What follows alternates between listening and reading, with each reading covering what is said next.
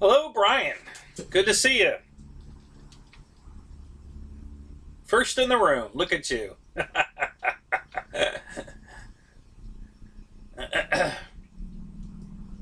So what'd you get for Christmas? I want to hear what you got for Christmas. Paul!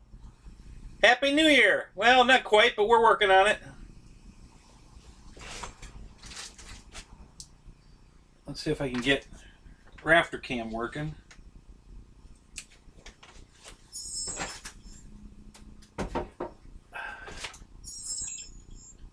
Whoops.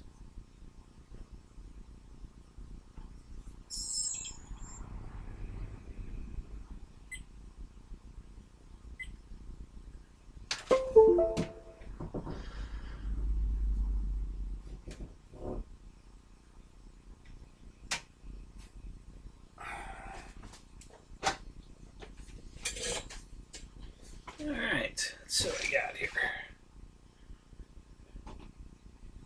Tim, welcome to the chat. Uh-oh, what happened? Oh, nice. The TV just failed again. Oh, shit. Not this again. Oh, my God. You've got to be kidding me. Are you serious?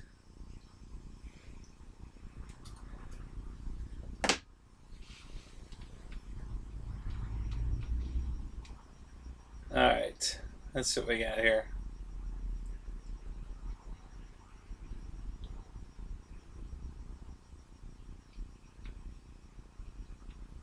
Alright, so we gotta go here, here, try that,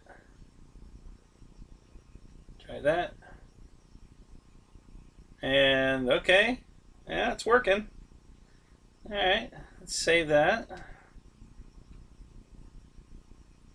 And try that. Hey, Rafter Cam! Hey, look at that! Alright. Oh, God.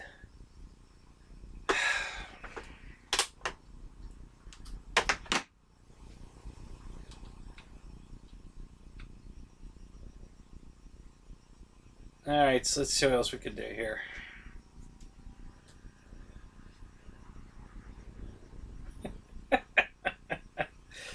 Oh my God, this is fucking hilarious. Unbelievable.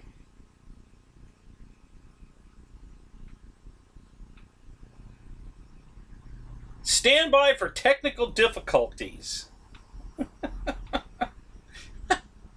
Oh my God.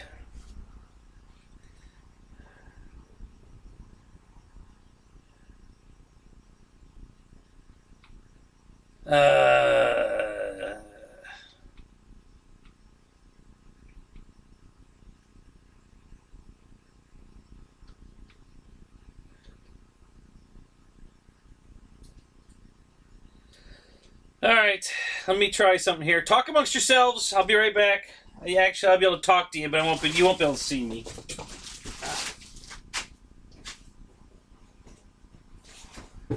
Gotta try and fix this again.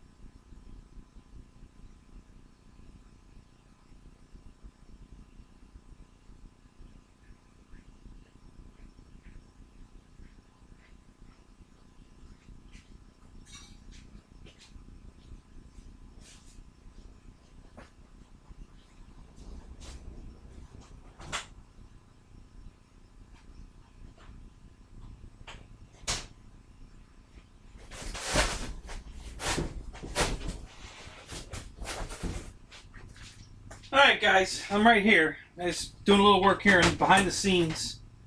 Just give me a minute or two here. It's not going to take long.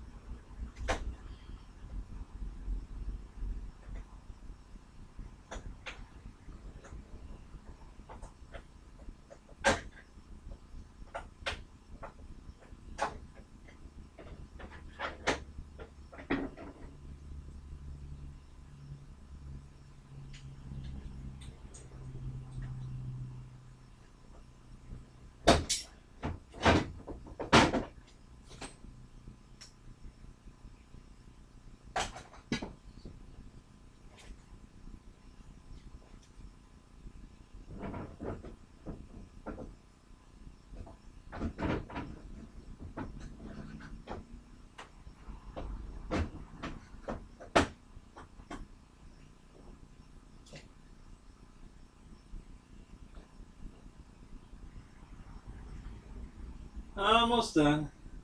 Hopefully this is going to work. Hopefully.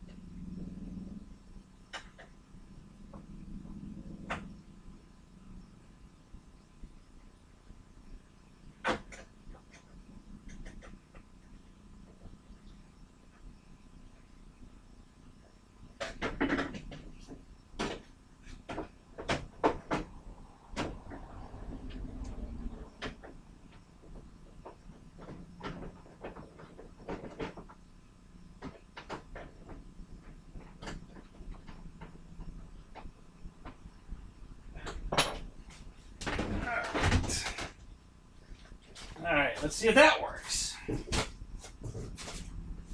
Maybe we'll get lucky. I don't know. I'm having the worst luck lately. That's unbelievable. I don't know what is going on.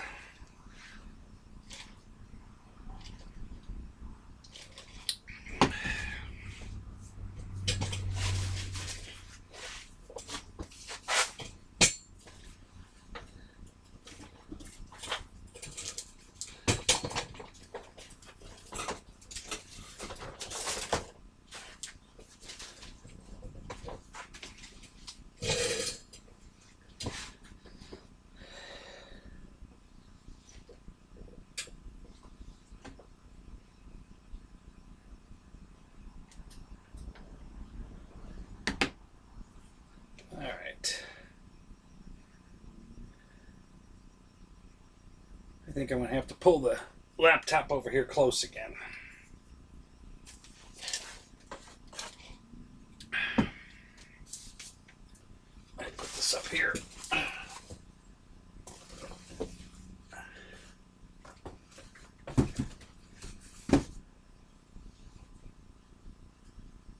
Yes, no, maybe. Yes, no, yes, no, yes, no, yes, no. It's looking like a no. Looking like a no. It's looking like a no. I think it's a no. At least for right now, it's a no.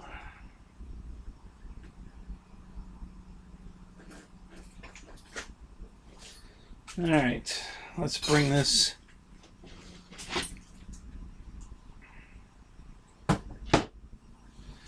up close and personal so I can read the chats. I'm going to have to take this down.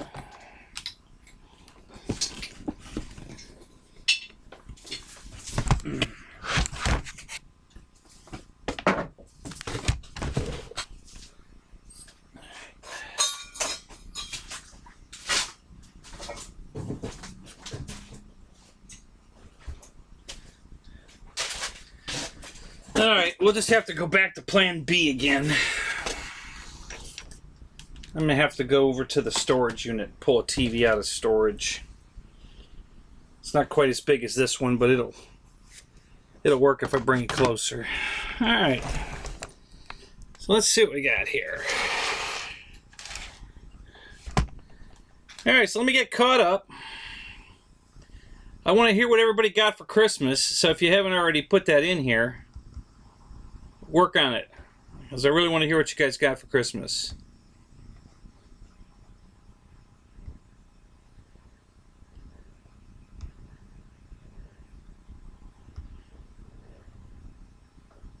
Alright, so let me back this up if it's going to work tonight.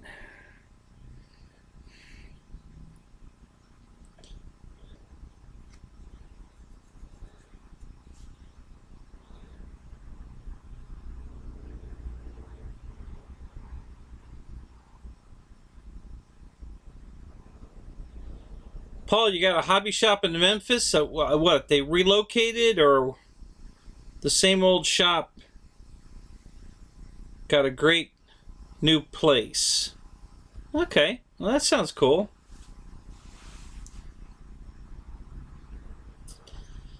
Channel 6, welcome to the room. How was your Christmas?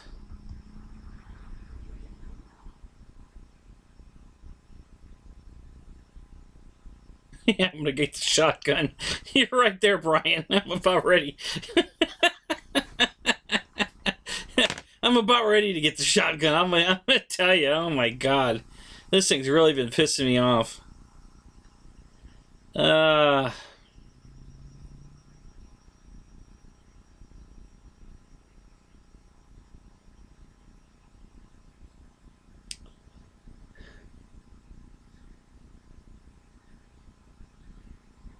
On Approach RC.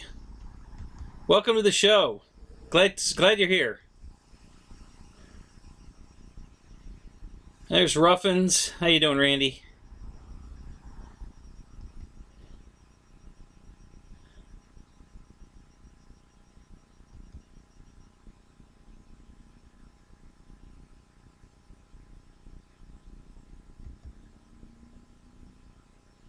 Night, Tim. What? Tim's leaving already? What? You just got here. What do you mean you're leaving?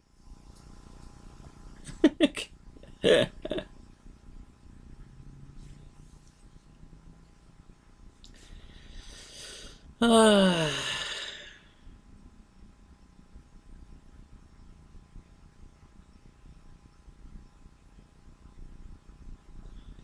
best hobby shop in the country.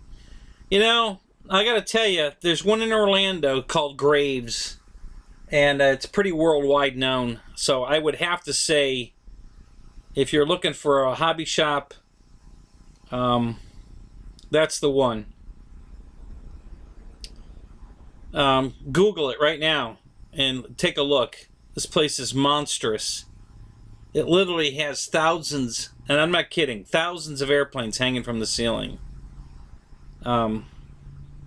And then in the other room, there's a bunch of monster trucks. Not thousands, but there's a lot of monster trucks hanging from the ceiling.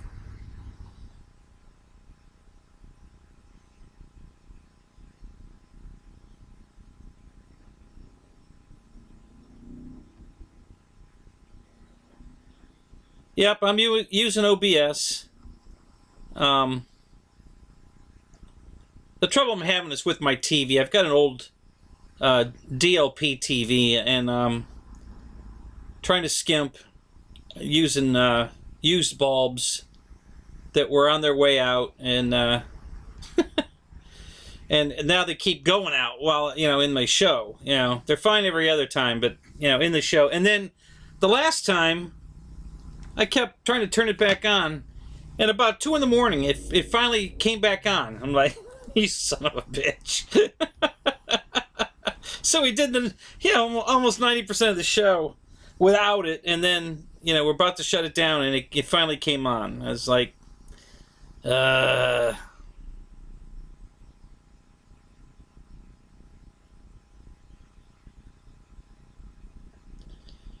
Yeah, we have a couple of hobby shops here in Florida.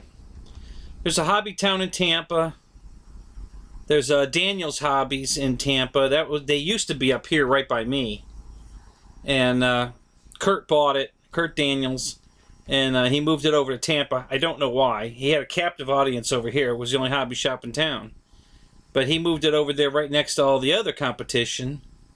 There's one in St. Pete called Phil's. That one's been around forever. And there's a couple other locals down in the St. Pete, Clearwater area. But Graves over in Orlando is the biggest I know of.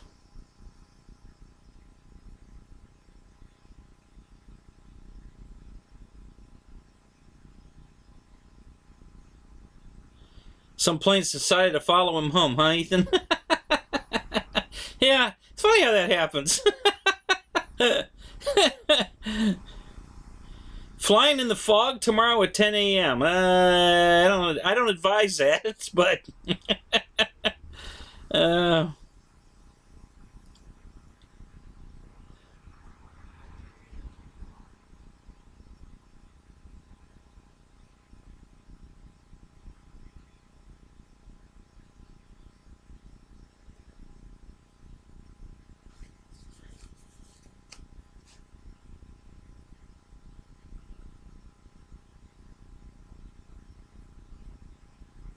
where's Savoy?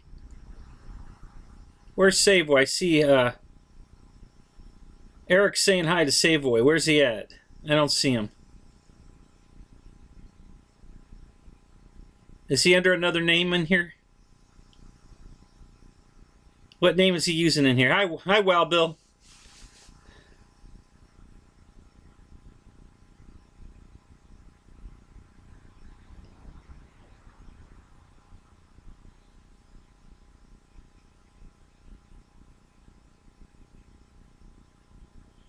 Jerry McGee on Facebook. Okay, I'll take a look at that.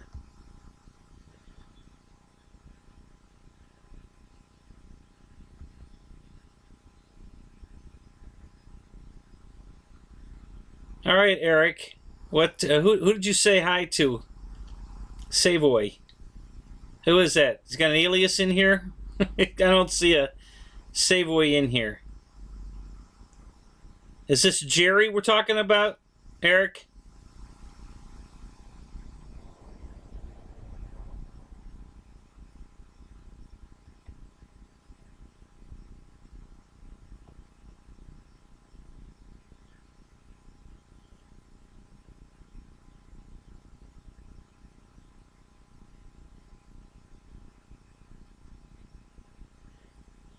The Hooskow. Wow, I haven't heard that. Haven't heard it called that in a long time. The Hooskow.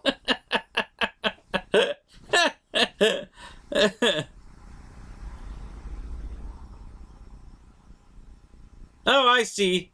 Steven Savoy. Yeah, I'm flying this weekend. Yep. I'm hoping to fly the P40 this weekend. I think I can finish it tomorrow. Have it ready for Saturday. And then my Havoc is supposed to be here tomorrow, so I'm going to fly that. So I might be maidening. I might be maidening 2 planes Saturday.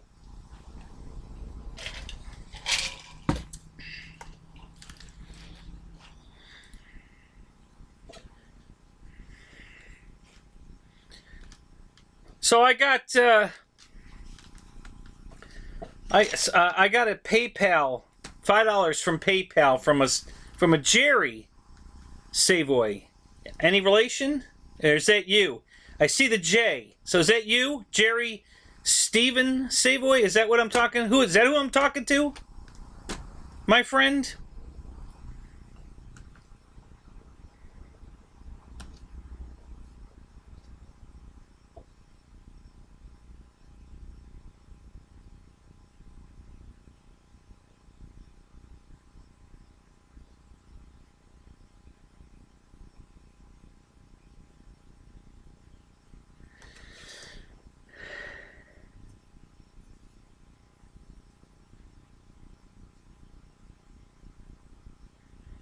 Yeah, we could probably do a co-stream Channel 6. I'm in.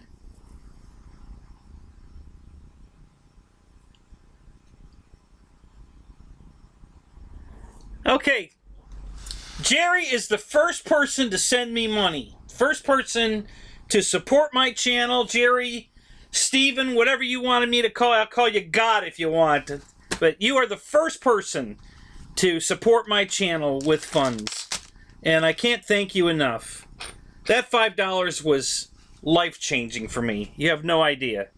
So thank you so much. That just made my day. I opened my PayPal up and I was like, oh my God! Oh my God! I made it! I'm famous! So thank you very much. Really, you just have no idea how much I appreciate that. That was so cool.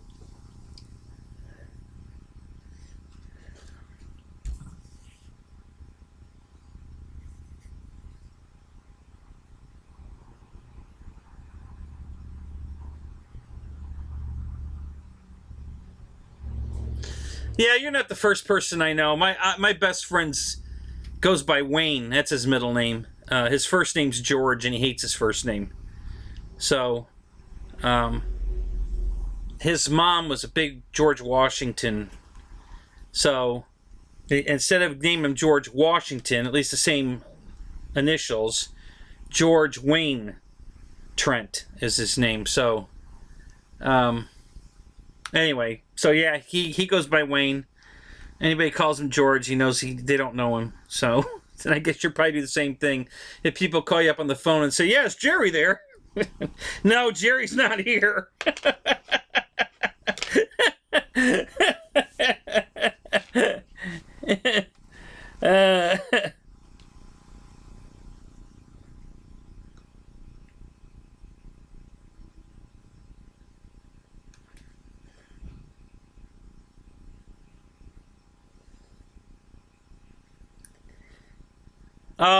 No cons on the Bearcat at all, Eric. I mean, it's awesome. I love everything about the Bearcat. I love the way it looks. I love the way it flies.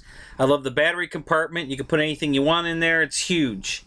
I have no cons on the Bearcat. None. I would, and it's so beautiful. I might buy a second one just to hang on the wall or hang from the ceiling because the paint is perfect. It's just beautiful. It's a gorgeous airplane. Absolutely no complaints with that plane at all. I take it out to the field quite a bit because it just flies so good. I got to get that crap receiver out of it. That's all I had at the time that was loose, not in an airplane. So I threw it in there real quick. I think this has got a Hobby King receiver in it. Oh no, this has got that one I found out in the woods. Found an airplane out in the woods when I was looking for somebody else's plane that had been out there for years, and there was a receiver. There was everything in it: battery pack, receiver, servos. So I grabbed it, brought it back, and nobody knew whose it was. So I finders keepers, losers weepers. So I took it home and I let it dry out for a couple of weeks, and then I threw that receiver in this plane. And it's been working perfect. So just leave it in there. So.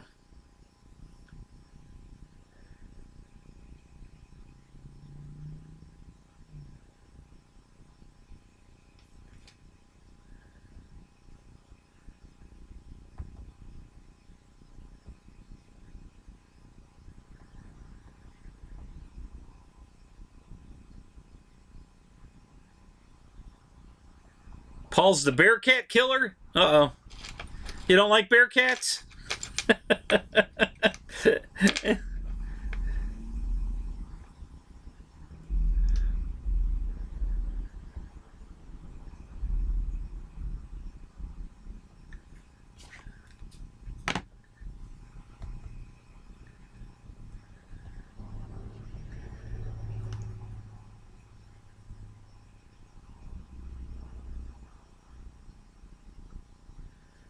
My Facebook's the same as my channel, Hangar 51. 51's one word. Don't put a space in it. But yeah, everything. My Instagram's Hangar 51. Facebook, Hangar51. PayPal's Hangar51. Patreon, Hangar51. Everything's Hangar51. Wanted to keep it easy. So,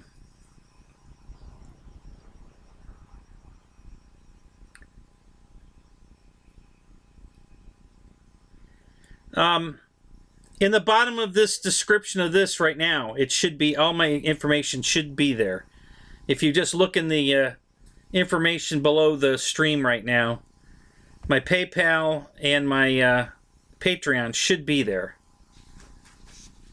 And it should be in every video from now on as well. It's pre-set up now, so it's going to automatically attach to everything I do now. So it should be there. Yep, kcaniff at tampabay.rr is my PayPal. You're right, sorry. It's good. It should say... no, I had the option of doing that, and I decided not to. I was afraid there'd be a conflict if it wasn't my name getting me the money, so I left it kcaniff. So yeah, that's it. Randy's got it up. That's my PayPal. Like I said, it should be all the information should be below in the see more information. It should all be there.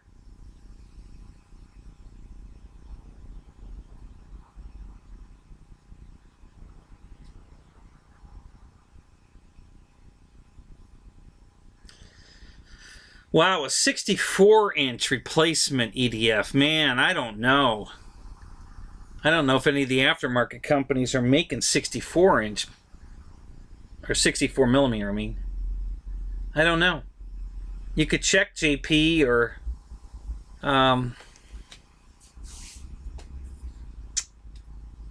you could just get an FMS one.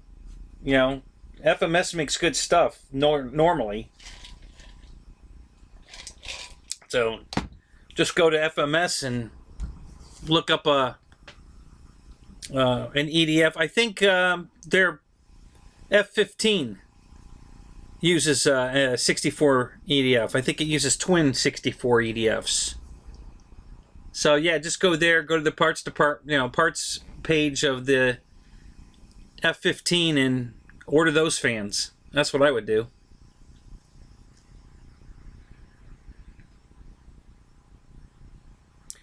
Do I night fly? Oh my God, Paul, I'm the master night flyer.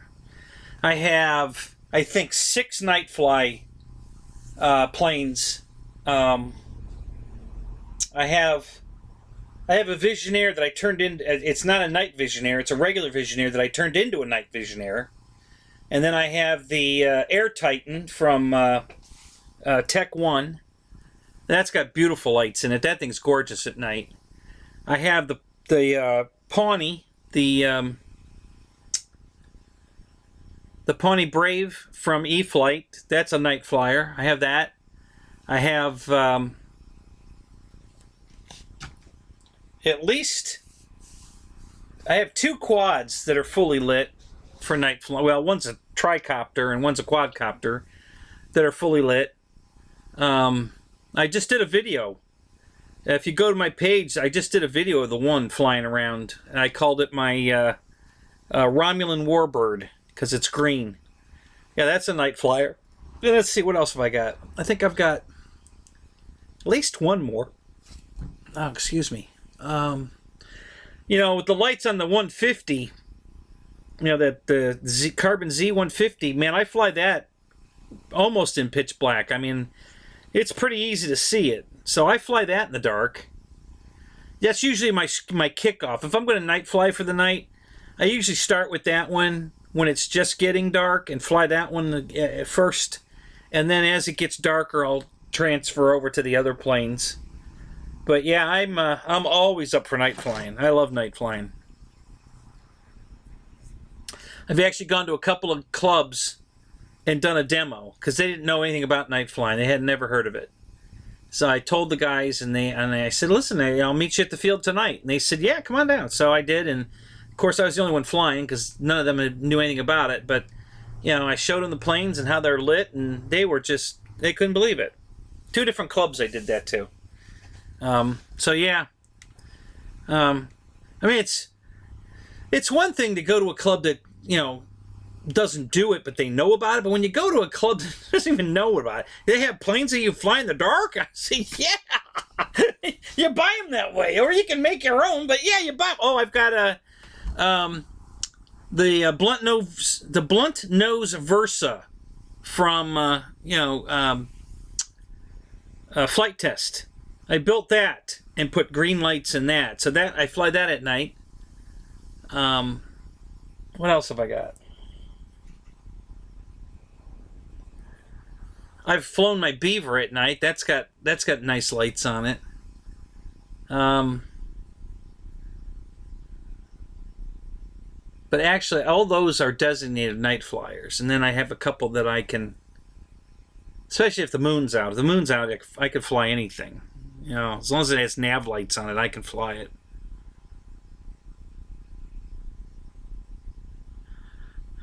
Thank you, Steve. I appreciate it. You're awesome, dude. I just can't thank you enough. You have no idea how I was jumping up and down. My wife was in the other room and she said, what? And I said, I just got money. Somebody sent me money. What do you mean somebody? I said, somebody sent me money on my channel. So, yeah, life-changing. You have no idea. Thank you. Really cool.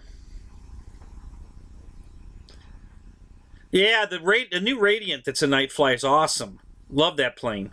That thing's beautiful at night.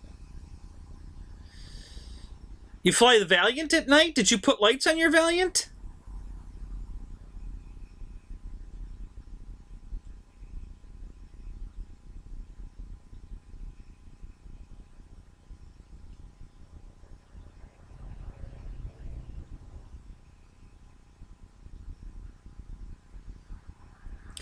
Oh, so you got a truck for Christmas, did you, Michael? Just don't run it into things. You know, stay away from the light poles, and, you know, you won't break shit if you don't run it into things.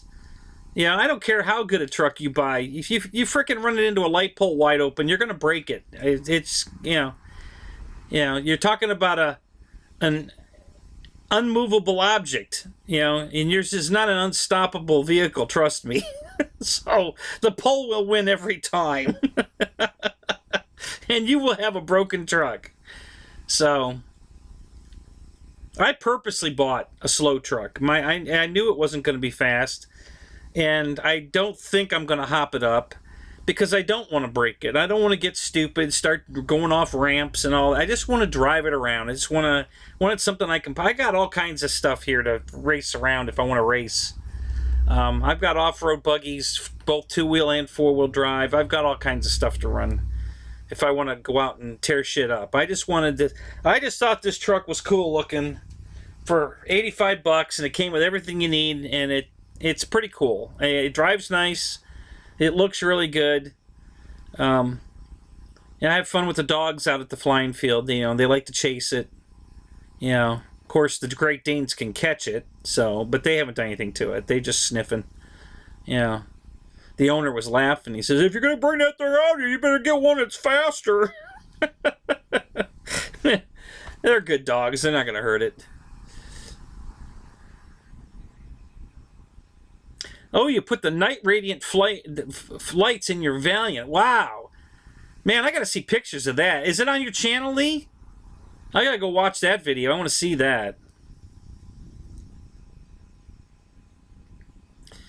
GB in the house.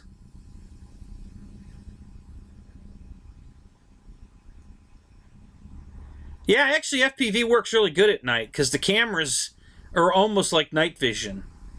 It's amazing. When it's just getting, when it's getting dark, if you put your FPV goggles on and go from the camera, it looks like it's daylight again. I mean, the cameras are really good in most cameras. You make sure you get a good camera that can see in the dark. But yeah, if there's any light at all, and the one quad I have has lights on it. It's got headlights on it. That one I showed you guys at Weekender Warehouse, it's got headlights. So yeah, that thing lights its own way. It's great. So yeah, you can fly. And then I've got If you watch my teaser video, you know, Backyard FPV, I think it's called, or something, there's a quick glimpse of, I've got lighted gates up out here so we can fly in the dark.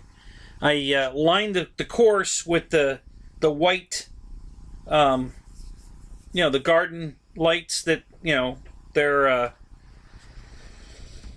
solar, you know, so they charge all day and then they light up at night, and they're lining the course, and then there's a big green gate that you have to go through, all lit. So yeah, it's a blast. And you know, all that stuff shows up perfect on the camera. Oh my god, you know, you have no problem at all seeing where you're going.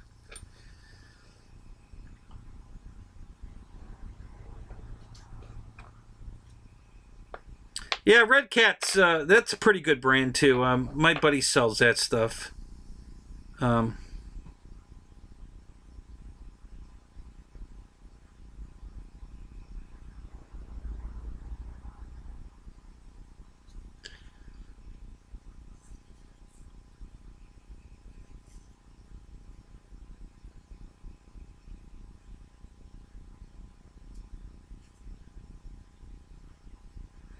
Yeah, Ethan, that's the flight test stuff looks great when you got the white board. When they went to the brown paper, that kind of screwed that up for making night flyers. But they're back to white paper now. They've got some new water resistant white boards. So now I think I'm actually gonna I haven't ordered any pre-cut planes from them.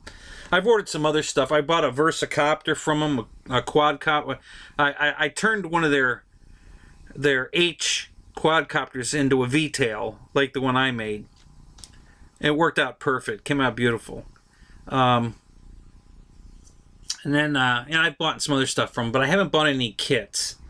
But now that they have this white waterproof or water-resistant board, I'm gonna buy a couple of them. There's a couple planes I want to build, and so yeah, I'm gonna order some of those and put lights in them.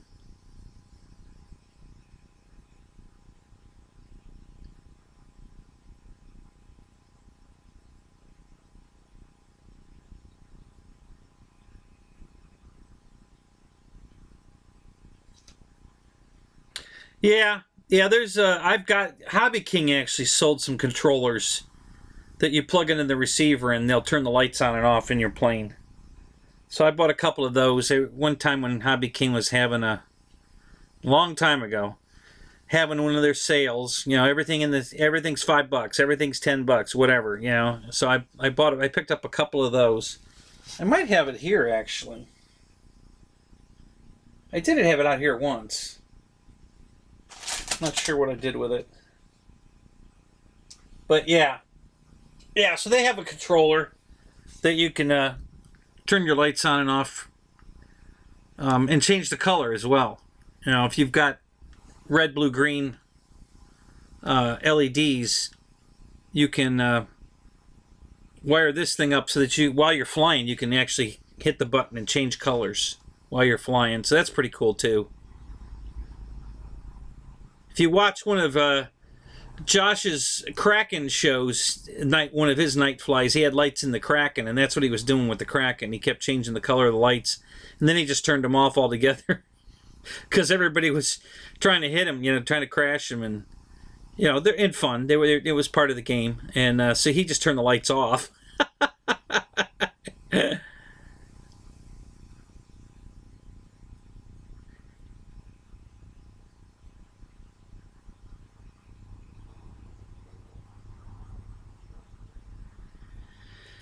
Do I have any planes on stomping on that? On stomping on? The A10? You know what I'm referring to, right? I guess I think I know what you're talking about.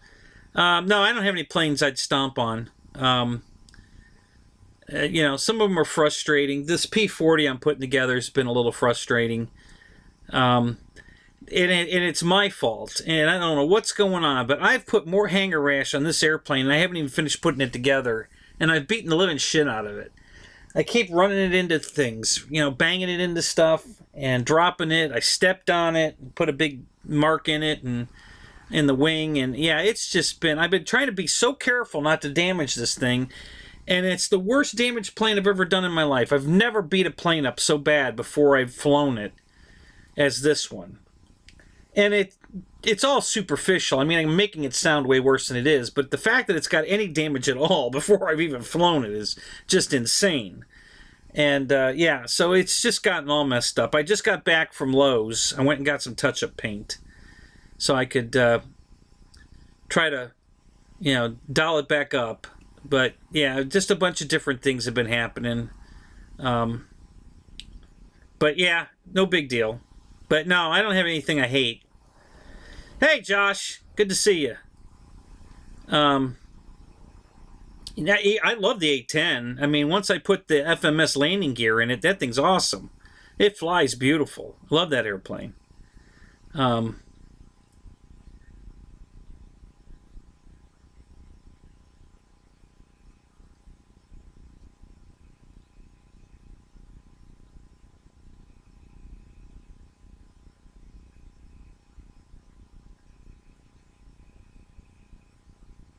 Oh, I didn't see that video. No, the one where the guy, I guess he was swearing up a storm and then no, I haven't seen that video yet. I haven't found that one yet. I gotta go find it. But yeah, no, I don't have any, I haven't seen that video, and no, I would never do that. I would never be that mad at an airplane to stomp it into the ground. No, I fix everything. So, even if you go look at my Corsair repair, you know, how to fix a foam airplane, it's on my channel. That was really crashed bad. It caught on fire.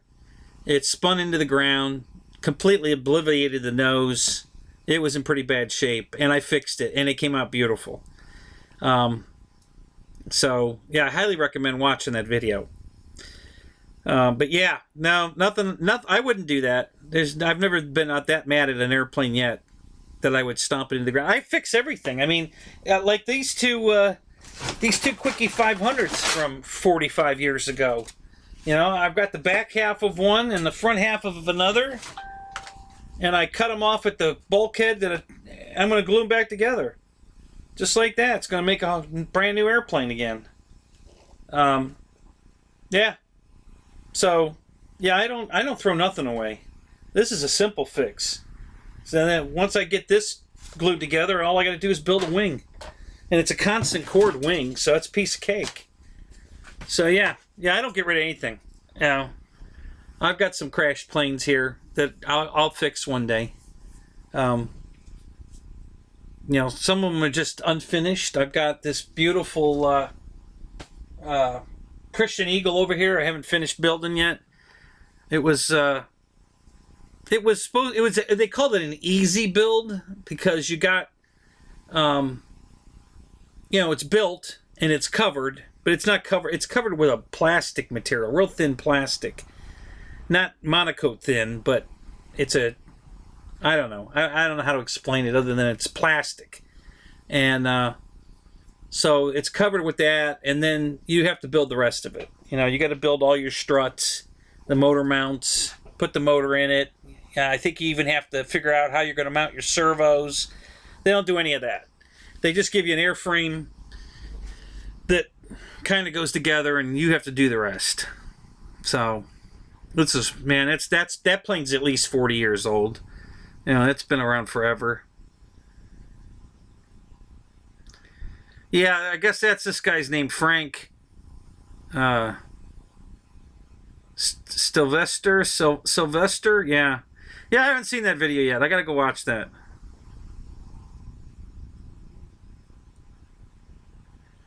You know, I heard all about it. Everybody's laughing about it, but I haven't seen it. So.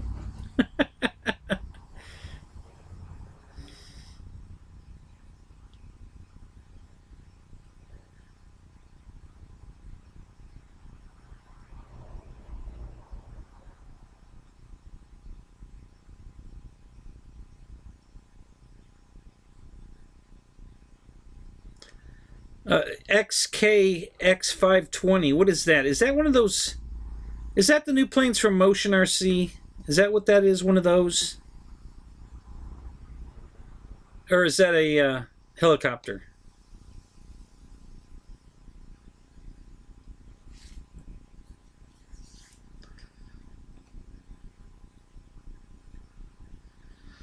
Thompson's Hangar, welcome. Good to see you here. Jackson RC, what's up, buddy?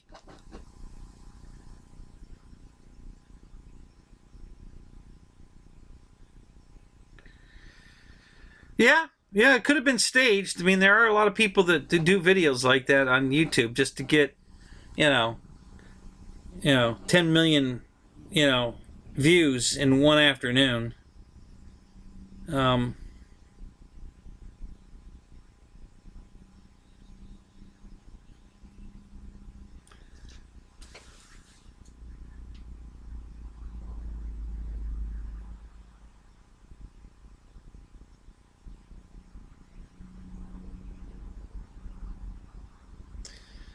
What am I planning on flying next? Well, again, I got that Havoc for Christmas, the Jet Havoc, because of the battery deal. You get a free battery with it, $140 battery pack.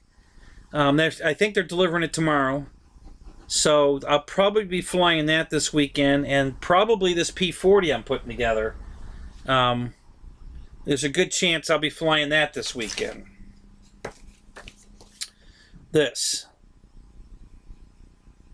So, because I don't have much more to do. It's about done. Just piddling right now. I pretty much have all the major stuff done. I'm just doing the last little bits, fine-tuning it. And, yeah. So, maybe mating. And then I've got, of course, the Cessna's always in the car. The Carbon Z, the Carbon Z 150 is in the car. My P40, or no, my P51 Mustang, the 1450 size one's in the car. My Valiant's in the car. The F4 is in the car, and all those are probably going to stay in the car. I should be able to put the the Havoc and the P40 up on the shelf above the F4. Oh, yeah, well, the 150 will have to come out. If I do that, yeah, the 150 will have to come out so the P40 can go in. So, but those 4 planes are in the car right now.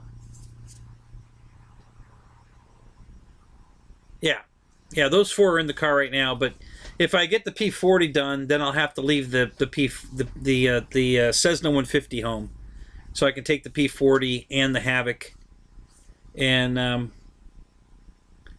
yeah. So that's the stuff I'll be flying this weekend, most likely, unless I change.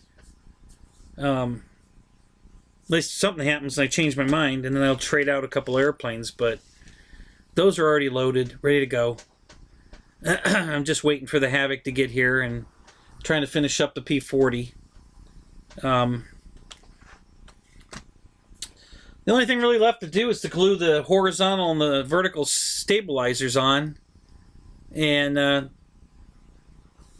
put a receiver in it and just finish hooking up the clevises. These are the rudder clevises, which is a pull system. They've got strings. I don't want to call it string. I don't think it's string. It might be actually fishing leader line. But they've got them on each side of the servo arm, and then you have to hook it to each side of the rudder. And then you got to tighten them up so they're good and tensioned, so you don't have any play in it. And then it's a pull system. So I have to hook that up. But yeah, everything else pretty much done. We're just about there. I only have to work till noon tomorrow. I got to work from 8 to noon, and then I'm off. So tomorrow afternoon, I should be able to finish up the P40. And then the Havoc should deliver. And so that's what's on the agenda for this weekend. Of course, that could change. Like if the Havoc doesn't show up, then I'll probably put the F-22 in the car and fly that. or I might put the Yak 130 in the car. I don't know. Probably put one of those two in. I don't know. I might throw the Avanti back in. I don't know. I usually try to take a jet or two, and then a couple Warbirds, and then just something else, kick around kind of stuff. I like to have a nice variety, you know, just in case, you know, I crash something or something breaks and I can't fly it. I don't want to drive all the way there and then, you know, have all my eggs in one basket, and then the basket breaks and then I can't fly nothing. So I always make sure I've got a variety of stuff so that I can fly no matter what happens.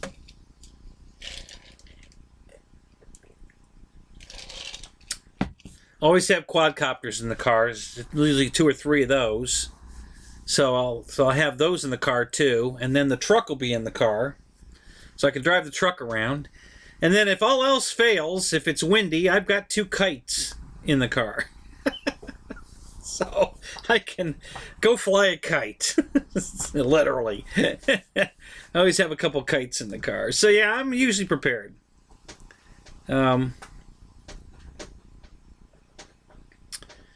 So my Christmas presents were the P-40. That was a pre-Christmas buy, but it was part of my Christmas. And then the Havoc jet with the free battery was a Christmas present. And then I got some Husky tool bags that I gave you guys the last week. I gave you the SKU number at Home Depot to pick up these really cool bags. They're $24.88, and you get 3 tool bags. One's a hard bag, a hard shell, steel handle, like a toolbox, basically, that's covered in fabric, and it has pockets all the way to the outside of it. So you can put your batteries in all the pockets, and then you put the rest of the batteries inside, and you put your chargers inside, and you carry that out, all your batteries. You put the charged batteries that are pre-charged in the outside pockets. You put everything else inside. It's an organizer, carries your batteries. It's great. I love it. So I actually got 2 of those, though, because I bought another one separate that was $24.88 or $26.88, something like that, for the one bag. But it's bigger yet.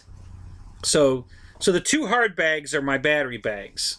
All my batteries are in both of those. My chargers are in there. All the batteries are in the pockets on the outside. The extra batteries are inside, and they're perfect. I love them. They're Husky tool bags. You get them at Home Depot. And that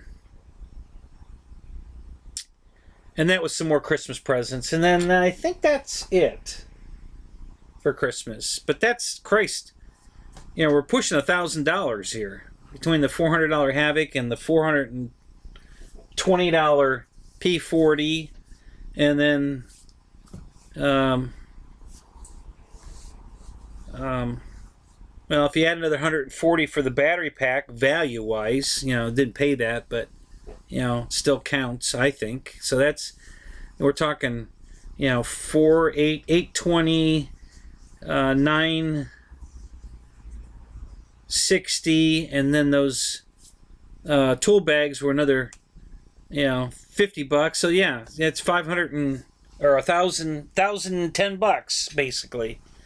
So yeah, I did really good for Christmas. I'm real happy. So that's all my Christmas stuff. What did you guys get?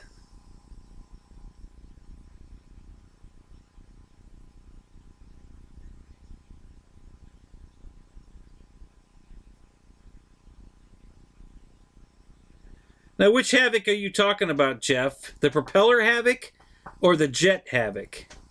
Because I don't think you could fly the jet on a 4-cell. Maybe, but I think you're talking about the, you know, I don't know why they named so many damn airplanes Havoc. You know, that was nuts. You know, but I'm talking about the jet that they came out with. They have a special on it right now. If you buy the Havoc for $399, you get a free $140 battery. That was a really good deal. And then there's that, I think it's called the EC 1500, that twin engine, looks like a Coast Guard plane. Same deal, $399, free battery. but the battery that goes in that's a 4-cell battery, so it was only about an $80 battery versus the $140 battery. So the Havoc was a better deal, so I went with the Havoc. I do like that EC1500 though. You know, one of the guys out at the flying field has it, and that thing flies good. That flies really good, and it's really easy on battery. I mean, he flew it for like, I think he had a 5,000 pack in it, and he flew it for like 20 minutes, and he still had like 30% left in the battery, so he could have flown it some more. I couldn't believe it. It just was so easy on battery, and he's out there going vertical with it and doing all kinds of crazy shit. And he had tons of battery left when he landed. I couldn't believe it. So, yeah, that thing seems really cool.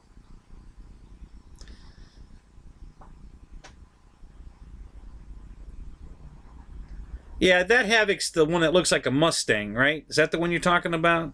Looks like a Reno Air Racer. P-51, no landing gear. That's a cool looking airplane. I like that.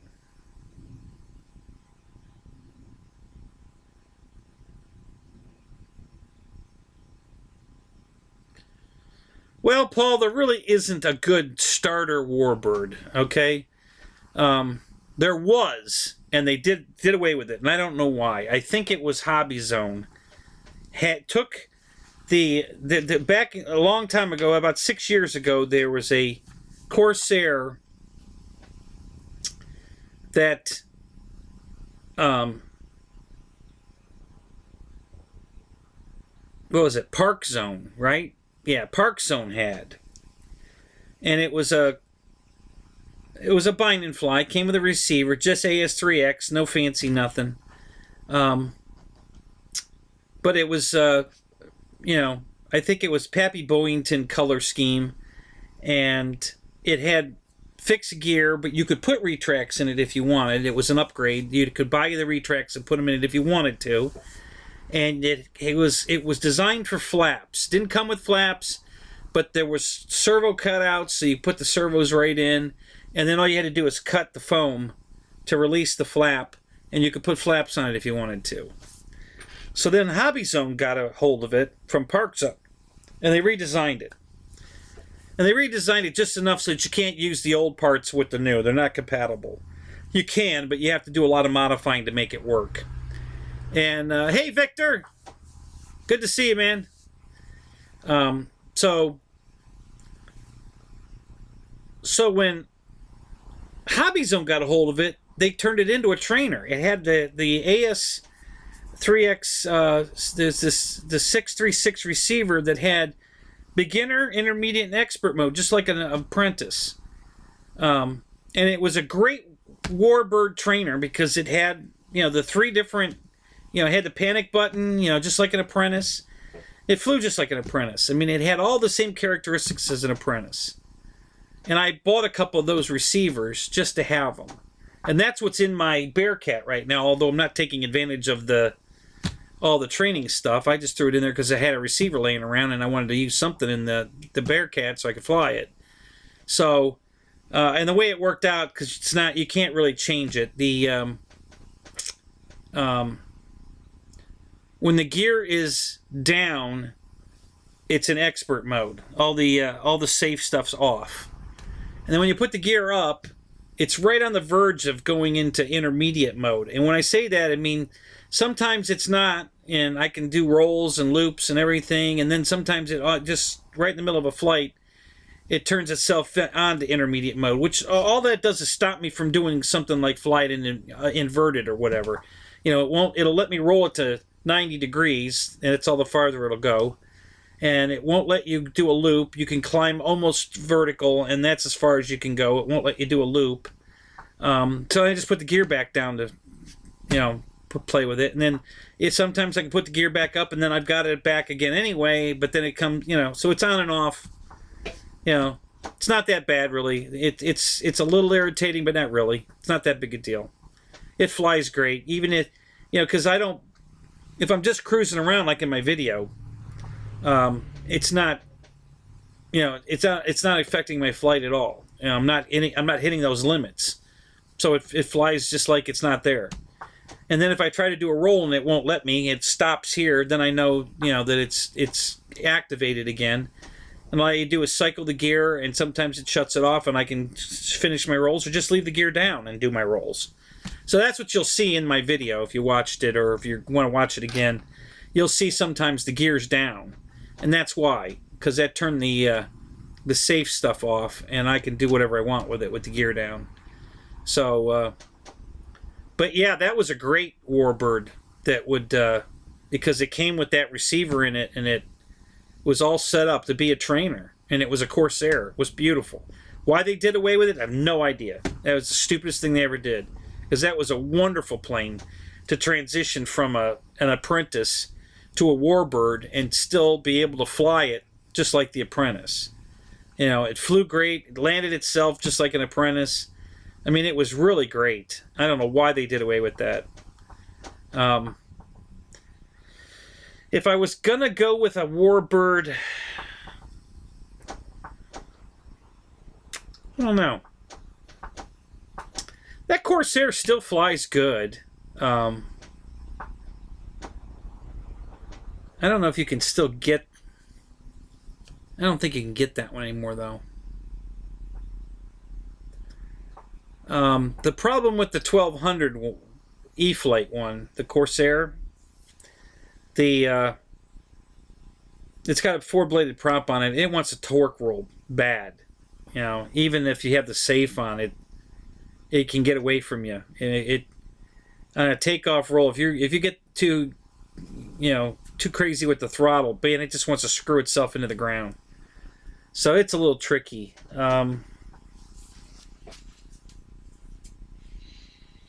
Yeah, the Bearcat, honestly, this Bearcat flies so good, I'd say go with that.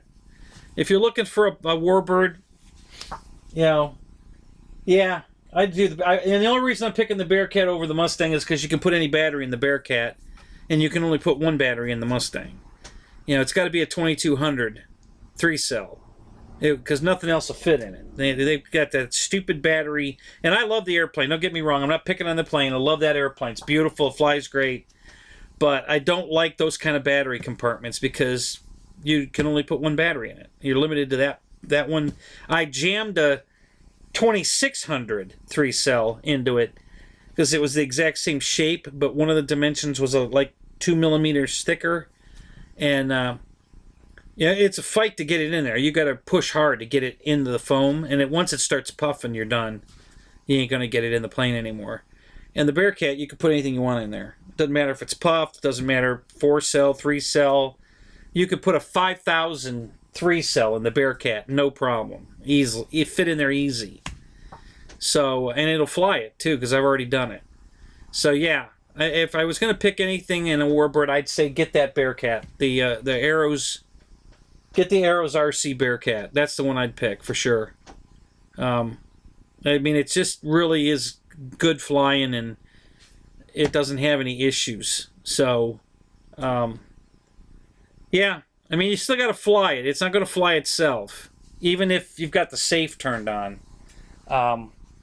So it's kind of a, it's tough. It's a tough jump to go from an Apprentice, if that's what you were flying, to a Warbird. But if I was going to do it, that's the one I'd do it with, for sure.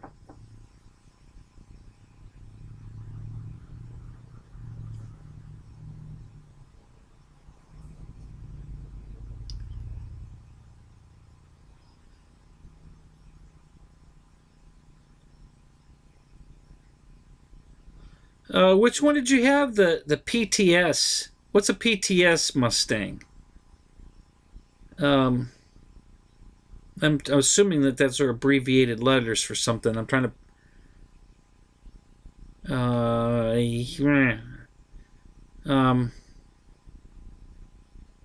Yeah, there was a couple of Mustangs back in the day that were good. Well, you can still get the Park Zone one. I think it's.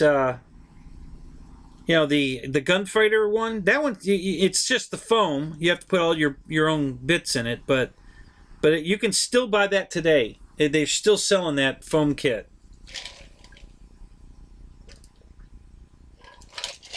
It comes with everything, but comes with a spinner, prop. You just have to put your own servos, receiver, motor, speed control in it. All the foam's there. It even comes with a prop in the spinner. Everything, just, if you crashed one, you would just transfer everything out of the crashed one into this one, and you're ready to go again. And that's the only one I know of that's still available.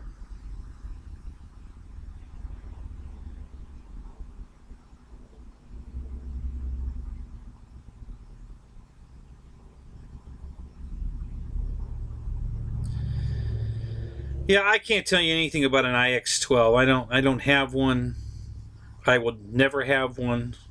Don't get me wrong, guys. It's not that it's Spectrum. It's all the extra bells and whistles that it doesn't interest me. I like technology, but it's not going to help me fly the airplane, because I can go online with my transmitter and order a Jimmy John sandwich or go shop at Horizon Hobbies or whatever. That doesn't help me fly the airplane, so I'm not interested. That's way more tech than I need in my transmitter. I need my transmitter to be a transmitter, fly my airplane. I had a Samsung phone years ago, same thing. It wanted to do everything but be a phone. Trying to answer a call on that thing or try to make a call was ridiculous. But it wanted to go online and, take you to web pages, and, it wanted to be a tablet, but it didn't want to be a phone. So it was useless to me because I needed it to be a phone. I've got other things to be tablets and computers, and I needed a phone, and it didn't want to be a phone. So I got rid of that and bought an LG phone. So that's kind of the same thing the IX-12 is to me, or the IX-20. It's cool, it's neat, it's crazy, but it doesn't help you fly an airplane. So it has no use for me. I don't need that kind of tech, and especially at that price. I'm not honestly. When you think about everything you're getting for the price, it's not a bad deal, price-wise. But it's still $400 or whatever. My transmitter is $180. It's 16 channels, not 12. It talks to me and gives me telemetry, and it's cheap. I mean, I know that one will do it too, but it's pricey. If you're going to buy Spectrum receivers and the Spectrum modules and everything to do what mine does, it's going to cost you way more than $30, and I can do it for $30. So. Just value for me. So yeah, I that's why I don't have any use for it. I know a lot of people love it. We've got guys out at the flying field that just can't rave enough about it, and and it's great. I mean, different strokes for different folks. But none of that means anything to me because it's not going to help me fly the airplane. So I just don't care. So, if I want to watch a movie on Netflix, I'll just pull my phone out and do it. I don't need my transmitter to do it. So,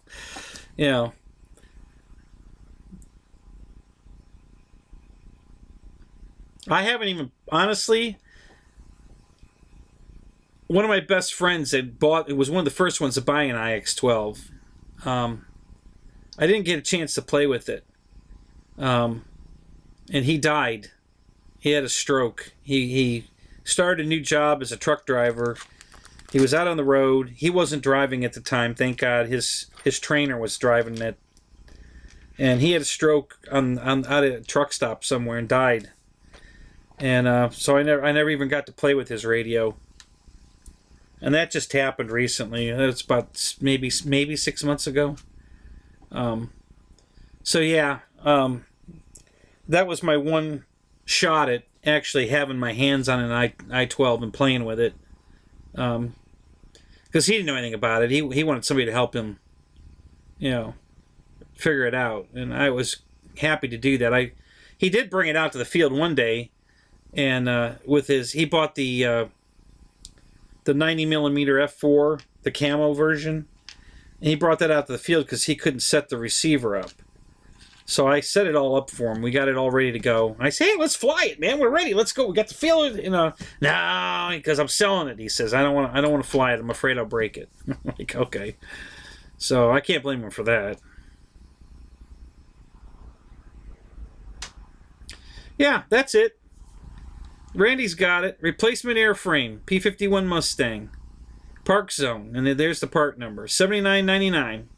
Still available today. Oh, it says no longer available? Really? Wow, I just looked it up. It was still available. Not even a month ago, I think it was. It was still available. Wow, that's interesting. You know, I went online today and I went into... their websites are so screwy. I went into Horizon's website and I went to spare parts. Discontinued planes spare parts, right? So I go in there and I'm looking for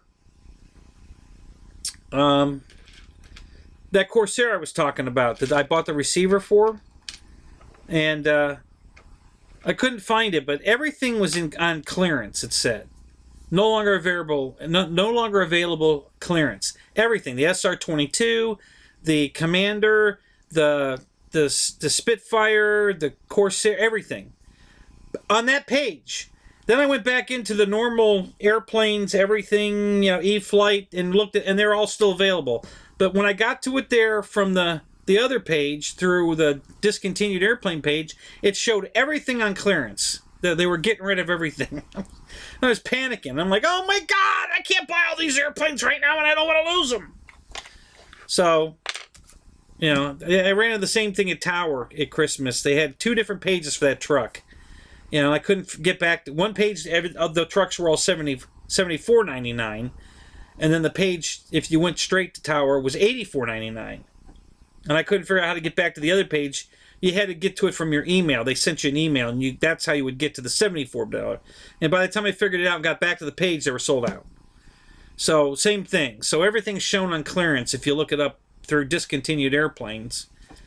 But yet, and the SR-22 right now is you free battery with it.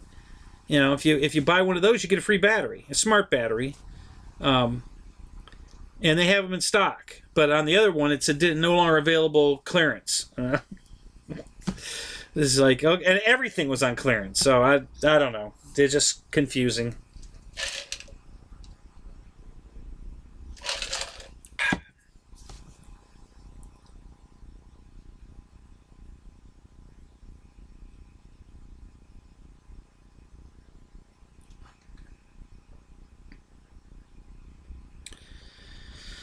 So you're leaving Channel 6? Okay, man.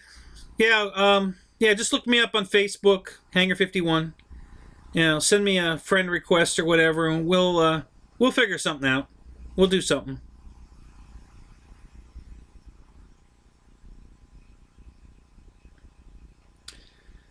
T-28 from FMS, 30-inch wing, $100. Really?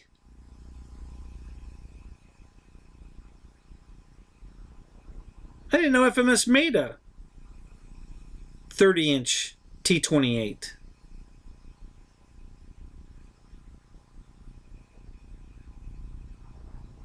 I don't know what plane that is.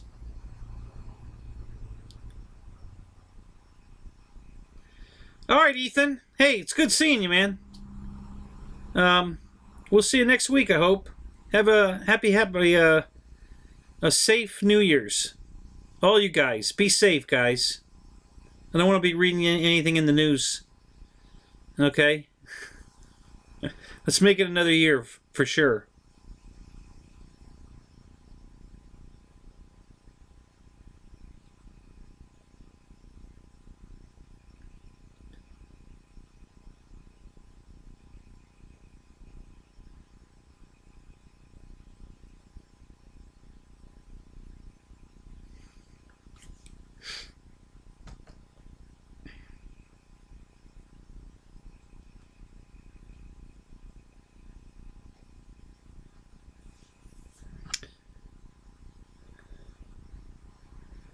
Yeah, Paul, where is that at?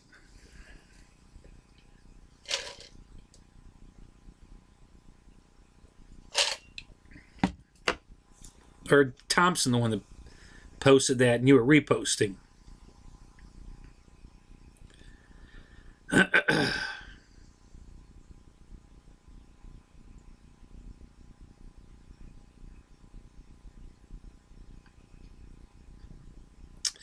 Yeah, I've been flying for 47 years. I started when I was 13. 1973.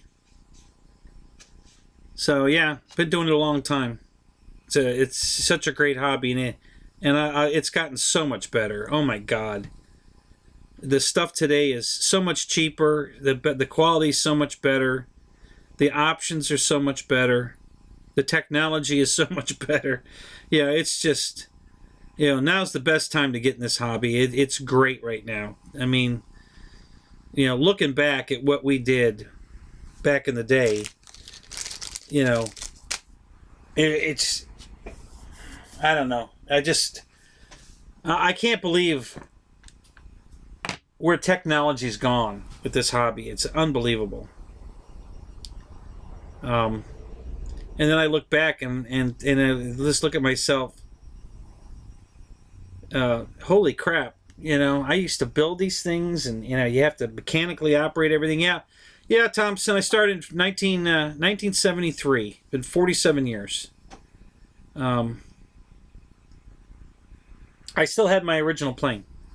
The plane I started flying. It's sitting right there. Like, I show it now and then. I did bring something out to show tonight. So this is a plane that used to be available. I'm going to see if I can get it in the camera.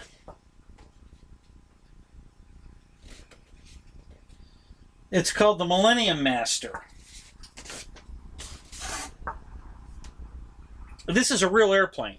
This is a scale airplane. They make a real prop-driven, two-seater, tandem airplane. Looks exactly like this. It's called the Millennium Master. And this was sold through Fly Zone for years. Now you can buy it through Tower. Before Tower bought Fly Zone, they bought this plane from Fly Zone. I guess Fly Zone was going to discontinue it. So Tower bought it, and they reintroduced it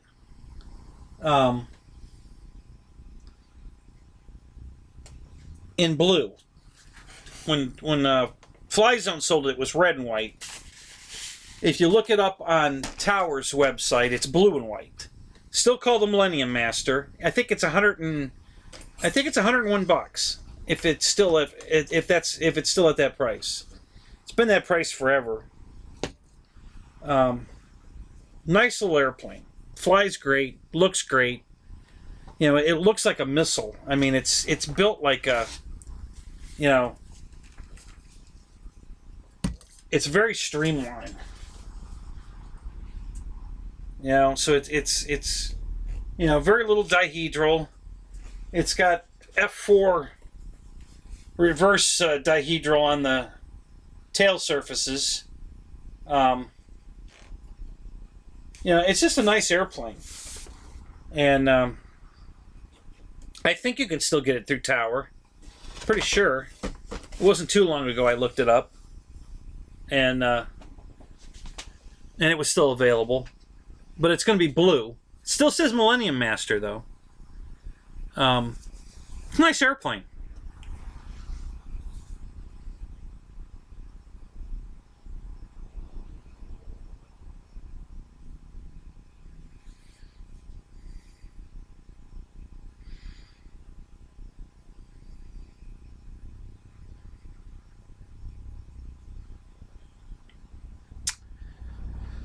Are you asking me? Am I flying the Old Crow this weekend? No, I lost the Old Crow. Old Crow's gone. I got shot down. And I know exactly how it happened. I don't know why, though. I can't figure out for the life of me. I was flying it out the field, and I had it very low, coming at me. Was out pretty far out there, coming straight at me. And a guy with a Futaba radio walked right in front of me. And as soon as he got directly in between me and the airplane down elevator and just pounded the ground. And I know that's what happened because later on in the day I was flying my P-51, my FMS P-51, but I was much higher this time. Exact same situation. I was in the same place, coming straight at me again. And here comes Johnny with his Futaba radio again. Right, and he walked right in front of me, and it did a down elevator. But I had altitude, so I could save that one. But it did the exact same thing again. I don't know why his radio's doing that. I've never had that problem anywhere else with any other radio, any place. But yeah, his radio hit me and shot down. Tried to shoot down 2 planes, but yeah, I lost the old Crow. I'm gonna replace it. I still have all the bits, you know, but it's demolished. I can't fix it. So I'm gonna buy another one. And that's the plane I had the sound system in. So I'm gonna transfer the sound system from that one to the new old Crow. You know, Bud Anderson's my hero. So I got to get another old Crow. And I'm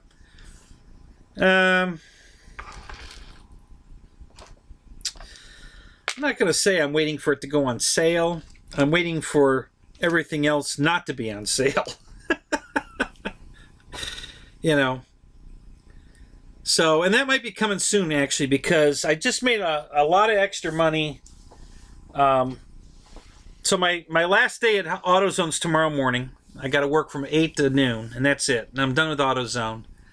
I start next week at O'Reilly Auto Parts. And, but the last 2 weeks I was working 12-hour days setting up a new AutoZone. So I've got a lot of money coming for those 2 weeks that I worked the 12-hour days. So I'm going to have a couple extra bucks. So I just might spend it on that. Because I'm assuming by the time the EC, I'm assuming the EC 1500 will be off sale, the free battery sale. And I'm not sure I want to spend $400 for that airplane, even with a free battery. I don't think it's worth it. It's a cool looking airplane, but you know, $400 is just too much for that airplane. You know, I think it needs to be somewhere around $349, maybe $329. $299, you know, $399 is just too much for that plane. So I'm not sure if I'd buy it. You know, of course the battery, free battery, it's a $90 battery, $86 battery, something like that. So that brings it down to $329. So that almost, you know, I'm thinking about it. I might pull the trigger if it's still on sale with the free battery. I may pull the trigger on that one. But if not, then I may buy my new old Crow. But I'm definitely going to replace it. I do. That Freewing P-51 is just beautiful. It's a nice airplane. So I love everything about it. I love the battery hatch. I like the landing lights. I like the bigger wheels. They're bigger than the FMS wheels. I think they look more scale. It flies fantastic. It's got a battery hatch that you can get in and put a battery in it instead of, you know, shoving it on that tray that FMS. I mean, don't get me wrong. I like the tray. It's way better than just trying to jam it in the front of the airplane like you have to do on the Aeros Mustang. Again, I'm not picking on the Aeros Mustang. I love that airplane, but I'm just not a fan of that kind of battery system. So, and that's what FMS used to use. But now, you know, FMS decided to put this tray in there, which is better for sure, but I'd still rather just have the hatch like what's on the old Crow, where I can just take the hatch off, because if you put it on a panel line, it doesn't even look like it's a hatch. You know, when it snaps on, it disappears. You don't even know it's a hatch. So it's like this plane. You can't tell where the hatch is on this thing. Everybody thinks that it opens on the panel, the windshield line, and it goes way the hell up here, all the way up. Yeah, there's this much nose way up here to, you know, so nobody could figure out where the hell the panel line for the hatch is anyway. So, you know, and then my old Crow was the same way. You know, you can't really see where the damn hatch is anyway. So I just like a battery compartment where I can get in there and I can strap the battery in. I can move the battery around, you know, for CG, put different size batteries in it. You know, that's a big plus. I like being able to change the size battery. So, yeah. So, I mean, I love my FMS planes, but, you know, I'm not a fan of that battery system. I definitely like having a battery hatch that I can get in there and, you know, that new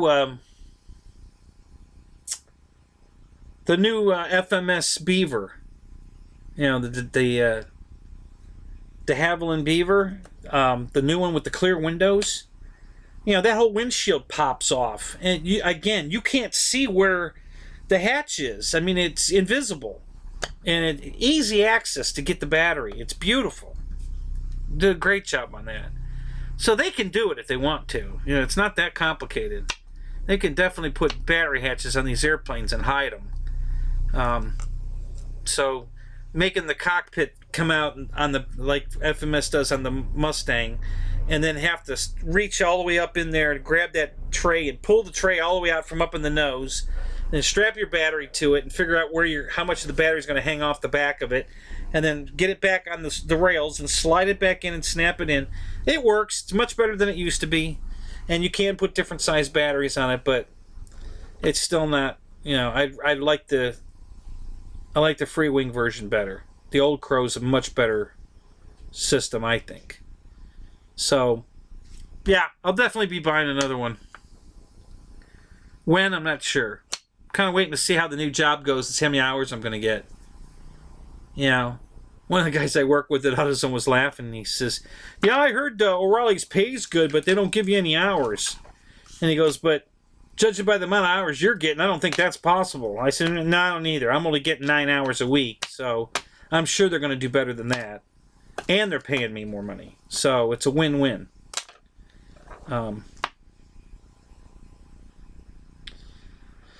Maybe it's a 38-inch. Not sure. Guys, I don't think it's an FMS plane. I don't think FMS makes a small Mustang like that. Now, Rock Hobby, which is, of course, one of FMS's sub-companies, used to make a Mustang. So, is that what you're talking about? Because I think... I'm not sure if Strega is still available or not. I know they discontinued Voodoo. I have Voodoo. Now, that's about a 30-inch wing. 30... It's, I think it's 1100 millimeter. Same, I think it's... Well, it's basically the same size as this one. I mean, I've got them in my rack right on top of each other. They're the same size airplane. I mean, the Voodoo is all Reno Air Race, you know, cut down and, you know, streamlined. But they're basically the same size airplane. They're incredibly close to the same size. So, yeah, it's 1100 millimeter. Rock Hobby used to, you know, it was sold through Rock Hobby. I don't know if I don't know if that's still available or not, but there were two Mustangs. There was Strega and Voodoo, and they were the exact same airplane, just different paint schemes. Strega was red and white. And then Voodoo was the purple, green, yellow, checkerboard. Beautiful scheme on Voodoo. I had Voodoo out here one night.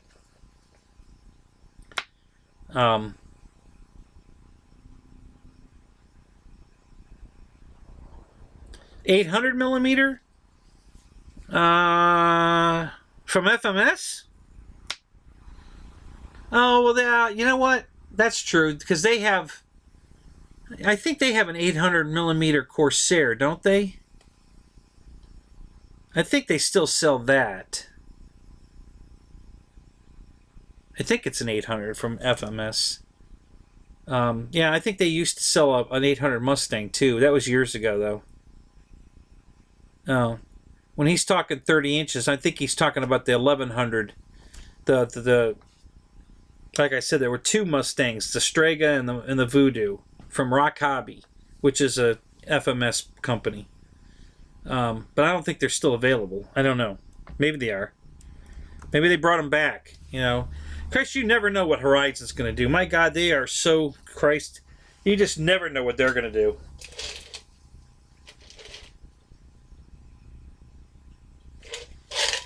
everybody complained for years. They wanted them to bring the Carbon Z T28 back, and they finally did.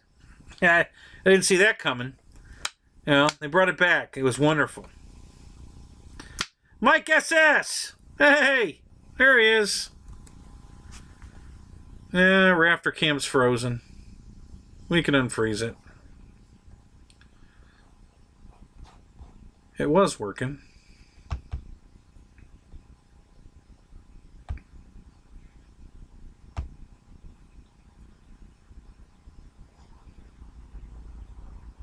Now it's working. We'll do a quick Rafter cam. There we go. What's happening? There you go, Mike. It's good to see you. Merry Christmas. Yes. Okay, you're right. Big Beautiful Doll, 800 millimeter. That's correct. Yep, you're right.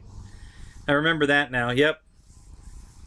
But that's small. That's way under 30 inches. Jesus, it's only 800 millimeter.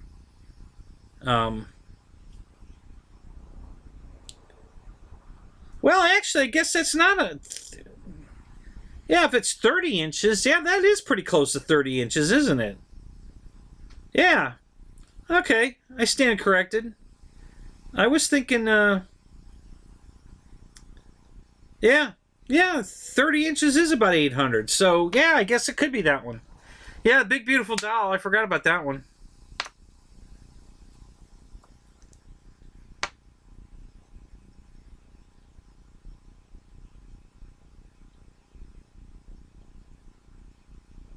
Yeah, back order. Gee, what a surprise. Just about everything you go to Horizon Hobby for these days is back order, back order, back order.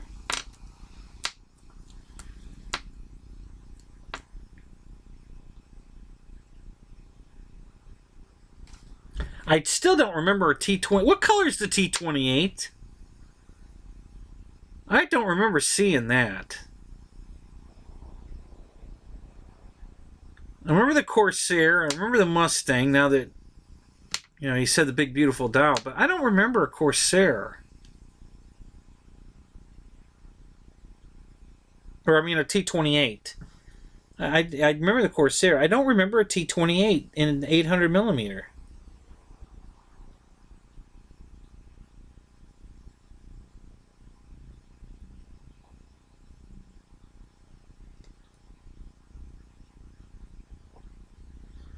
All right, Tara. You know, you made it home all right? Sounds like it. That's good. Welcome. Glad you're here.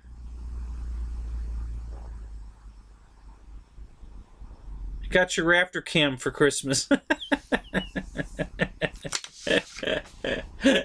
Is that all you wanted for Christmas? Well, I'm glad I made that dream come true.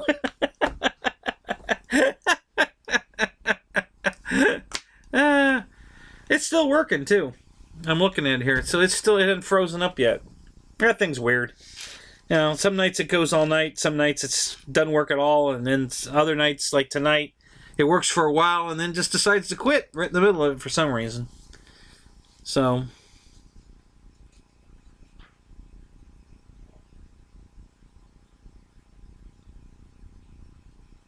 You still need a Rafter. Maybe next Christmas.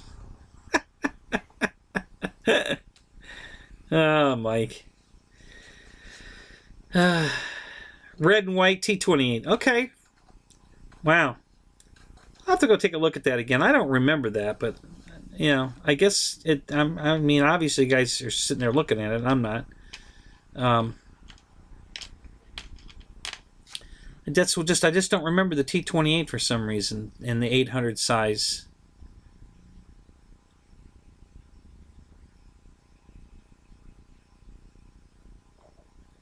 Which Havoc are you finishing tomorrow, Terror?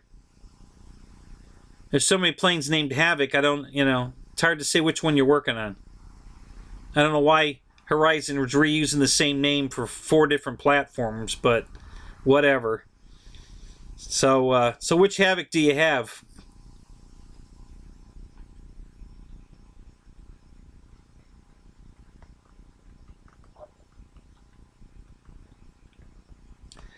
Yeah, Jackson, we'll be there. We'll be in Colin's show. Are you going to be there again?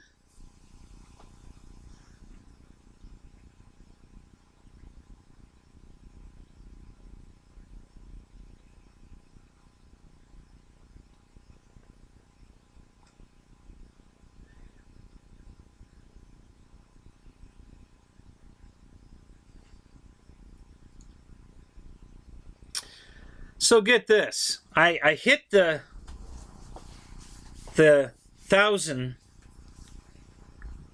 subscribers, but I don't have the watch hours, right?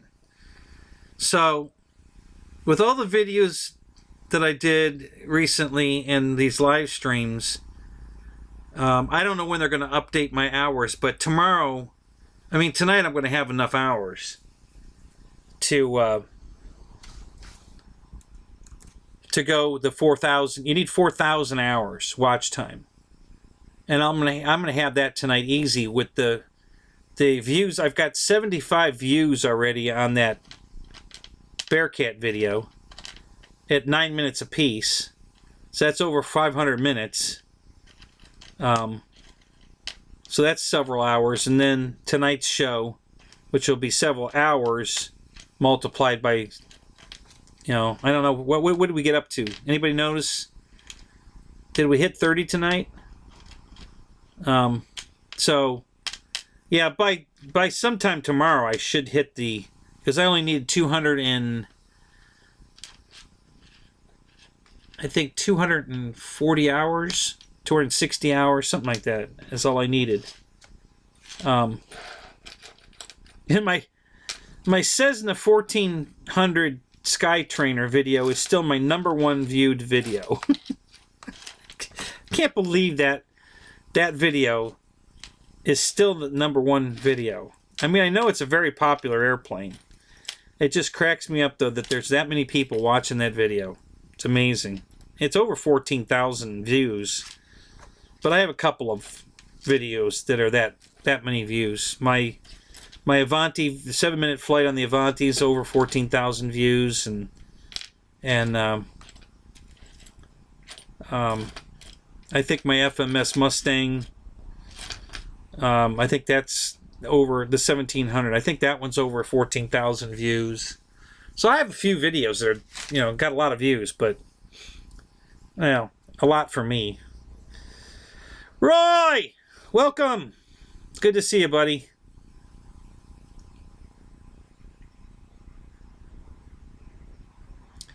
Oh, so you've got the Havoc jet. Okay. Cool.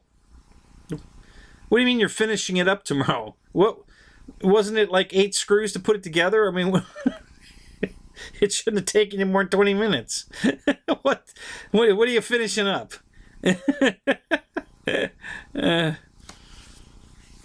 you got me wondering, is this another project I got to work on, or is this a quick build?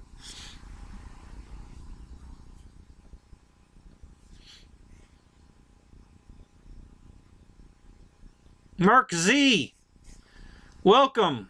Good to see you.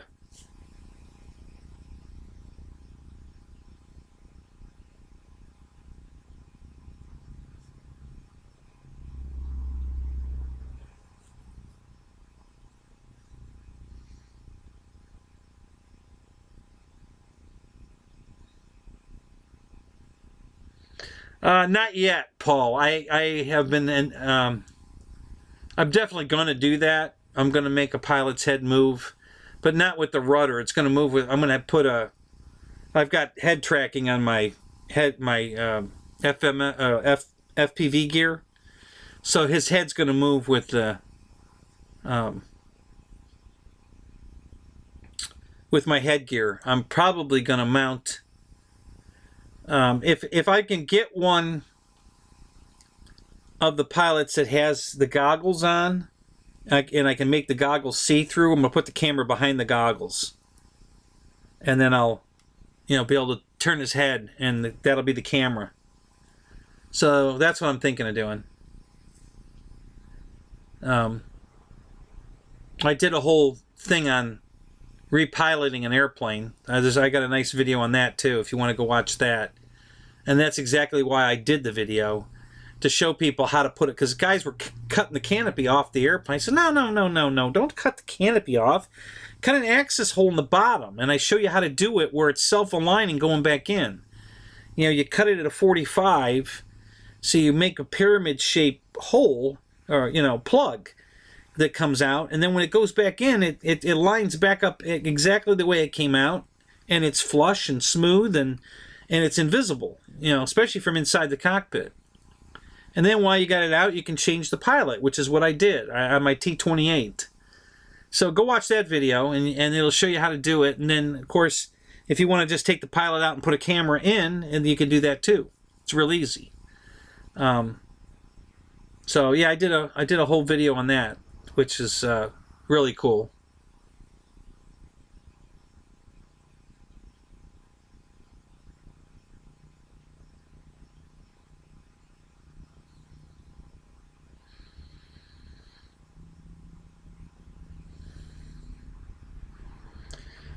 The wingtip of what, Paul? What are you putting smoke pods on?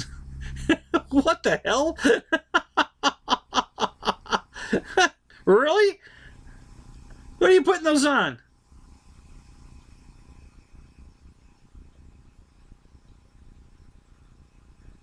Yeah, Roy, go watch my video. It's really cool. You'll really be impressed. I got a lot of comments on that one. I had a lot of people contacting me directly on that one. It's a really good video.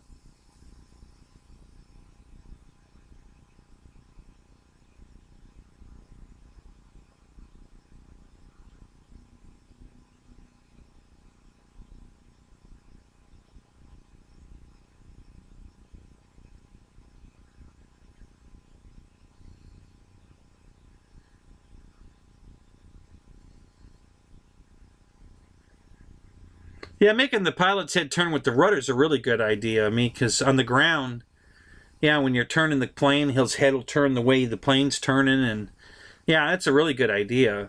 I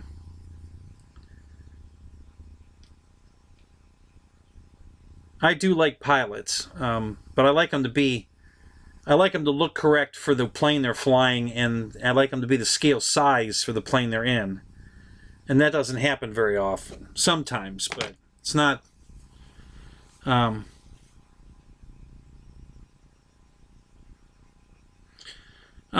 think I need like 260 hours is all I need. I think that's what I need.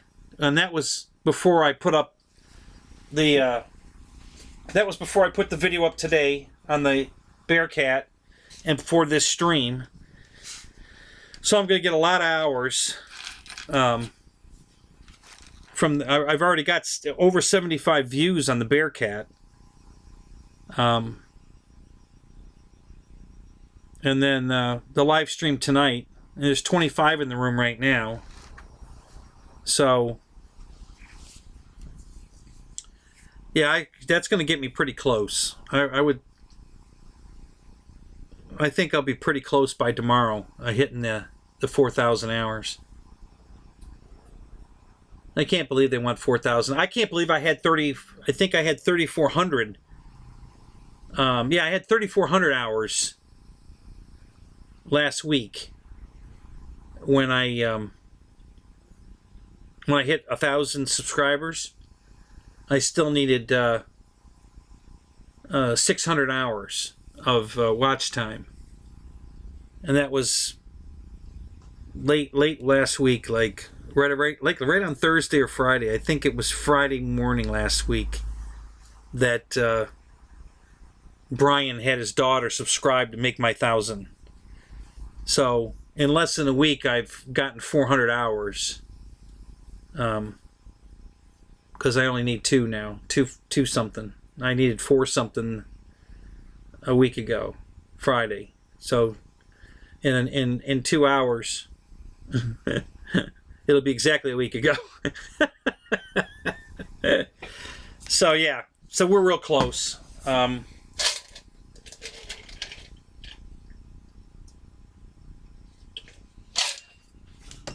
We'll see what happens. I got a bunch more videos to put up. I was farting around with this one for quite a while because I kept trying to zoom it in farther and farther, and it was working, but it zooms so little each time I pull it in. And I finally just said, you know, this is close enough. You can see it out there. It only disappears like once or twice for a few seconds. And the rest of the time you can see it the whole time. You know, I wanted it to be a little closer, but every time I zoom the camera in to try to get, you know, it closer in, it's always out of frame. You know, it's like the camera's tilted down too low or it's tilted too high, and the plane's always out of the frame. You know, I'm flying above it or below it. And so this time I left the camera out, and I tried to fly closer to me most of the time. I get carried away. I forget when I fly all the way out the back door, you know, because that's what I normally do. I keep forgetting that, oh yeah, I'm filming this, and you can't see me way the hell out there. So I need to stay in tighter. That's why I was doing figure eights really low, trying to stay in tight so you guys could see the plane the whole time. You know, I was kind of demonstrating how good the plane flies, but also that how economical on battery it is. I mean, that was a 9-minute flight on a 2200 battery. So, you know, it's a good airplane. You know, I have absolutely no complaints on that plane. I love that plane. I'm going to get the T-28. I should have got the T-28 in the first place instead of the Mustang, because I already knew the Mustang had that crappy battery bay, but I love Mustangs, so I just had to do it.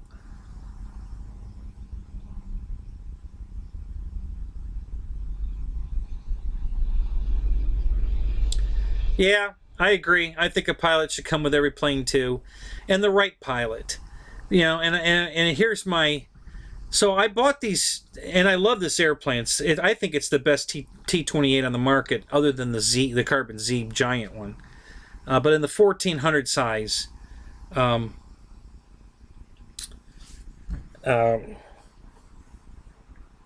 the hell the name of that place? They're out of business now. It's not Nitro Planes. So Nitro Planes sold a T-28 under their airfield badge, but it was made by a company called the letter A, RC, and those molds now HSD has them. When ARC went out of business, all their molds went to HSD. So if HSD ever starts making prop planes again, they're going to remake the T-28 that I have. So it's a beautiful airplane, flies beautiful. It's such a and there's a video. I have a video on my. If you want to see what the plane looks like, I have a video. Go look at my video. I talk all about it, and demo it, and show. I did a mod on the wheel to get a bigger wheel on the nose, but anyway, it had the wrong pilot in it. It had a leather cap, World War II pilot. And the T-28 wasn't a World War II plane. It came after World War II, and by then we were wearing hard hats, hard helmets, not leather caps. So we weren't wearing leather caps anymore. So they got the wrong pilot in it. T-28 drivers wore a helmet, not a leather hat. And they had the guy, his nose was like right at the instrument panel. Almost touching the instrument panel, and the only thing above the instrument panel was eyeballs. Where he was sitting too low, too close, and he's the wrong pilot. So I had to change it. So that's what I did that whole pilot switch video for, is because I wanted to put a better pilot in it. So I did, and the pilot I put in it looks perfect, much better looking than the one that was in it. And I've got like 7 of them. They were $1. Somebody was selling them for $1. All pilots $1. It might have been a Banana. I don't remember if it was either Banana. It might have been Nitro Planes. But for $1, I was like, okay. So I bought a shitload of pilots, and that's one of them. So that same pilot with the hard hat on it, I put 2 of them in my Avanti. So if you look at my Avanti video where I do the 7-minute flight, you'll see there's 2 pilots, same guys, white hard hat with the the goggles, the sun goggles that come down. So there's 2 of them in the Avanti, and now there's 1 in my T-28. Yeah, I like that pilot, and I still have, I don't know, I think I have 3 or 4 of them still on the shelf in the house. So I have room to put more of those pilots in something. So I wasn't happy that my F4 didn't come with a back seater, because they all have Rios. You don't fly an F4 by yourself. And there's all the weaponry stuff. It's like an F-14. All the weapons stuff's in the back seat. So if you don't have a back seater, you can't shoot nothing. I mean, you can, but you can't. He's the one that's radar and everything in the back seat, and they didn't put a pilot in the back seat of my F4, and I'm like, what the fuck were they thinking there? That's stupid. They don't fly F4s without backseaters.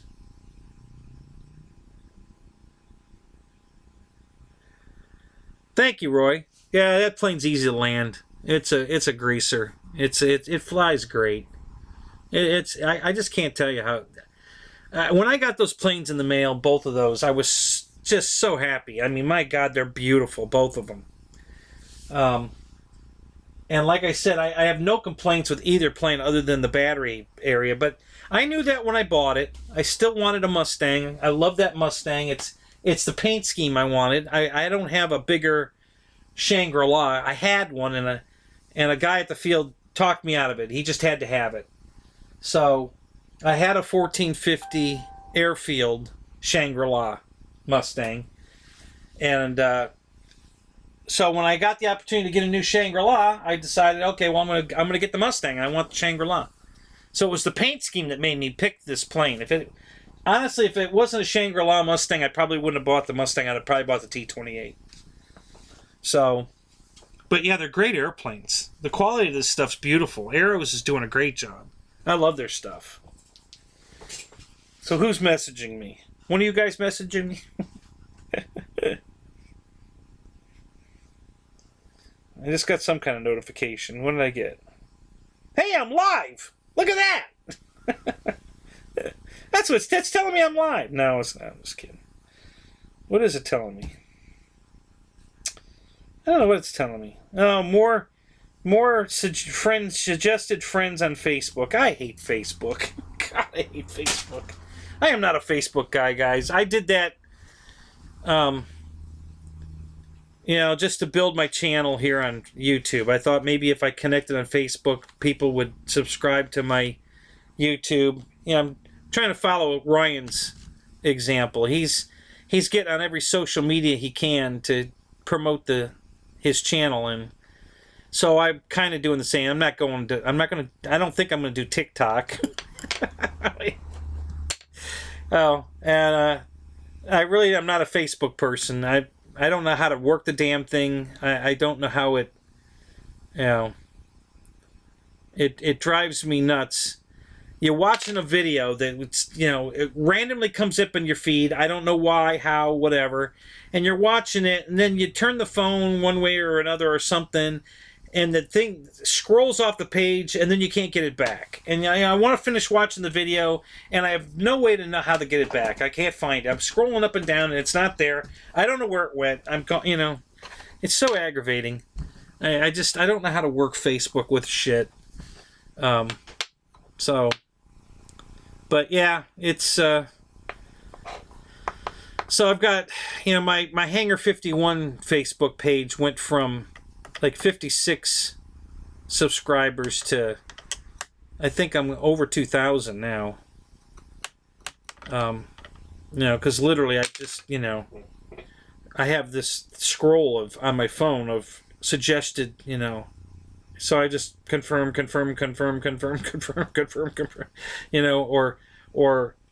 friend. I'm either getting confirms because they're asking me to be friends, or I'm asking them to be friends.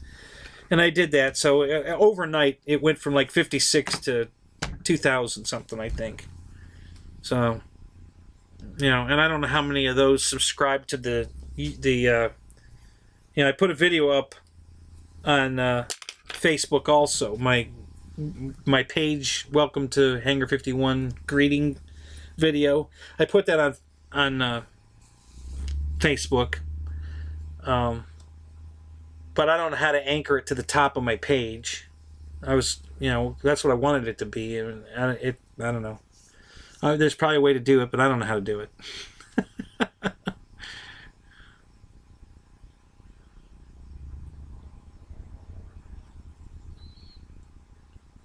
Okay, Roy, what you got an 1100 P51 from Banana Hobbies. What's that like? Can you tell who it was made by? Is it does it resemble the FMS one? I suspect that the FMS ones are coming from HSD. I know for a fact that the Skytrainer that FMS sells is the HSD plane. HSD makes that plane for FMS. FMS don't make it. They just make it a little different for FMS. And if you go watch my #1 video, according to my analytics on YouTube, that's my most watched video, is my 1400 Cessna 182 Skytrainer. I tell you all about the differences between the two planes, or the FMS plane and then everybody else's plane. Because if you buy it from FMS, you get certain features.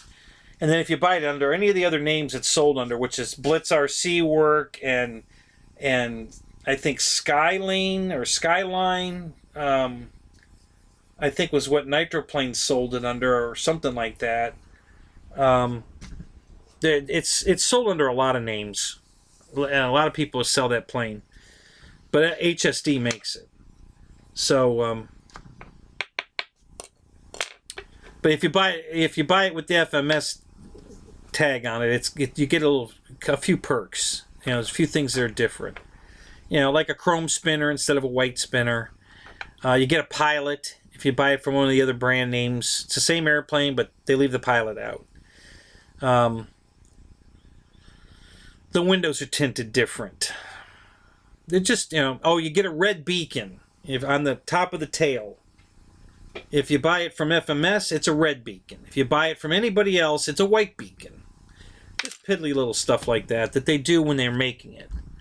When HSD makes it for FMS, they get some perks. But yeah, it's the same airplane. It's a good airplane. I have it. It's in the house. It was one of the planes I had out here forever, but I finally cleaned it up and took it in the house. So I only have out of the planes I fly, not the other stuff that's just collecting dust right now. I think there's only 4 or 5 airplanes out here now. Everything else is in the house. Of the 70. Well, that's not true. Probably, I would say 10 are in the barn in the garage that are not in flyable condition. They're not broken. They're just not ready. They're need to put a motor mount in it and mount a motor, and maybe put some servos in it. Convert it from gas to electric, stuff like that. The planes, none of the planes are crashed. They're just not in flying condition. And, they're just not planes I want to work on right now. I got a giant AT6 Texan. It's a big balsa, big heavy thing. It's probably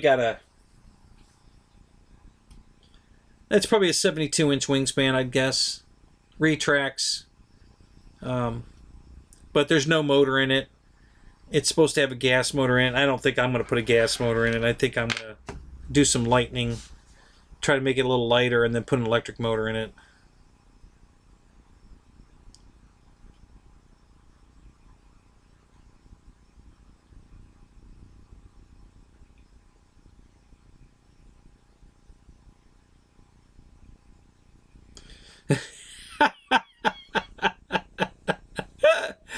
Yeah, Tara was he was the diehard on our marathon 9-hour show, man. He was the one that was here the whole time. He never left. He was my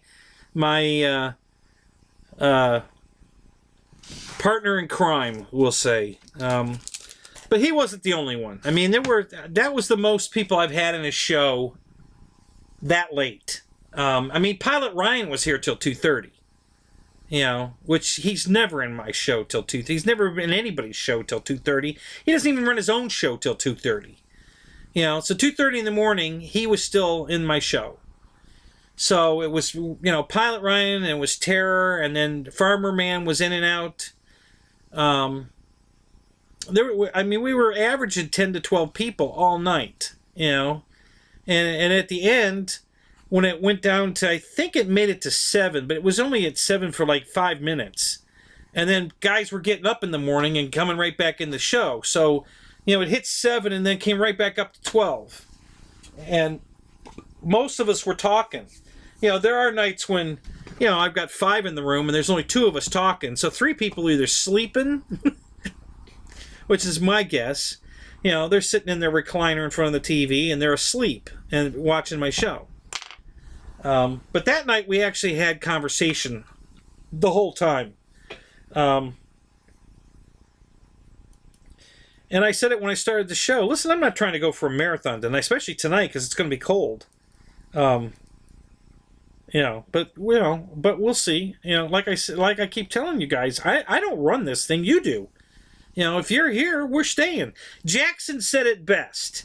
He said it on Colin's show. He says it's like having people come over to your house to visit, and then they don't want to leave, and you don't want to throw them out. That's exactly what it is. Okay. I don't want to throw you guys out because I love having you here, and you guys don't want to leave. So I'm good. So that's how my shows keep going into marathon runs, is because you guys want to stay, and I'm glad you're here.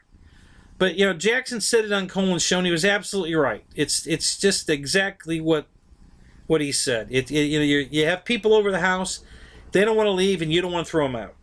So that's how my show goes. I don't throw you guys out. I mean, I've had to on, I think, like 2 nights. The night that I got the frostbite, I had to throw you guys out because I was not doing good.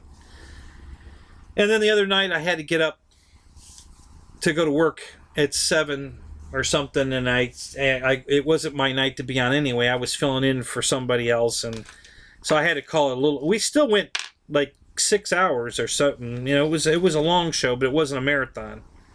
But yeah, that's how I feel exactly. Jackson, you hit the nail on the head, buddy. That's exactly what it's like. They don't want to leave, and I don't want to throw them out. I enjoyed this. It's fun.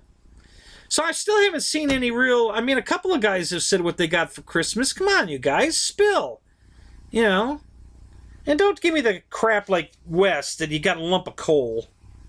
I know better than that. Wes definitely didn't get a lump of coal for Christmas. I'm sure he got an airplane or 2.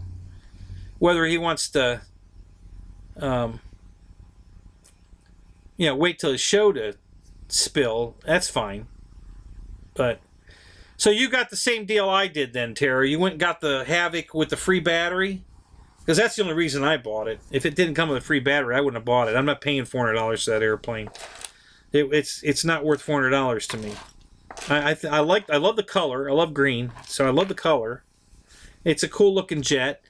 I watched Dave's RC fly it, and it seemed like it had long run times on the battery, so it's efficient. So that's a big plus. I like that. I didn't like the price tag. $400 is too much for the airplane. But since they threw a $140 battery pack in, okay, well, all right. Now I'm in. But until they did that, I wasn't in. It wasn't worth it to me. I would have never bought the plane at $400. Just like that EC 1500 twin-engine Coast Guarder plane. I ain't paying $400 for that plane. I don't even think I'm going to pay the $400 with a free battery because it's only an $80 battery, which still makes the plane $320, and I don't think it's worth that. Maybe. I don't know. They need to lower the price on that plane. I don't think it's worth $400. I like it a lot, but I don't like it that much. Same thing with the airliner. I'm not going to pull the trigger at $500 on that one either. I like it, but I don't like it $500 worth. It's just too much money. It's too big. It's going to be a hassle to take to the field. It's going to be a bigger hassle than this P40. This thing's huge. It's going to be way worse than that to take to the field, especially in the back of a car. Now, I've got a station wagon that can handle it, no problem. But, the problem is it's going to limit how many more planes I can take with me. You know, getting it in the plane, to get the plane in the car is not a problem at all. That's easy. But it's going to take up so much room that, okay, what else can I get in the car when I take the airliner? And, you know, and then it's, I don't know. It just, I'm so flip-floppy on that plane because, you know, I think about, well, you know, how much am I really going to fly it? And, you know, what am I going to do with it? I mean, you're not going to aerobatic, you know, much with it. Maybe some. You're damn sure not going to 3D it. You know, it just, you know, I keep looking at it and thinking, yeah, just how much am I going to fly it? Yeah, if I go to Jet Jam, of course, it would go with me to that and some other stuff. But these are, you know, one weekend events, you know, couple months, you know, out of the year, and that's it. And I don't want to buy an airplane that's the only time I'm going to fly it is at an event. So, yeah. Now, if it was cheaper, you know, then I might, then I wouldn't feel so bad if I had to leave it home. You know, if I've only got, say, $300 in it instead of $500. Okay. You know, I go fly it, great. Okay, well, I'm going to leave it home a couple weeks because I want to take different airplanes. I'm not going to feel bad that it's sitting home. At $500, I'm going to feel bad that it's sitting home. You know, if I put $500 on an airplane, we'll fly it. So, I don't know. So, but I love the airliner. I think it's great. I'm so glad that they finally, somebody put out a nice size, nice scale looking, you know, it's beautiful. It's been way overdue. So I'm super glad to see it for the hobby, for sure. And I would own it if it was cheaper. But $500 is just too much. I just don't want to do. I'm not going to pull the trigger at $500. If they put a free battery in that would bring it down to like $380, $360. I don't know. Still, it'd be tough. But possible.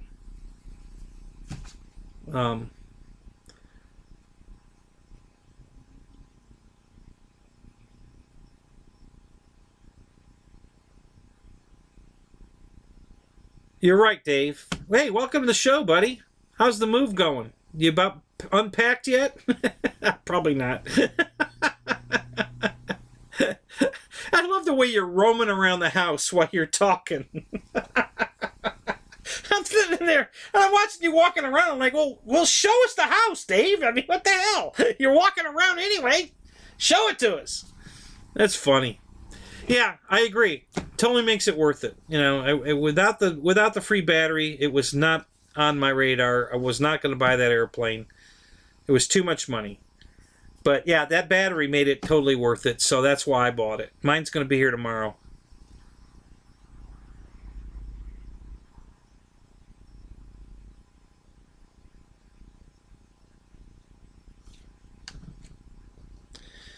That's right. It's an Oldsmobile wagon, Bill. It's not. They call it the Custom Cruiser, not the Vista Cruiser. But same thing. Got the glass roof. Yep, that's the plane. That's the car. That's what I'm driving. It's a 92 Oldsmobile Vista Custom Cruiser. I've had 9. Okay, so here's what I can get in that car. I have a fold-up picnic table, a generator, 9 airplanes, 4 quadcopters, a cooler, of course, 2 radios, 2 big bags of batteries and chargers, a toolbox full of a couple of toolboxes. Actually, there's a big toolbox under the floor that's got mostly airplane parts in it, not tools. And then I have a small toolbox that has small size tools. You know, airplane size tools, not car size tools. And what else?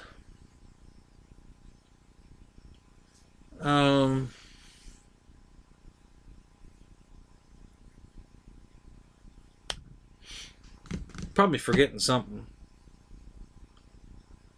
But yeah, I can get all of that in that car. You know, when I completely unpack the car, set up the picnic table, and I've got the generator running, and I've got, you know, all the airplanes laying out, and yeah, it's pretty funny. And they're, you know, big airplanes, like the Cessna 150's in there, my 10-foot Bird of Time glider. It's got a 10-foot wingspan. That's in there. Of course, that comes apart, though, so that makes it easy to get in there. And, well, the Cessna comes apart, too. And then, usually, like, the Valiant and probably a 1400 size Warbird, the Avanti, usually the Bearcat or the Mustang or both. Yeah, I load it up, man. It's full of, you know, the UMX timber. That's you know. So yeah, that's how I get 9 airplanes, a picnic table, generator, the radios, the you know, all of that is in the car. Yeah, that's how I do it. And it's funny you said Olds. That's what it is. It's an Olds custom cruiser. So now I have a trailer, an enclosed. It's a 14. Well, it's a 12-foot, but when you include the V, it's a 14-foot enclosed trailer. And right now it's packed full of stuff from the move. And until I get the garage built, I can't unload the trailer. So when I take the trailer, I can take a good bit of my planes with me. You know, I can take, you know, 16, easily 16 airplanes. And I could get a few more in there easy as well. You know, like 16 built airplanes, and then anything I have to take the wing off of to put in the there could all go in there next to the racks. And so, yeah, I could get 20, 25 airplanes in there easily.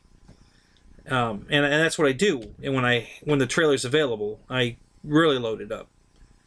But right now I'm stuck with the wagon. So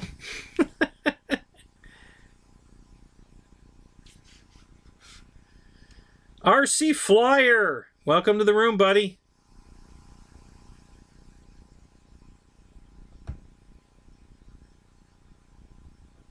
And I saw your guys' posts in my video. Thank you. Appreciate that. I sent you all hearts. Jeff's Custom isn't in here tonight, is he? I haven't seen him. Did I miss him? Photon's not here either.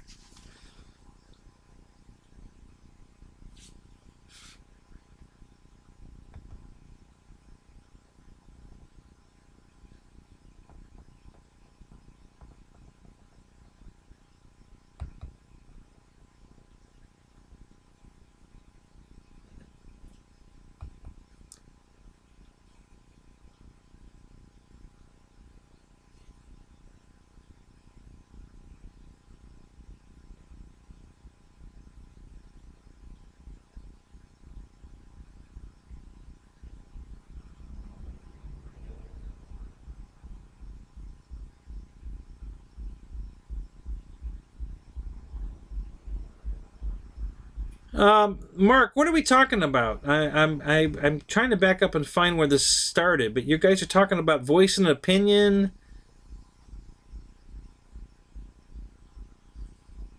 What's going on? What am I missing? I heard it's just drones at this time. Now, fill me in there, Mark. What's going on? What did I miss? I don't want to scroll all the way back up there.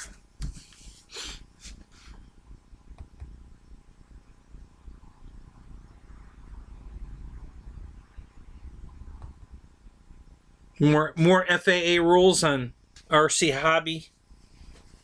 We're going to have to register our planes and have them fingerprinted and, you know, get tire tread mark prints, you know, to identify our plane, whether we landed there or not, or what the fuck.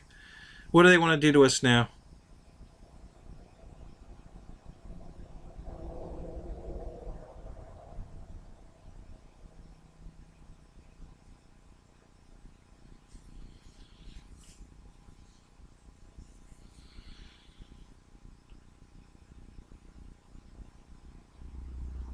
Yeah, I know Google and Amazon want our airspace. Yeah. They've already took it, basically. There was a movie a long time ago that starred Cher and I think it was Jennifer Lawrence. No, it was what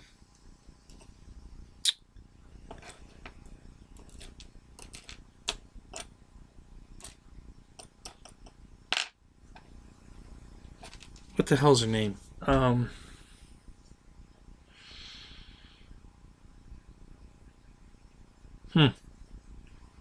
She used to be on The Voice. The blonde on The Voice. Originally, they're one of the original four.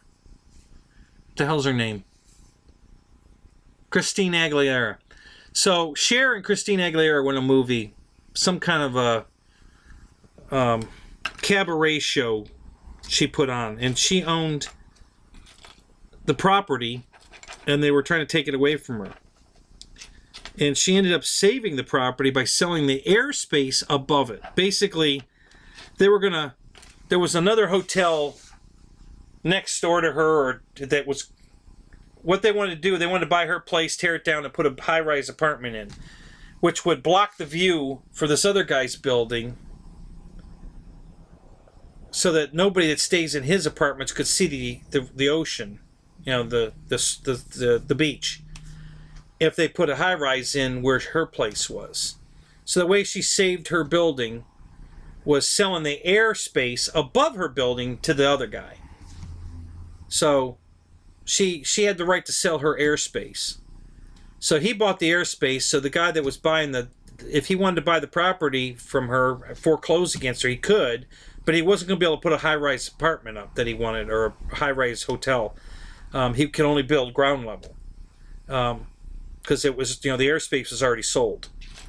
So that stopped him from trying to foreclose on her, because, if he can't build the high-rise, he don't want it. So she got to keep her place. But, yeah, so she was able to sell her airspace. Now, as far as I know, we owned our airspace above our own property, but not anymore. Now, I think we only own, like, maybe 80 feet up, I think is where it is. And everything above 80 feet now is owned by, well, I don't think Google and Amazon own it, but I guess the FAA decides they own it, and they're going to give it. It's like to establish this company called SwiftMud. And all of a sudden, they own all the water under everybody's property. So I have a well underneath me, but SwiftMud owns the water underneath my property. So they can sell it. They can tap a well, like just off my property, but it'll still be into my water table, my well. And they can pump the water out of the ground and sell it. And they have every right to do that. They just all of a sudden popped up one day and said, "Yep, we now own everybody's water." How the fuck did that happen? So yeah, so until we got the desalinization plants here in Tampa, for a couple of years, Tampa and Pinellas County were both running out of water because the population was so high they couldn't treat water fast enough. They were literally running out of water. So that's when SwiftMud came in and pumped all the water out of Pasco County, where I live, and trucked it to Tampa and Pinellas, sold it to them.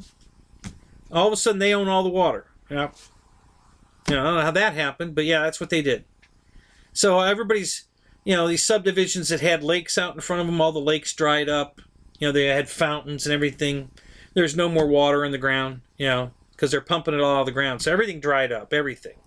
Everybody's, ponds and lakes and everything all dried up. And that went on for years. And then all these sinkholes started, going crazy up here. Because there's no water in the ground now to support the crust layers. And so the layers are crumbling in, and now these sinkholes are opening everywhere. So, it was a huge mess. And then when they built the desalination plant in Tampa, it all stopped. So, over the last 10 years, everybody's ponds and lakes are filling back up again. Everybody's water table's back up where it should be. But yeah, for a while there, it was terrible. And I don't know how in the world they just all of a sudden decided that they own the water. It's bullshit. So,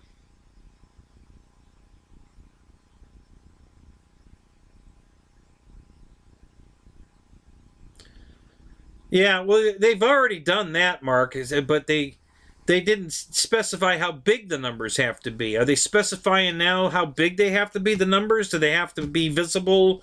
Like, if you're looking at my drone with binoculars, do I have to have the numbers big enough so they can read them?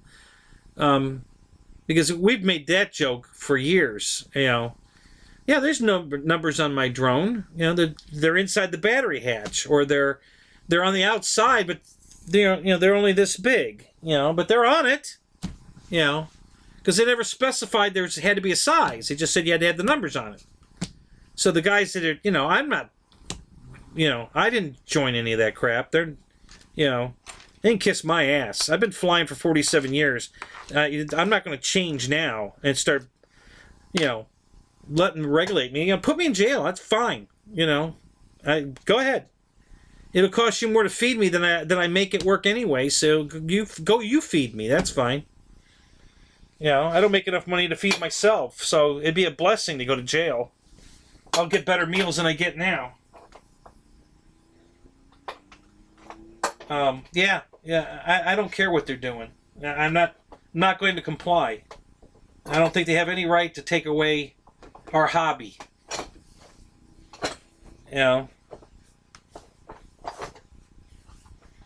We just need that same attorney that sued him once already and won needs to go after him again. We need to get the old Congress law reestablished.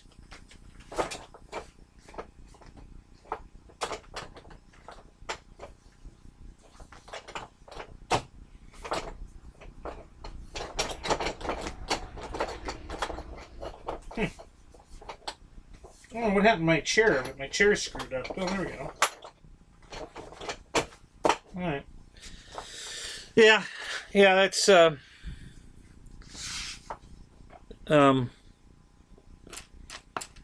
they couldn't do it. They couldn't do it honestly, so they put it in a bill that went to to Trump, and Trump signed it. Trump didn't know that bullshit about the hobby was in there. He doesn't have. That's just peanutty shit for him. He's got bigger fish to fry than worrying about our little hobby. So he didn't ask anybody, hey, is there anything in there about the radio control guys? He didn't know to ask that. And his advisors that are advising him that did go through it didn't think that was probably worth mentioning, so they didn't. And we got screwed. But, it's just bullshit. Congress already ruled on this. It's a hobby, and the FAA, if you're doing it for recreation, it's a hobby. And the FAA has no right to impose any kind of laws or anything. And it's already been before Congress, and that was it. Done. And then the FAA did it anyway, and then that attorney sued him and won. And they had to refund everybody's money that wanted their money back and everything, that registered and all that shit. And then, a few months later, they stuck it in a bill and Trump signed it. So they got it their way anyway. But I think, it could be reversed. I think if we had an attorney that wanted to go after it and, so, we can't he can't sign a bill that takes away what Congress already, voted on.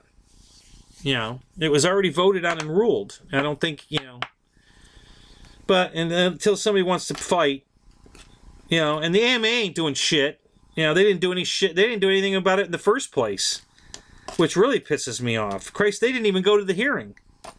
You know, there's a big hearing on Capitol Hill, and the AMA wasn't anywhere to be found. So, you know, I don't have an AMA right now, but I'm going to have to get it to go to any of the events next year. But yeah, all you guys are paying your AMA dues, and they aren't doing anything. You know, they're not sticking up for us. They didn't even show up at the hearing. So, I'm pretty disappointed that the AMA is not fighting harder, you know, like the NRA to keep our guns. You know, the AMA is not fighting to keep our airspace, and I think they should be. It's a big organization. They got a lot of clout, a lot more clout than you and I have, you know, and I just think they should be doing something, and they're just sitting on their hands, being quiet, you know, and I think it's bullshit.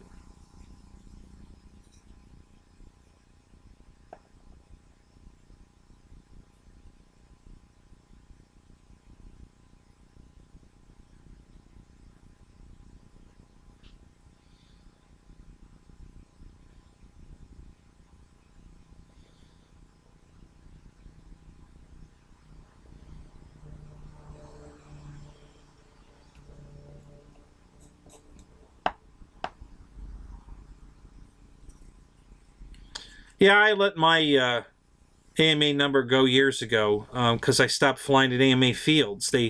We lost all of our fields down here that I was flying at, and of course new ones have popped up, but they're too far to go to, and you know, so I was just flying out of parking lots and golf courses, and you know, there's a lot of land here, you know, and some of the land is actually.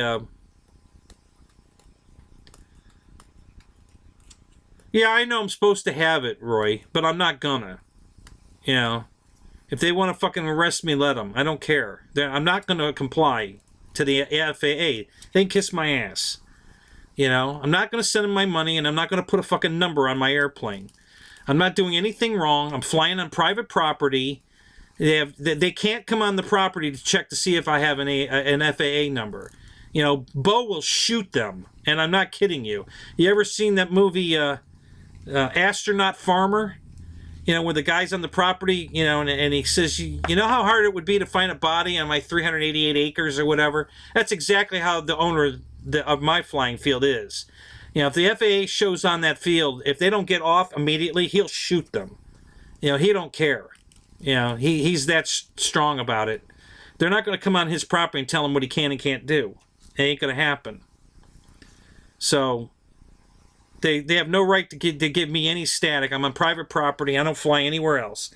Yeah, if I go to an AMA event, you know, one of these like Jet Jam or something. So far, nobody's asking for FAA shit. You know, everybody's. You know, we've talked all about this, and none of these AMA events that go on, not one person has asked for an FAA number yet. So when they start, then I probably won't be going to any events. You know, and if the AMA wants us to go to those events, then they need to get off their ass and fix this bullshit. You know, because it should be happening, and the AMA should be doing a whole lot more about it.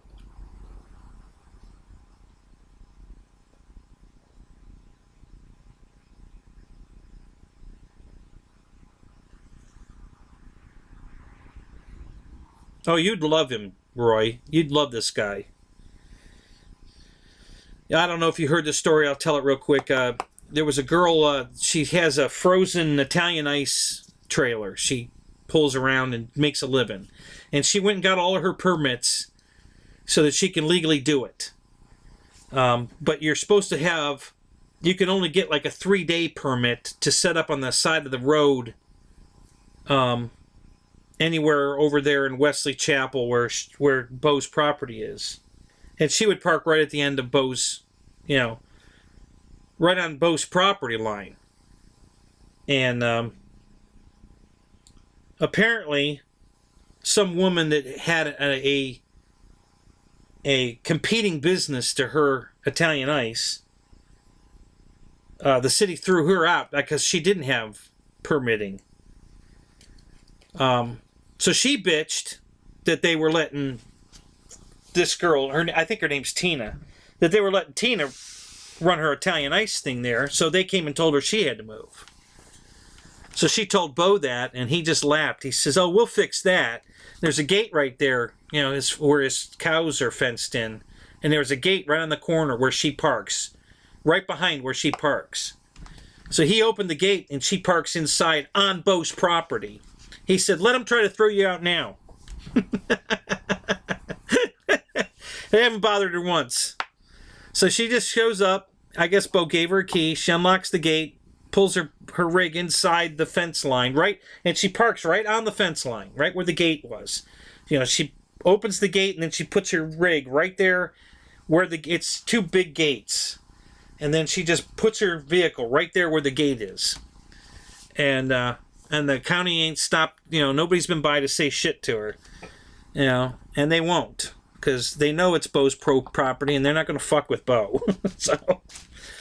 So we put an end to that bullshit. That's just the way he is. He'd do the same thing to the FAA if they showed up. Get the fuck off my property. You got no business here. That'd be the way that would go down. This guy's got way too much money invested in airplanes to let the FAA tell him what he's going to do with his property.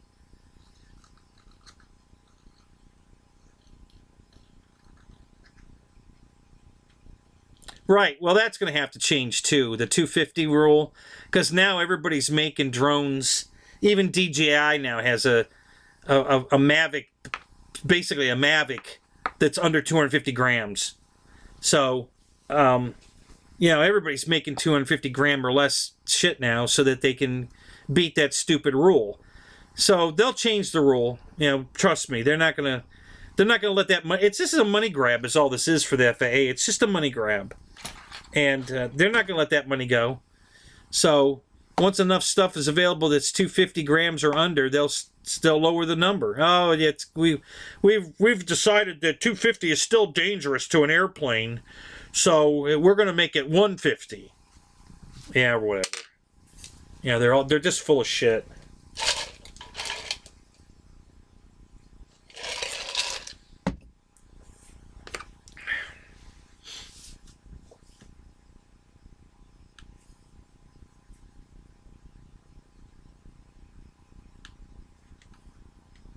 Who are you asking about a camera, Wild Bill?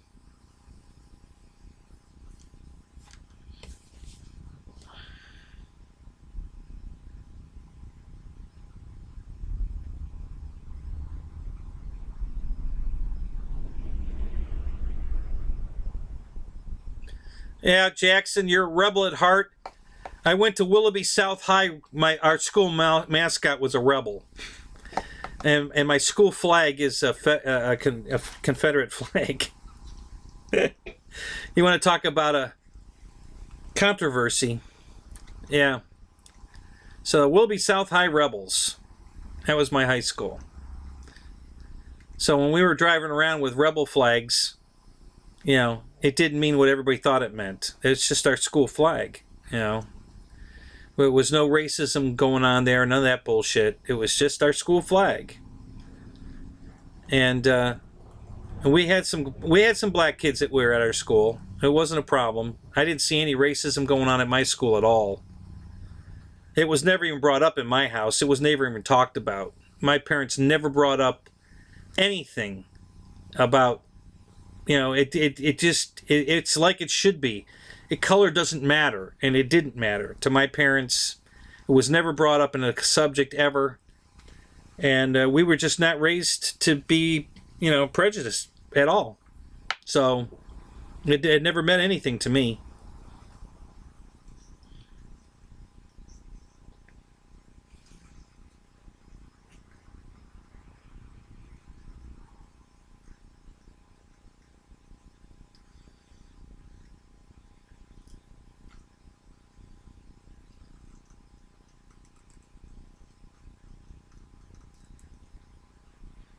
Yeah, ask Sully how much a Canadian goose weighs. Exactly. Yeah.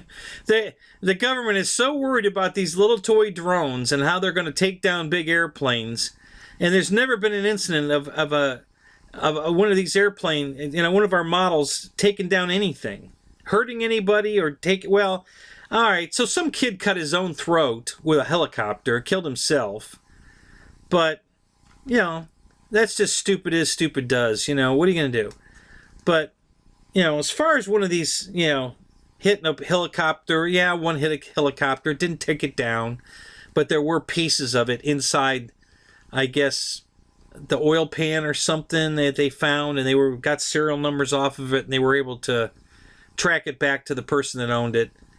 I don't know if that's true or not. That's what something was said. But it didn't cause the helicopter to crash or anything, and there was some damage on it. Big deal. It's like the stupid people that rob stores with guns. Is that why? So we should take everybody's guns away because some idiot went and robbed a store with a gun? It's not the gun isn't what's wrong. Well, I mean, we kill more people every day with cars than anything, but we don't have these kind of regulations. You don't see an FAA number on the side of my fucking car, So what the hell?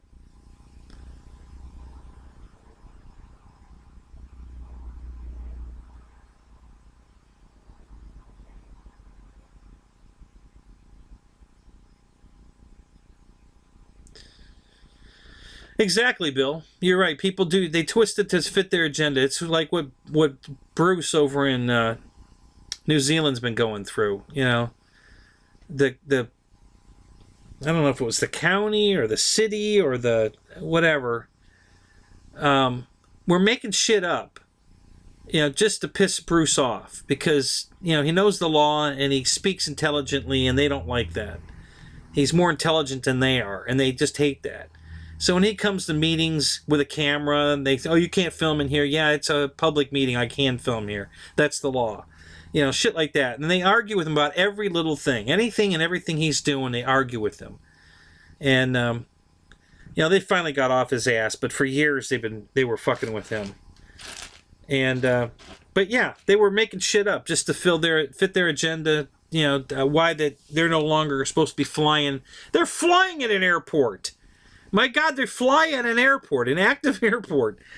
Okay, it's not very active. There's not much going on there, but we're not supposed to fly within what? How many 10 miles to the perimeter of an airport or something? Oh no, is it 4 miles? I think it's 4 miles. Whatever. They're flying on the runway, for crying out loud. So.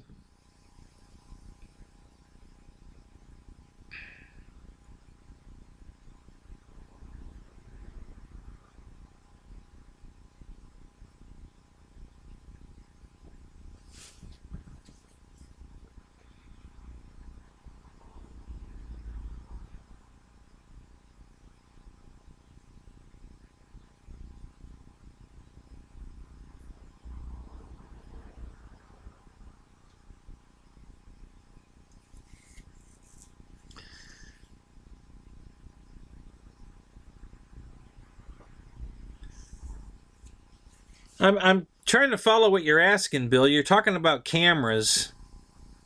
What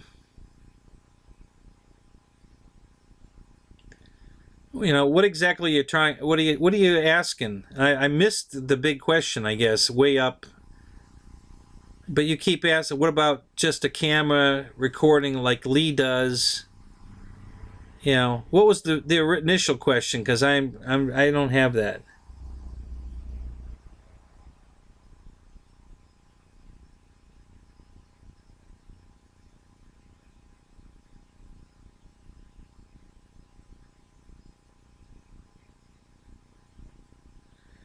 Yeah, Bruce is fighting hard for everybody. He really is. I mean, he's a one man. It's a shame he's a one man because, he's definitely fighting harder than anybody. But it's not just us. Canada, Britain, everybody. He reads the news every day. He sees the bullshit going on. He watches the the live streams of, you know, Congress or whoever's, you know, having these damn meetings about this shit. I mean, he's just on it. And, you know, we couldn't have a better advocate than Bruce, for sure. I just wish he had an attorney in his pocket that wanted to fight the fight with him, you know, and actually do something. Why doesn't the AMA have an attorney fighting for us? What, you know, I don't get it. We don't hear anything out of the AMA. Nothing. You know, it's like they're not even paying attention. They pretty much threw their hands in the air and say, well, there's nothing we can do about it, so we're just going to stay quiet. You know. Even when that attorney sued them over the whole thing because Congress had already... AMA didn't even get in behind him. You know, he was a lone ranger. He did it all by himself. He was an attorney. He knew the law. He knew they were breaking the law. Congress had already voted on it. It was a set deal. And they did exactly what Congress said you can't do. He sued him and he won. And AMA was nowhere to be seen. I don't know if they ever talked to him after the fact, like, you know, great job, you know, and give him some money or something. I don't know. But, you know, I didn't hear anything. So, yeah, you know, that's why I don't want to rejoin the AMA. You know, but if I want to go to these events, I got to. Unless I don't want to fly, I could just go to the event and watch. But if I want to go to Jet Jam or Florida Jets or any of this other stuff that's going on, I have to join. So, I'm not going to join until I have to. So, until I have an actual event to go to, and then I'll sign up at that event. Whichever first event. It might be this one coming up in March, right here in Florida. I didn't know about that one. But I've got it in my stream here. I'll have to go look up the web page, and I guess the field has some, you know, the advertisement page I had about the event didn't say how much it costs to go to it, where do you sign up, you know, where do you register, nothing. So hopefully it's going to be on the actual fields page, you know, the club, the RC club page will have that information, I'm hoping. So we'll check that out later.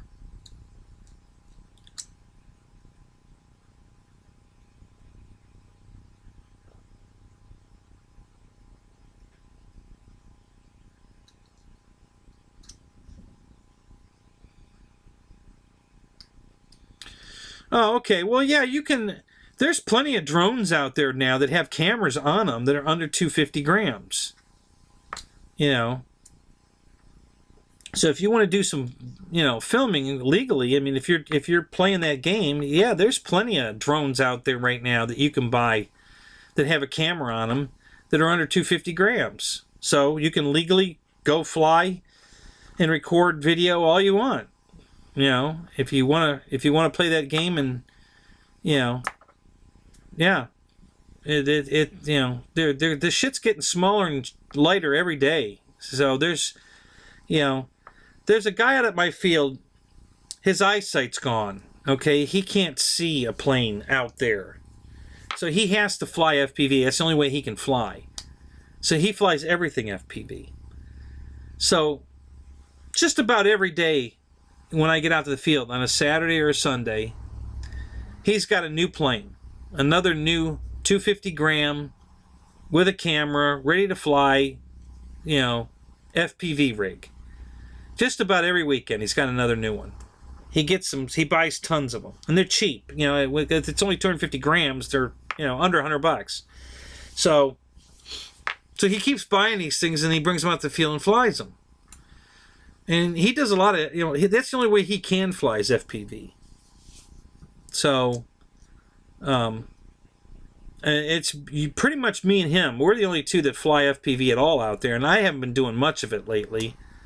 But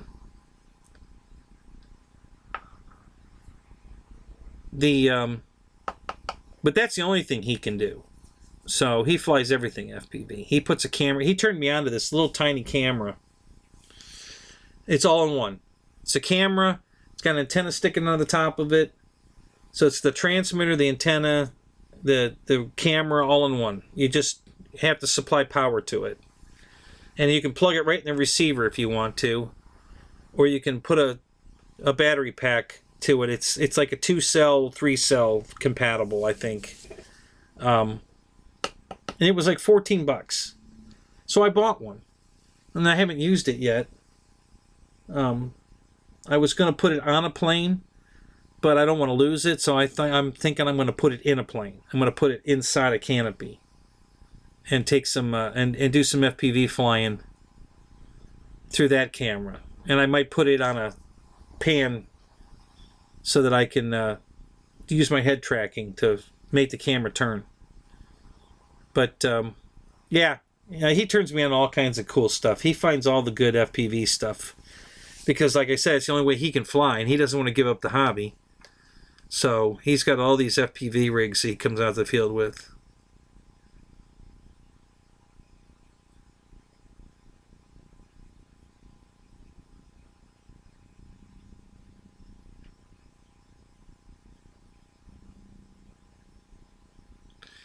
What number do you have on your shit, Roy? What kind of number are you talking about?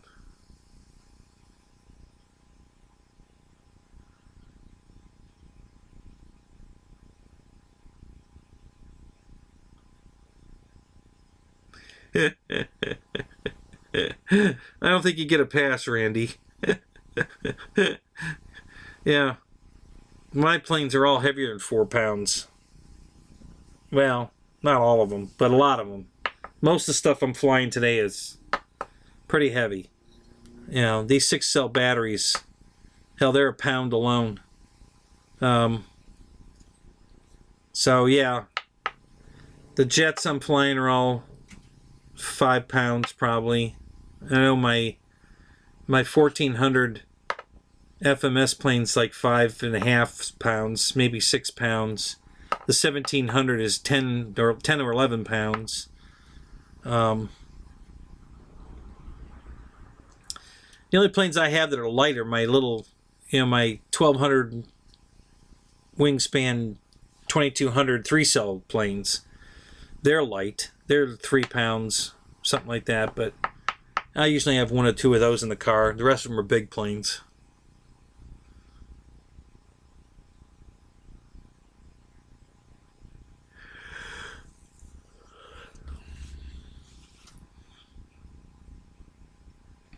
If you want to see some serious drone shit on YouTube, go watch the Flying Cowboys, particularly Trent Palmer.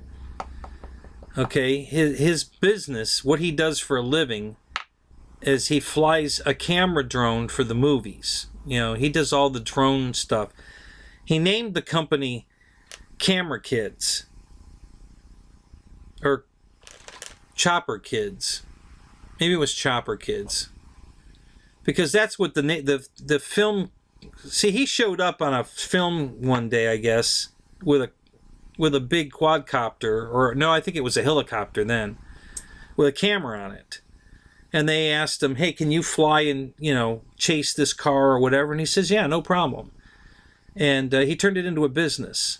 So that's what he does for a living. Trent Palmer, look him up. He's done several segments where he shows this gigantic. I think it's an 8-motor copter, that's can carry a 35-pound camera. And I think it flies for like 20 minutes. I think the camera alone's $100,000. It's the same camera the movie companies use. He did that on purpose so it would be easier for them to edit his footage. So when he cuts the footage for him, it's the same stuff they're already using, so it's real easy for them to edit it into the movie. So he doesn't work every day, but when he works, he makes a lot of money. So yeah, you want to see some serious camera shit, go check it out. He did a comparison video where he took his stuff and he had his wife drive his pickup truck down the road, and he chased it with his rig, and then he took the off-the-shelf Mavic and chased the truck down the road with the Mavic. And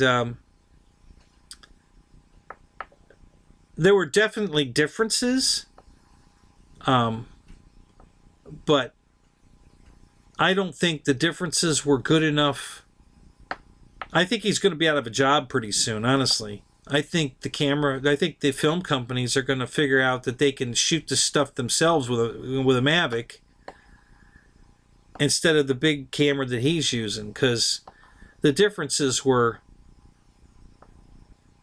noticeable, but not significant. I mean, I could see them easily using the footage they got off the Mavic in a movie just as easily they could have used his footage, because if you don't have the two to compare, you would have been perfectly happy with the footage that the Mavic put out. You know, and the Mavic's $1,000 and his rig's over $200,000, and then you got to pay, you know, him and his cameraman, because it's a two-man operation. One guy's running the camera, pointing and shooting the camera and keeping it in frame, and the other guy's just flying the copter. So it's a big operation for him to show up on a movie set and do all their, you know, aerial stuff. And apparently they pay him really well. So, but he definitely knows all about this stuff, and he's done several videos about it. So go check him out, Trent Palmer. You know, go to his video, and then just start hunting around for his, you know, comparisons and what does he do for a living, and because he doesn't talk about it a lot, but just the right amount. You know, you want to know what he does. You're interested, you know. So he talks about it just the right amount. You know, he'll have an episode twice a year maybe, where he talks about what he does for a living, and, you know, the new technology, the new gimbals, and the new cameras, and, you know, the filters that he uses, and, you know, it's very interesting. I really enjoy his show. I mean, not just the camera part. I mean, he does a good job. He documents when him and his guys, the Flying Cowboys, go flying. He's usually one of the guys that are documenting it, you know, because he's got all the camera equipment and the know-how. He's not the only one, but he usually is one of the ones.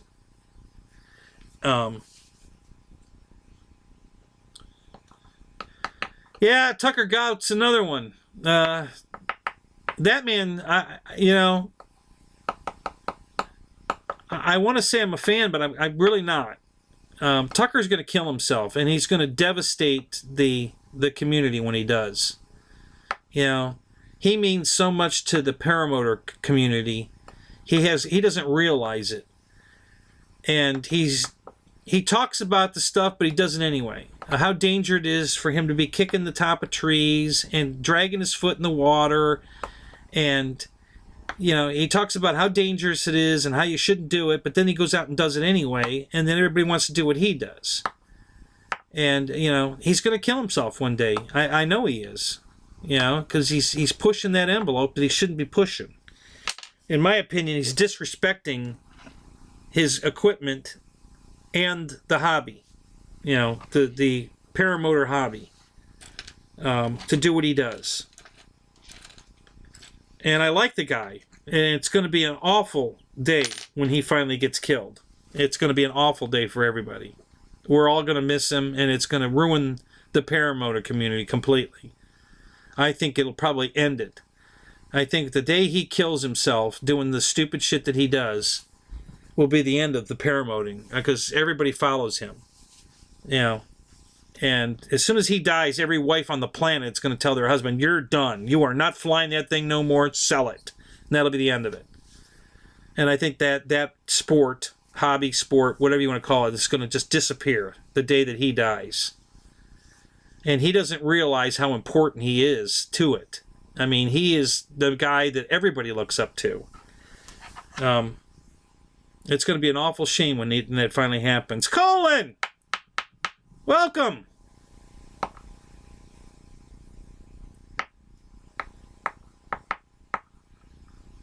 Why are you so late, buddy? What were you doing? We out flying?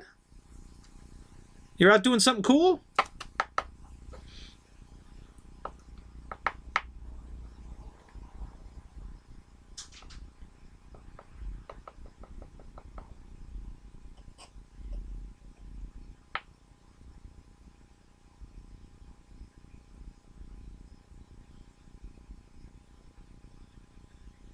Are you maiden in the Banshee tomorrow?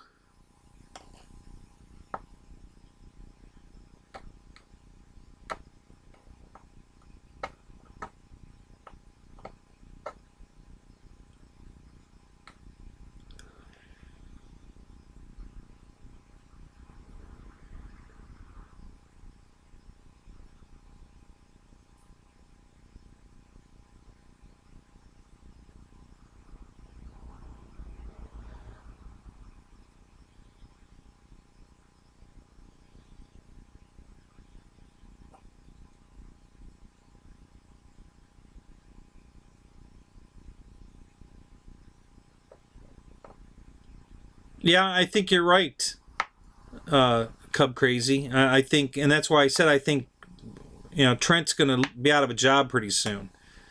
Because I'm sure he's charging a lot of money because he's got so much money in his equipment. And, and he proved it himself, basically, when he did that comparison with a Mavic. He just about showed the movie companies that you really don't need me, you can do it yourself. I don't know why he did that, but,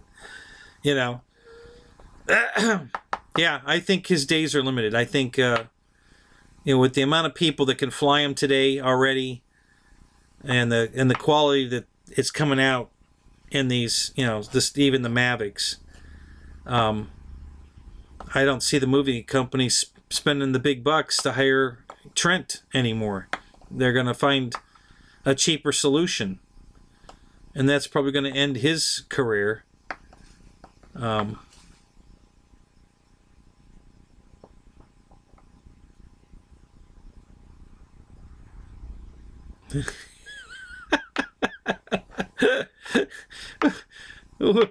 What's Jackson giving you a hard time about?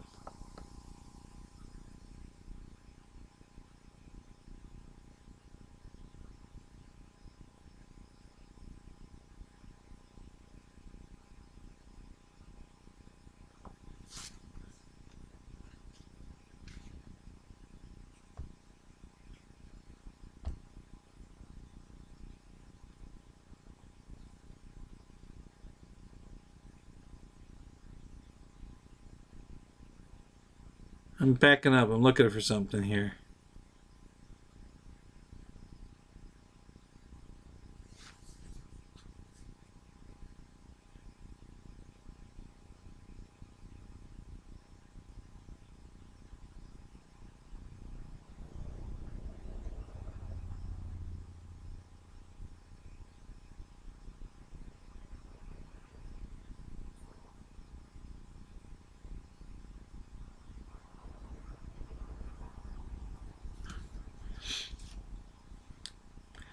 That whole drone delivery service is going to be such a flop.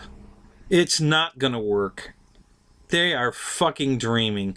They might be able to send one out to a house that's out on a road way out somewhere, But if they think for a second that it's going to work in city area, they're dreaming. It ain't never going to work. It's just never going to fucking work. Tree limbs and telephone wires and power wires and just people that want to be idiots and, take them down with a baseball bat. It's just not going to work. They're going to lose so many drones and they're going to lose so many packages. It's just not going to work. I saw an ad that UPS was running that, because I've been trying to get into UPS for years. And I saw this one where the top of the truck opens up and a lift takes a drone up to the top and it deploys from there. And it takes a package out, they're out in the sticks. There's a house every 5 miles, So she's going down the road this way, and the drone goes off that way to deliver one package out in the middle of nowhere. And it goes and delivers the package and then comes back, and she's obviously driving, so the thing's got a tracker on it, so it knows where the truck is. And it comes back to the truck, lands on the roof, and then it goes back down inside the truck and the roof closes. That might work. But in a rural, in a city atmosphere, housing developments, that kind of, no way it's going to work. No way. You know, they'll be hitting trees and falling out of the sky right and left. People will be shooting them out of the sky just for fun. And, you know, it's just not going to work. They're dreaming.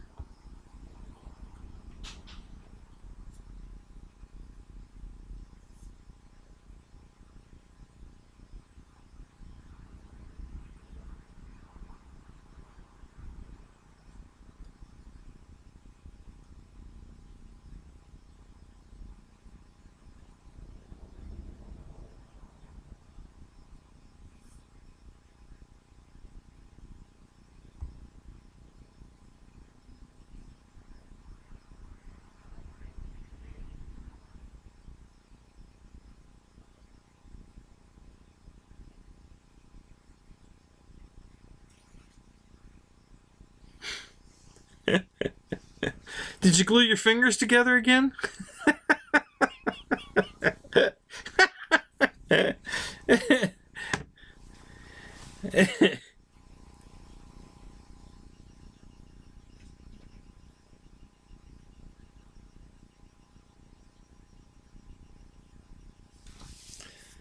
Yeah, man, I love that Banshee, dude.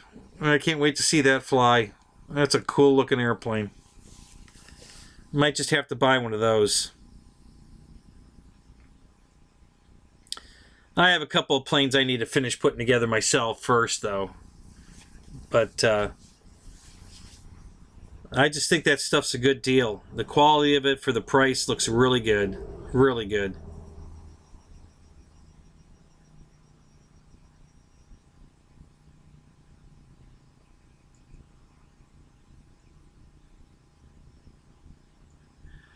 Yeah, I know they're already flying, but they're in limited spots, you know, testing.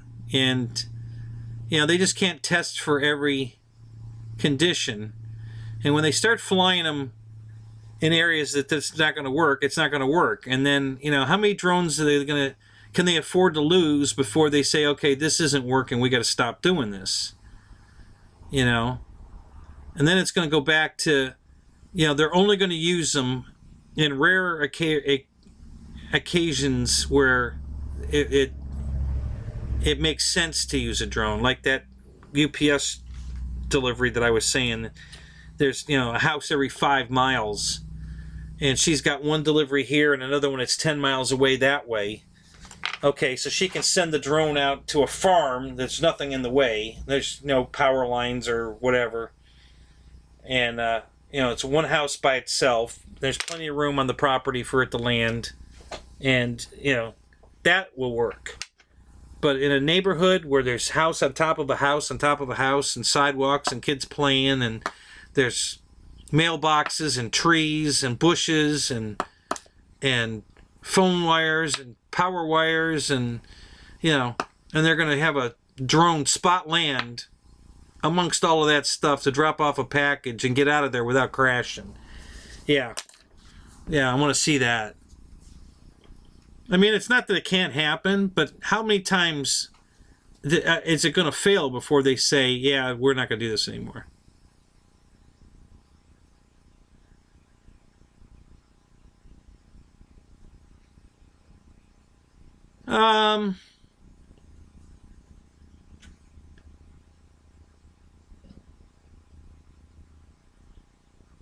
Believe it or not, Roy, 231,000 subscribers is not a lot of subscribers. That's not even close to being able to make a living on YouTube. Not the living he wants. You guys would not believe how much YouTube has changed the rules and how much they're paying. They're not paying shit. Okay? There's you know, people that are making it on YouTube, you have to have millions of subscribers. That's what you have to get enough views to actually make money enough to live on. You know, his 231,000 subscribers are not going to pay for that brand new house he just built on the top of a mountain. I think it's north of Reno. Not even close. So, you know, basically what he's making off YouTube probably pays for the gas that goes in his airplane. That's about it.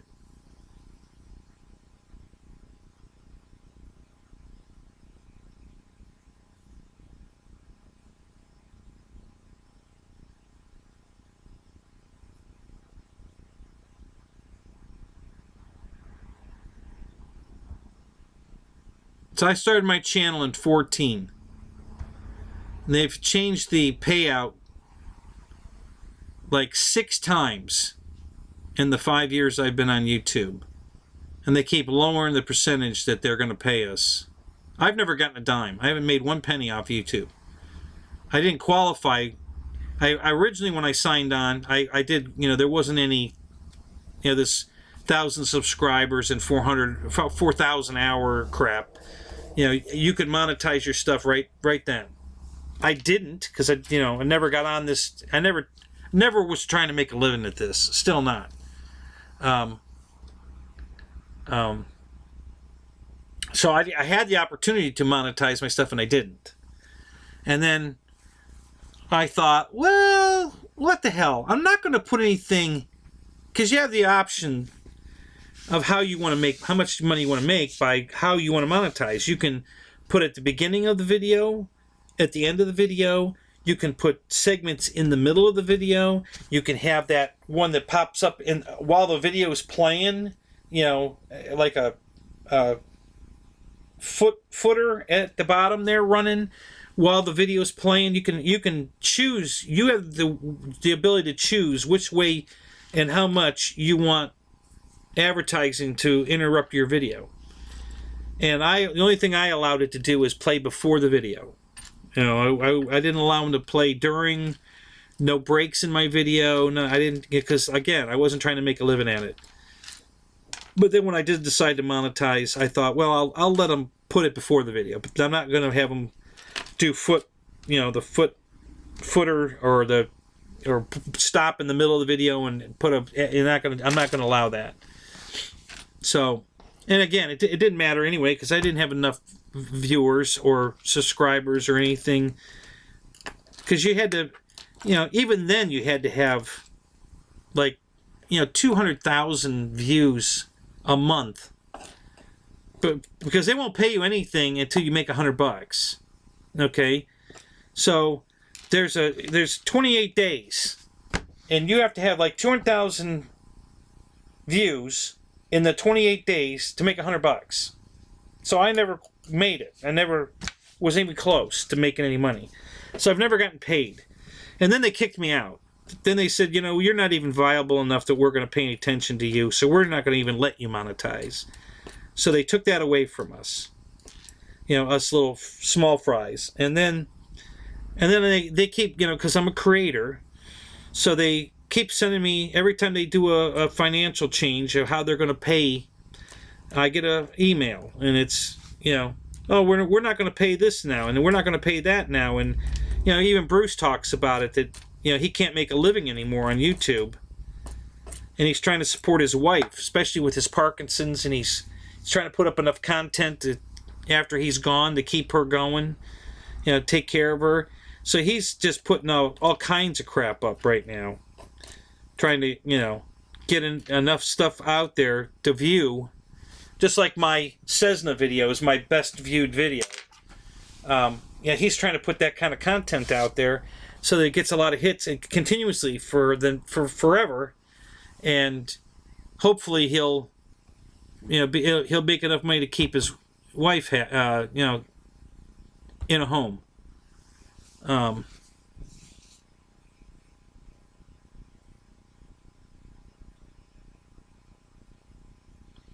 Yeah, Patreon's the only salvation we have. Cub Crazy, you're right.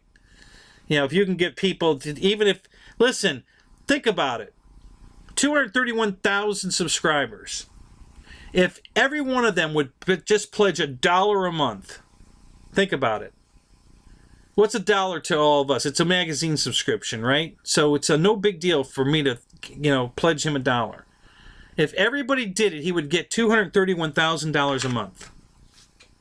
A month. Okay? If everybody that's subscribed to his channel would just pay $1 a month. Okay? So that's where it's at. If you want, if you can get people to subscribe to your channel and pledge the $1, that's all it takes. People don't have to spend $5, $50, just $1. If everybody gave him $1, he'd have $231,000 a month. He could retire from his drone gig. He could, you know, he could just concentrate on making quality video and retire for sure. But that's not going to happen. But even if you got 10% of that, that's $23,000 a month. A month. I don't make that in a year. And he would be getting that a month. If he could just get 10% of his subscribers to give $1 a month.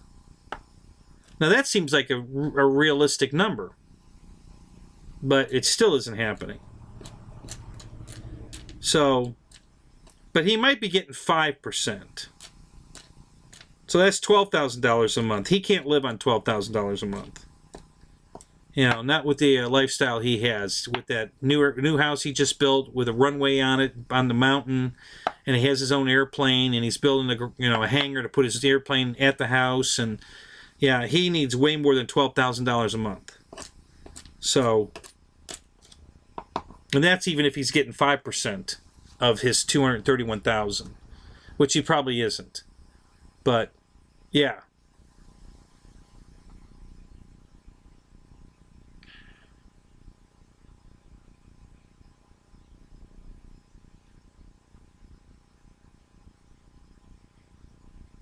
And YouTube doesn't pay anywhere near that. So think about that. You know, if he only makes $12,000 a month, if he has 5% of his subscribers paying him $1, that's like 5 times what YouTube's paying him. You know, YouTube's not paying him shit. Like I said, until you're in the millions of subscribers, you're nothing to YouTube. They don't give a rat's ass about you. You've got to be one of them. What's that guy? Casey Ninstrom, whatever the fuck he is. Oh my God, what an idiot! I'm telling you. He's got like 3 million subscribers, and all he does is ride around on a boost board, getting his coffee and opening his mail on camera. And 3 million people want to watch this. That's the stupidest thing I've ever seen in my life. I don't get it. I don't know what the hell this guy's got that people want to watch him. You know? It's just nuts.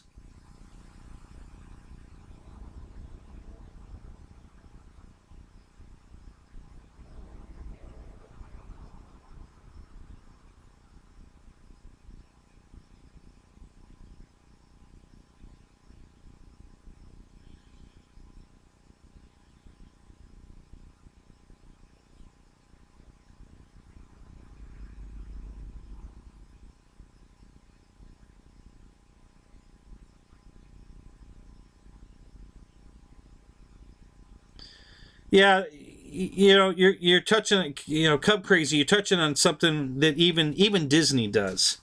So get this, and this just boggles my mind. So when I worked for Disney, I was a bus driver there, and I might be going back.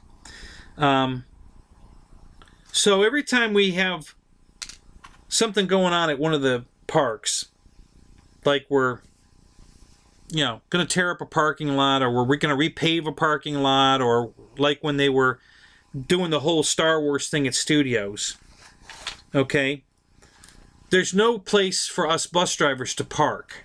So we have to park off lot, okay?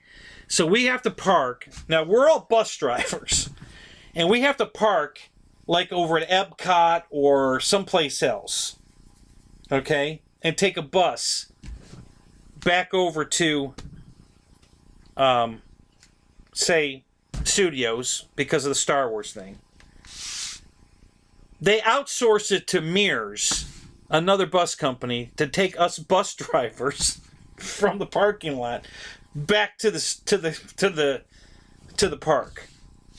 Now, is that nuts or what? I mean, we're freaking bus drivers. This is what we do for a living, and we have to get on a subletted bus from another company to take us to work.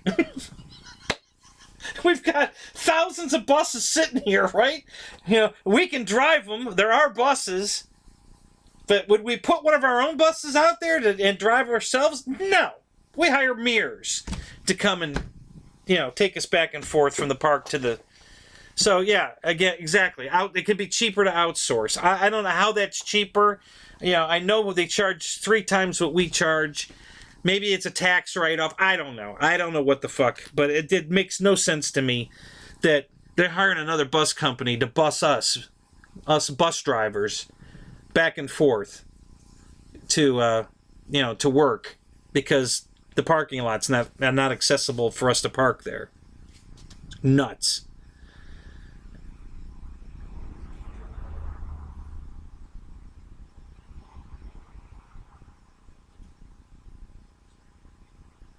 Yeah, Roy, I agree. I mean, there is some crazy, stupid shit on YouTube that people want to watch. Casey Newstrom is one of them.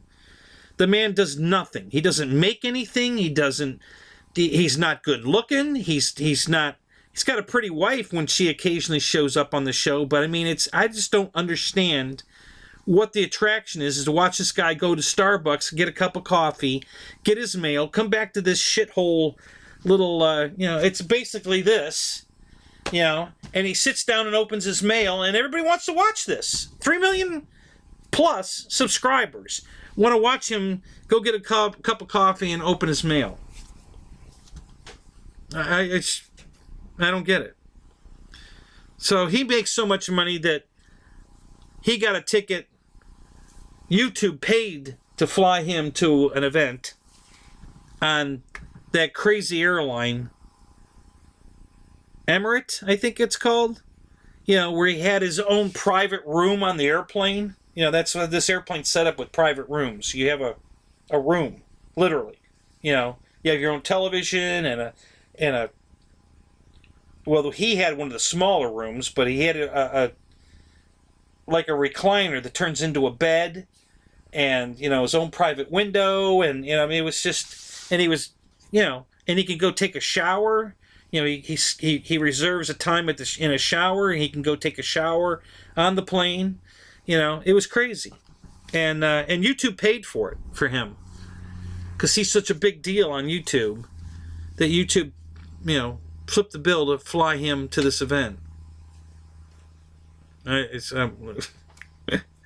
okay. Whatever.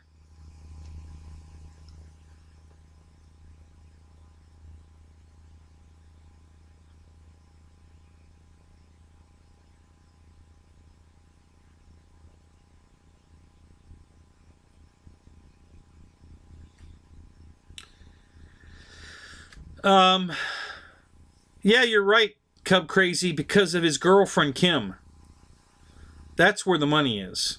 And if you watch some of these guys that are traveling all over the world, going to resorts, and they write a review about the resort, in all these crazy cities, all over everywhere, they have a girlfriend coming with them, and there's always these candid shots of her in a bikini at the pool side or in the ocean, and, and that's how he gets millions of subscribers. So, yeah, Rich is in that perfect position right now because... his girlfriend, I think her name's Kim, isn't it? She's got a great body. She looks great in a bathing suit, so he definitely, sex appeal galore. And his pictures with her laying next to the airplane are definitely getting him views.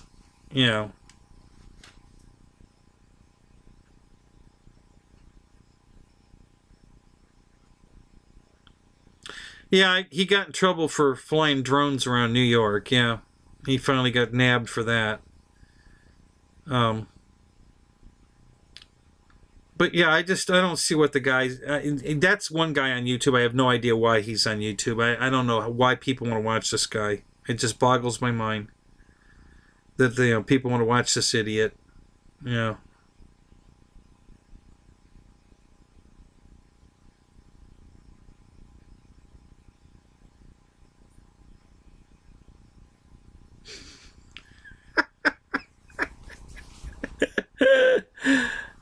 Panties overhaul on YouTube? Really? How do you overhaul panties? What do you... We're gonna supercharge him. Yeah. Yeah, I don't know. I could do it. Honestly, if I really wanted to play the clickbait card, my wife is definitely pretty enough to get the clickbait.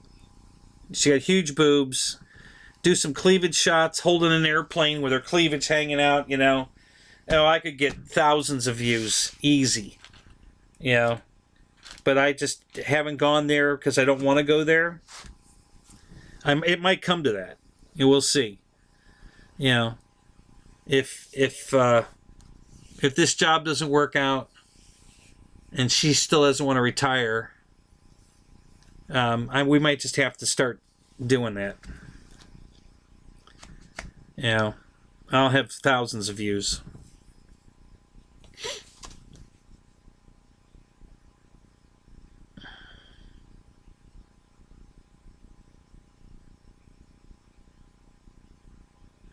Yep, Roy, you're right. That's what does it. The hot chicks. And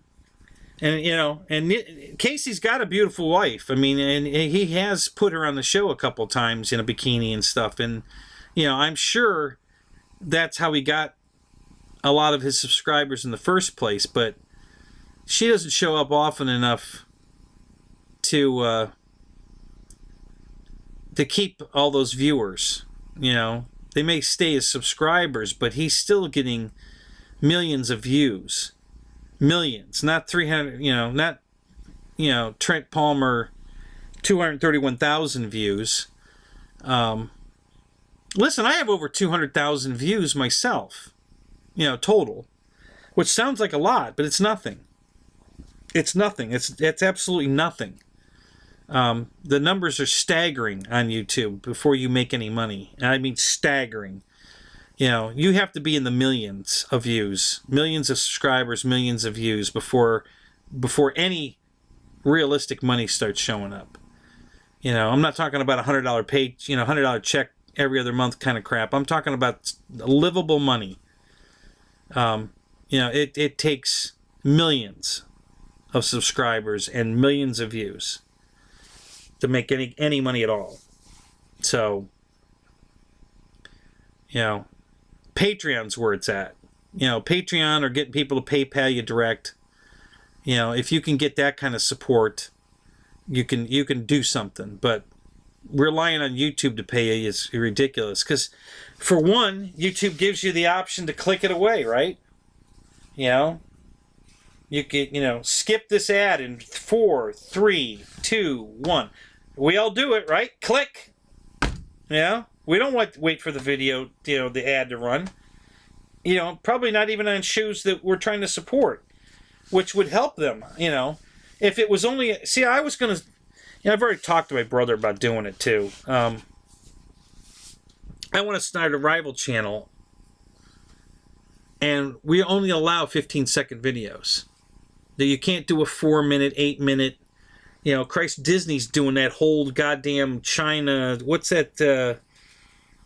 that show they're running ads for, and you got to watch a 4 or 5 minute video, right? None of that. 15 seconds is all you get, but you can't click it away either. So it's I'm asking both people to give me 15 seconds. Whatever you're selling, you got 15 seconds to sell it. You're not getting any more time than 15 seconds. And as a watcher, listen, you're getting all this for free. I'm only asking for 15 seconds of your time. Before the video starts, there's a 15-second, you got to watch the ad. That's all I'm asking for you. The rest of it's free. You don't have to pay for anything. You watch all these videos for free. You're not going to have anything pop up in the middle of the video, stopping the video, or overriding the video. But you got to watch the 15 seconds before the video. You don't have the option to click it away. So it's a give and take, right? So, I think that's fair. I think everybody would comply. I don't think anybody would be mad that they have to watch a 15-second video, as long as it's 15 seconds and they're not going to do another one in the middle of the video or superimpose it over the video while you're watching it. If it's just the 15 seconds at the beginning, I think people would accept that. And I know everybody that's buying ad time can get, they can sell whatever they're selling in 15 seconds.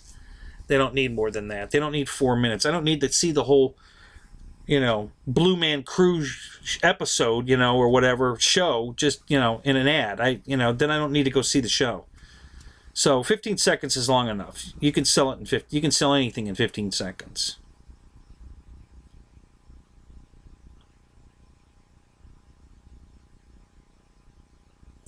You're trying to get your kids to become big-time YouTubers. Okay, 2 questions, Roy. Are your kids girls, and do they look good in a bikini? Otherwise, forget it. You ain't get a chance.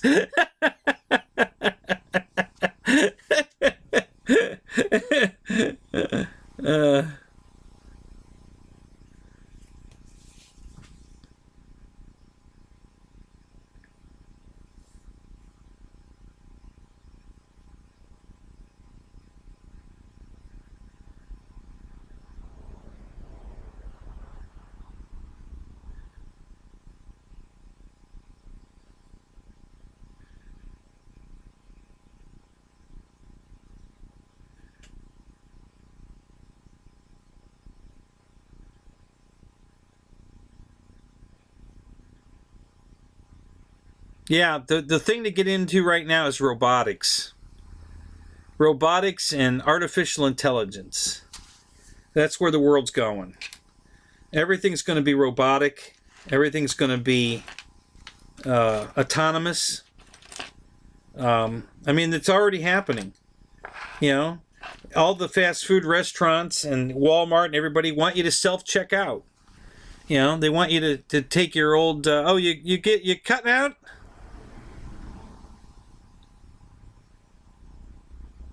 Chambers. Kathleen? Wow. Is that what that... I can't see that. Is that what this says? I didn't even know you were here. Well, good night. I'm glad you were here.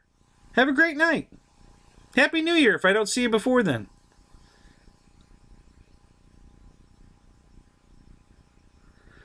Yeah, they all want you to check out yourself, right? They're put. McDonald's literally. I won't even eat at McDonald's anymore. I don't, because they escort you over to the kiosk thing, and they want you to, and they're gonna walk you through it, make you. I just turn around and walk out the door. Oh, you want me to use the kiosk thingy? Oh, okay. And I just walk over to it and keep right on walking. I go right out the door and leave. I go somewhere else. No, I'm not going to work. I'm not coming in there to work. I want that human. I walked into Publix the other day. It was so funny. It was the morning of our big, when I got my shirt and my trophy. That morning, I was 7:30, I think. Publix was open. And I walk in, and of course, I'm about the only one in the store. And all I did was buy two packages of cookies to take to the event, and I'm going to check out, and there's a girl standing there for her register, and the other girl standing right next to her is for the self-checkout. And I walk up and I said to her, she says, "Are you checking out?" And I says, "Yep." And she says, "Well, I could take you right here, or you can use the self-checkout." And I says, "No, I'm going with you. I don't want you to lose your job." And she starts laughing, and then when we walk over while she's checking me out, she told me, we were just talking about that, how they're trying to get, people to check out and stuff to do their, what do you think's going to be next? They're going to be, robotic arms back there flipping the hamburgers, or they're just, have you watched Farmer Man's egg sorting machine that, puts them in the little cartons and everything all automated, right?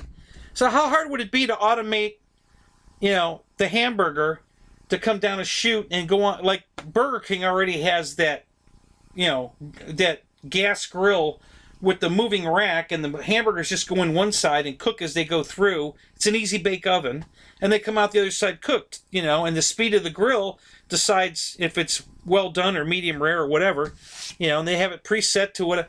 So there's no guy operating any of that. So how hard is it going to be to have a robotic arm, squeeze mustard and ketchup and throw a piece of cheese on it and fold it up, and they're not going to need people at all in those places.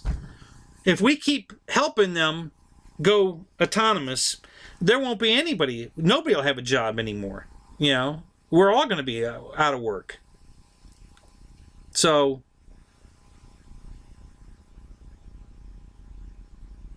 don't spit on your burger that way. Well, don't piss them off. I don't go in there to piss anybody off. I rarely ever have a problem in a fast food place. McDonald's is the only place I have a problem with. So I stopped eating McDonald's. I don't go there anymore. I haven't gone there in years. And if I do go there, the only thing I order is a salad. Because the rest of their food sucks. It's ridiculous. They redid all the McDonald's down here. It takes forever now. Even if you do a self-checkout on the kiosk, it still takes forever to get your food. Wendy's is killing it here. Wendy's has got their shit together. Their stuff is good, it's fresh, and it's fast. Everybody else, it's ridiculous. I waited 7 minutes at Burger King to get the wrong order. Okay? And it wasn't anything special. No mustard, none of that. Just give me a Whopper and that's all. I was standard off the stuff, nothing special, no special order, nothing. I just wanted a chicken sandwich and a spicy chicken sandwich and a regular chicken sandwich. That's all I wanted. That was it. They had the King deal or something. I don't know what the hell they called it. And it's the first time I've eaten at a Burger King in years. But one of the guys, while we were working on that store we were building, one of the guys said, let's go to Burger King today. Okay, whatever. So we go over there. We waited 7 minutes for our order. After we ordered it, not during, but after we paid, we waited 7 minutes for them to make off the shelf, off the menu, standard stuff. And then when I got it, it was wrong. I didn't even get the chicken sandwich. I got a hamburger. It was a cheeseburger. So I got the spicy chicken sandwich and a hamburger instead of a regular chicken sandwich and a spicy chicken sandwich. And I had to wait 7 minutes to get it wrong. Went to Wawa. I'm not picking on Wawa. The food's great. But I ordered a breakfast burrito. Took 12 minutes for them to make me a breakfast burrito. 12 minutes. I only get a 15-minute break. And the Wawa was right next door. I mean, literally, we shared the parking lot. So I walk over. That took 45 seconds. I go inside. I order this damn breakfast burrito. 12 minutes later, they're throwing it back in the warmer because they made it wrong. Because I watched the guy make it, and the girl caught it after he took it out of the warmer, and she remade it correctly, and then put it back in the warmer. And I just said, is that order 811? And then she looked and goes, yeah, it is. I said, just give it to me. I haven't got time for this. I said, I've already been waiting 12 minutes, and I don't have time to eat it now. Just give it to me. I don't need you to rewarm it. But, man, Wendy's, I don't even have time to go get my drink when my order's already ready. They're calling me to come get my order off the counter because they got more orders to put up there. And all I've done is walk over with my cup and try to get my drink. And I haven't even finished getting my drink, and they're already calling me my order's ready. So, down here, Wendy's is killing it. Everybody else, forget it. So, I don't even bother anymore. I eat it, especially with their 4 for $4 deal. It's impossible to beat. So, food's tasty, fresh, fast, and cheap. So, that's my kind of place.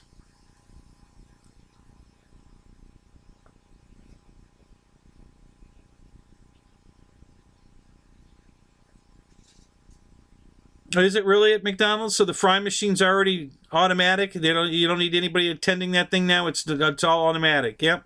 That's where it's going. The whole thing is going to be autonomous. There won't be anybody in the place. And I think, honestly, they're probably going to stop having it eat in. It's going to be drive-through only. So they don't have to take care of anybody in the building. Then nobody's going to be in the building. Nobody's going to be... they don't have bathrooms to clean or worry about getting sued for a wet floor, none of that. You're just going to drive up, and you're going to talk to a automated voice machine that's going to, like when you call anywhere on a phone now, and Hi, I'm your personal assistant. How can I help you? And I want to talk to a representative. Well, yeah, but first let me see if I can help you. Where can I send you? You can say, collections, or you can say, representative. Well, I really need to know what this is about. So before you've all been there, and that's what's going to be. When you go to the drive-through, you're going to go to the drive-through and you're going to be talking to one of those. And if you want something special, forget it. You better learn to eat what's on the menu, because doing something special is going to be a nightmare.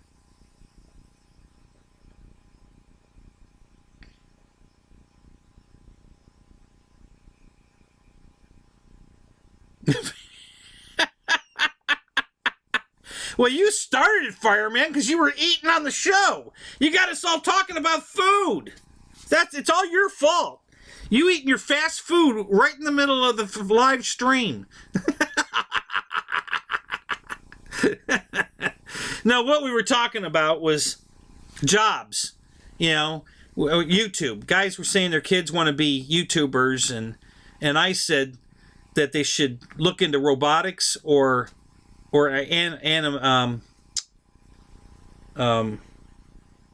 artificial intelligence. Because that's where the world's going.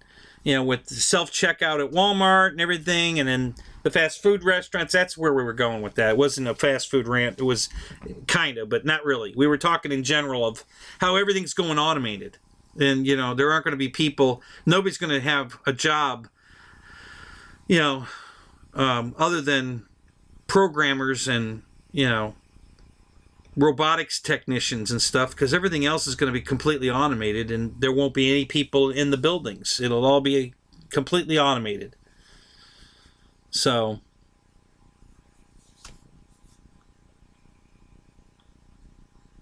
drive-in dialysis. Yeah, probably. Yeah. Yeah. So that's where that came from. You just happened to walk in at the right minute.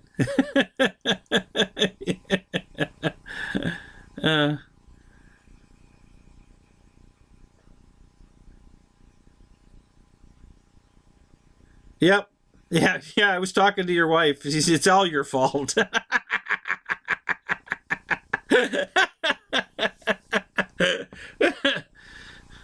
Boob machines.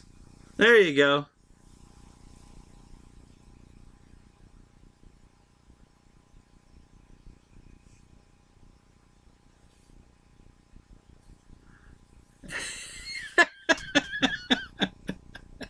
Oh my God, where's Photon? We're going to start talking about boobs now. We need Photon here.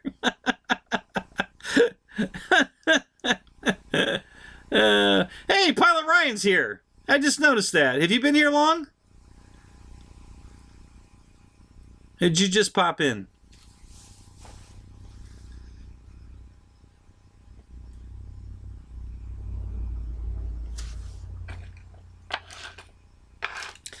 Now, the rant earlier was about the FAA and all the bullshit they're putting us through. That's where we were way before you got here. The new rules, the new crap going on with the FAA, all that. That's what we were talking about earlier. And then we started in on the...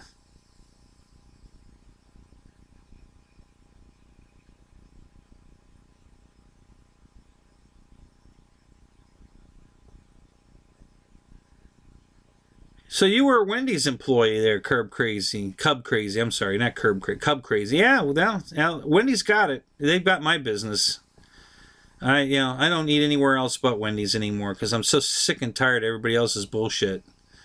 So, they're doing it right. They're definitely doing it right.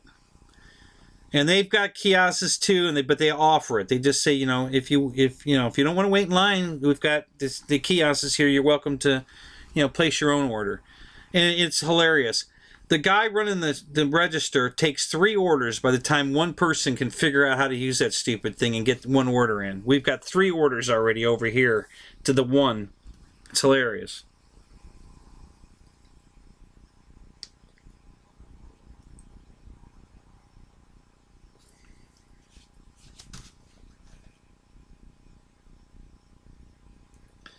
Ricky sent me.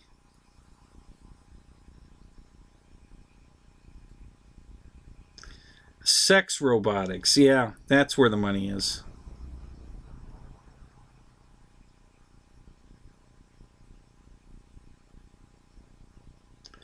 Oh, yeah, the big reveal, top secret that you're not going to tell us about.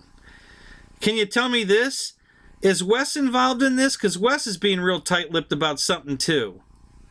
So, is he in cahoots with you on this secret, FBI, CIA conspiracy thing going on? Or is he just being tight-lipped about something else?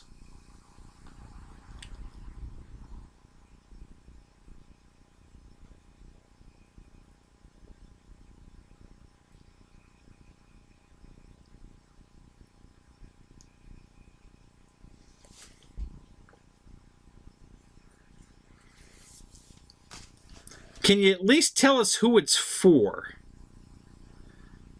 Like, is it Horizon? Is it, Banana Hobbies? Is it, is it Hobby Zone? Is it Arrows? Can you tell us at least that much? I just want to know who you're doing it for. I don't give a crap what it is. I just want to know who it is.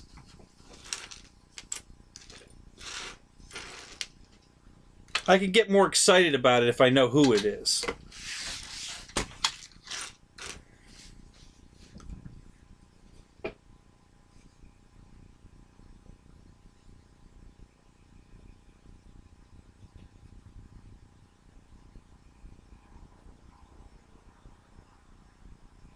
It's for modelers.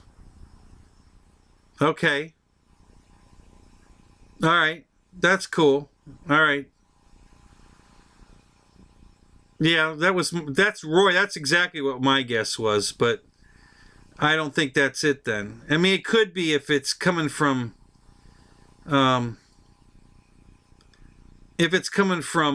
Black Horse, then yes. But if it's foam, then it's not for modelers. That's what he's talking about there. It means it's not foam. So it's coming from Black Horse or one of them, somebody, and it could be Draco. But I heard Horizon was doing Draco. So if Horizon's doing Draco, that means it's going to be foam, and that means it's not for modelers. So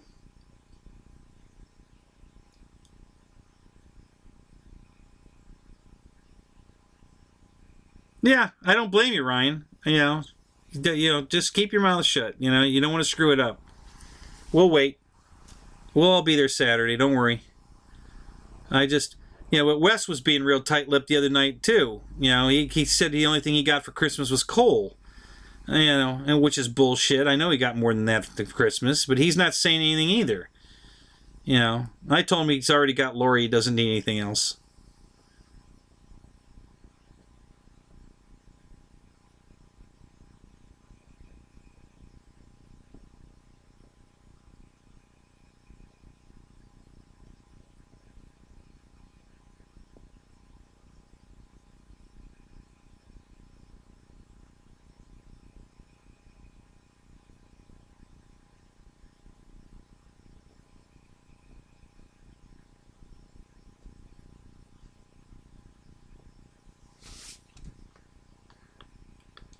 Are you doing anything for motion anymore, Ryan? I mean, I don't think you burnt any bridges or anything when you left there, but are you involved with them at all anymore? I didn't think you were.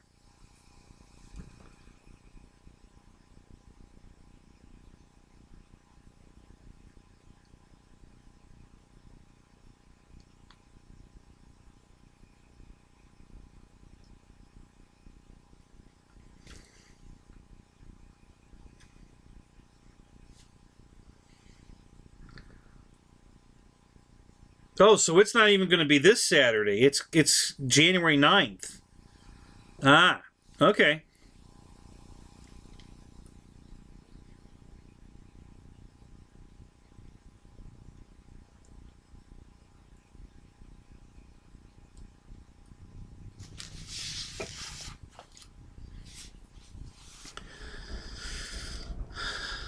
Okay, so you said it's foam, though. It's a modeler's, but it's foam. That doesn't make sense.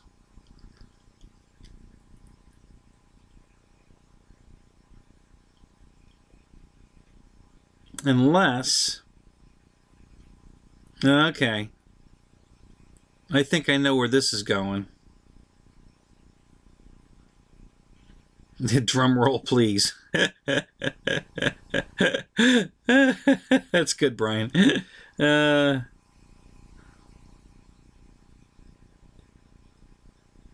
Yeah, I'm thinking this is something for JetWorks, a foam jet. Ready to, plug and play foam jet.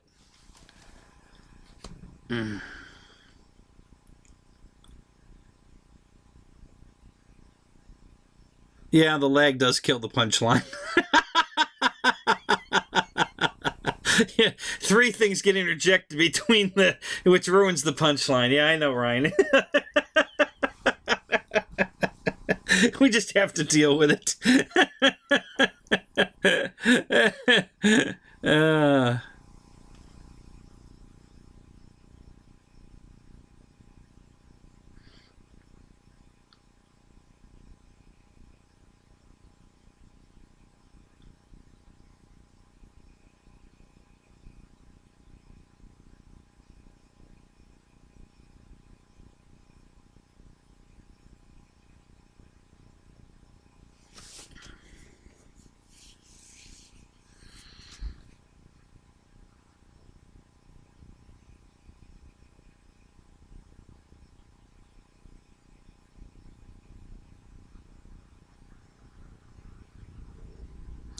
Well, it's just good to see you excited about it, Ryan. That's cool.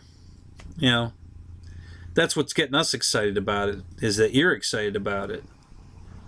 So, yeah. So the reveal is going to be the 9th, huh?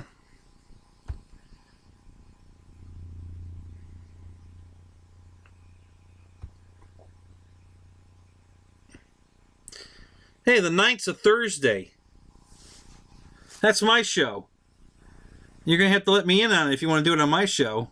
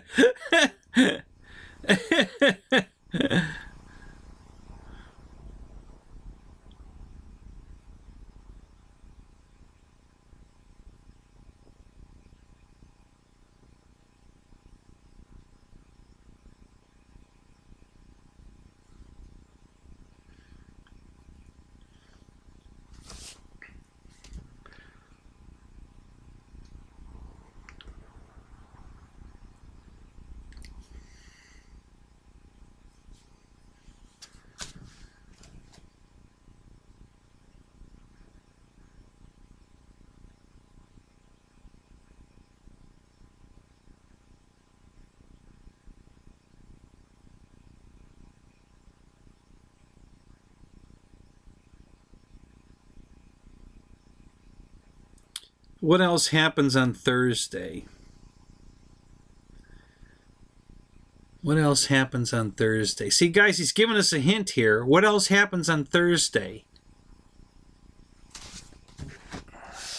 What am I missing here? What happens on Thursday?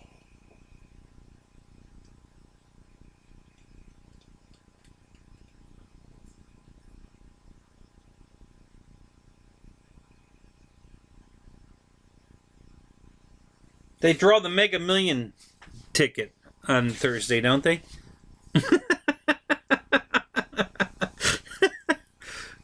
What else happens on Thursdays? God, I don't know. What the hell happens on Thursdays?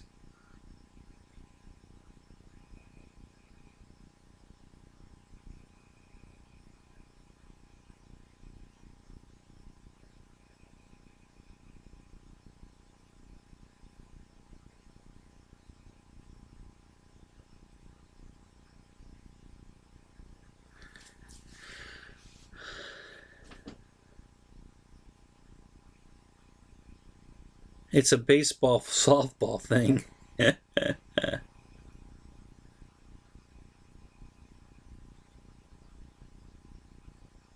There's no crying in baseball. There's no crying in baseball.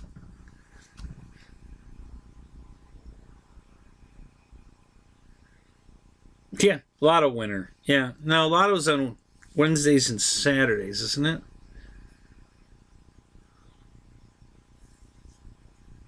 Yeah, I think Lotto's on Wednesday and Saturday. So what the hell is on Thursday? Pick four. No, I don't know. I don't play. I usually only play Lotto or Mega.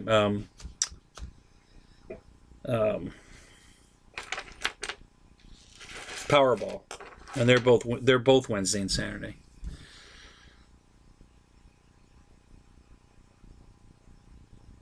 No, I said the 9th.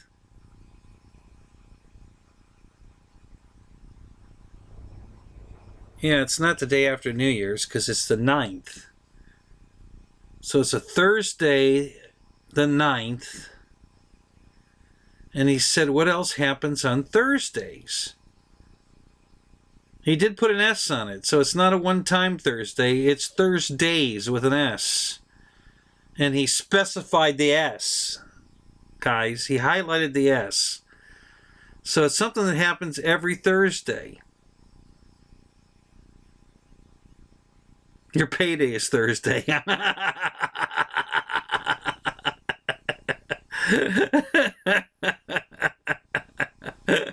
Oh, that's funny. Yeah, we know it's not the lottery. God.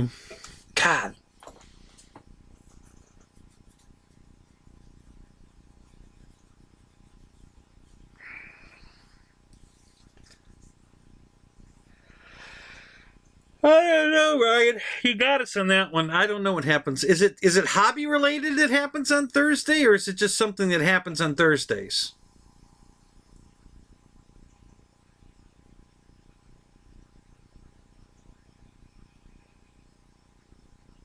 Yeah, well, I already said that, Roy. It's my show on Thursday.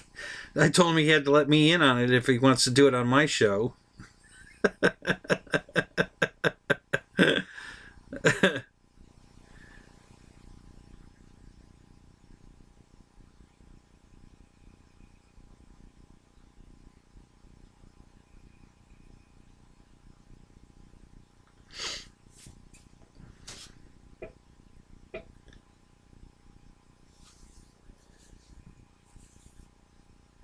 Yeah, I think we are overthinking it.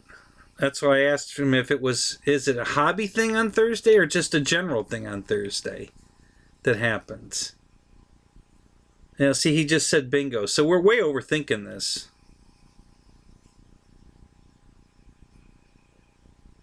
Yeah, I already thought of that, Brian. I don't, if it's something like that, I don't know.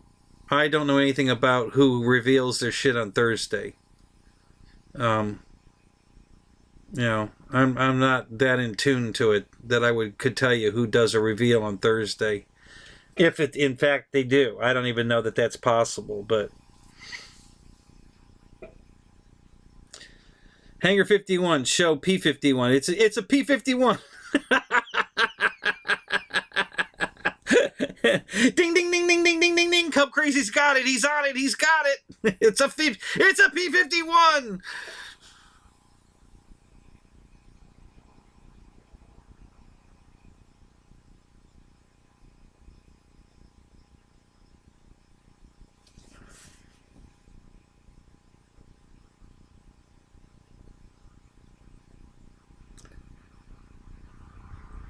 What do I think about best all aircraft? You mean like what Wes did the other night? He was rounding down all the different, best, fun flyer and best warbird, best, best jet. You want me to pick a best airplane ever kind of thing? Is that what you're asking me?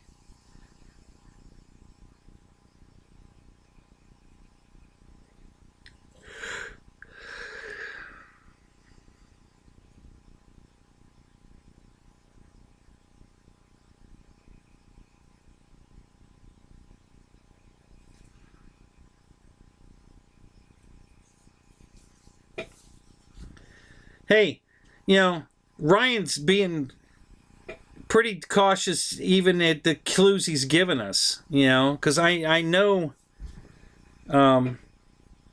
these companies are trusting him to keep it quiet until the reveal, and here he is giving us hints.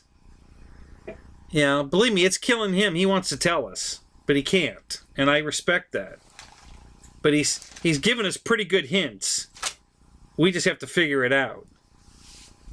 I have no idea what happens on Thursday.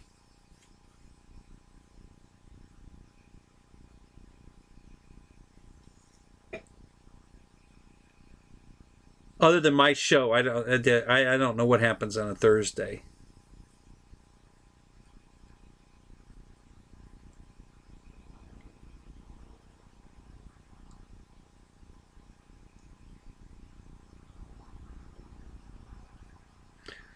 Yeah, Roy, there's a lot of great airplanes. There's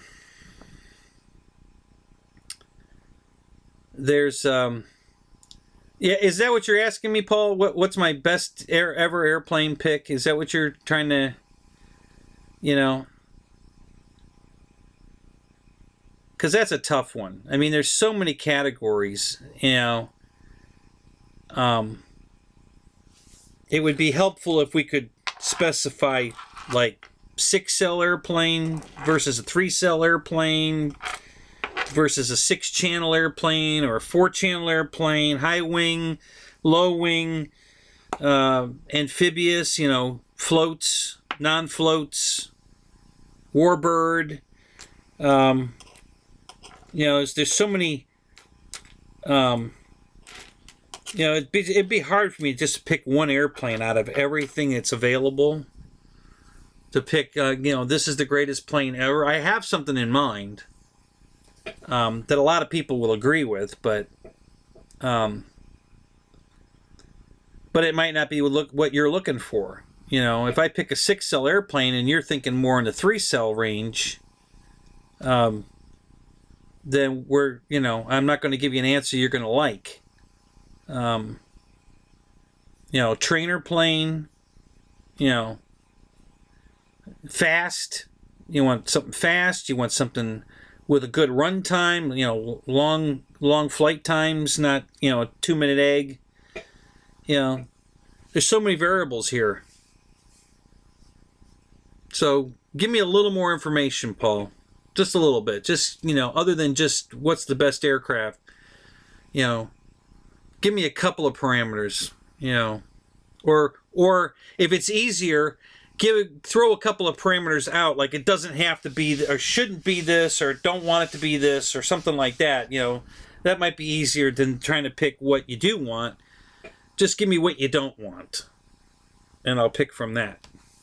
Tell me what you absolutely don't want.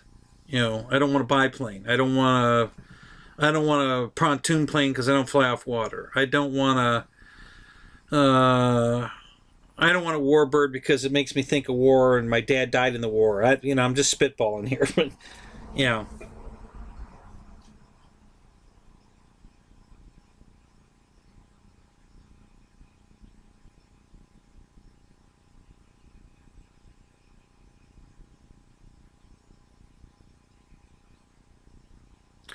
you love the reverse throttle. Oh, on the Tundra. Yeah, that was fun. The first time I backed my airplane up on the runway, everybody went like, "What? How did you do that?" It's designed for when you're on floats to be able to back it up, but it still works on the ground, which is funny as hell when you back the plane up.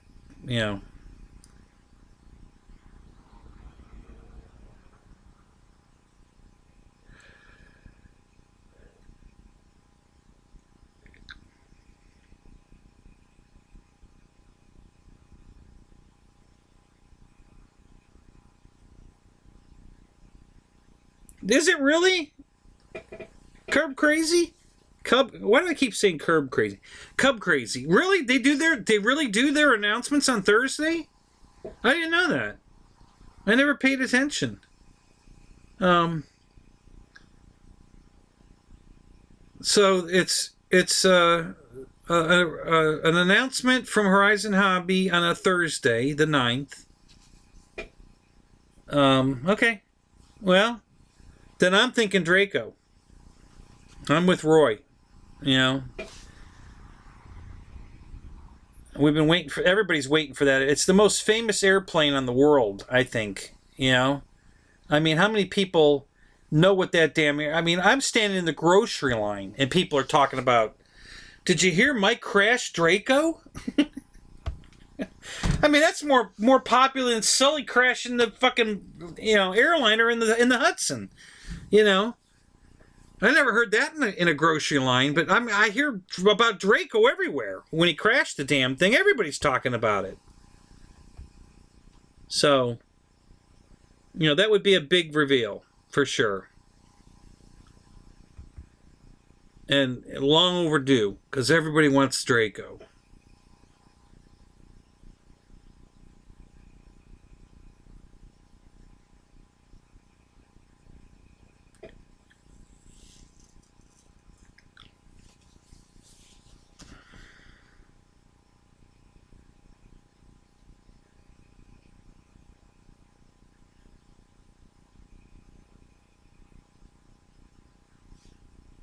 Okay, so I'm gonna go watch your Tundra on the water, Roy.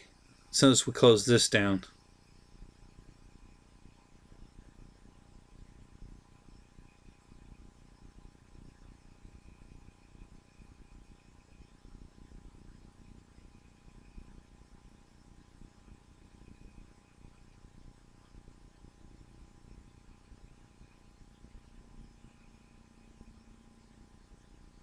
Spruce Goose.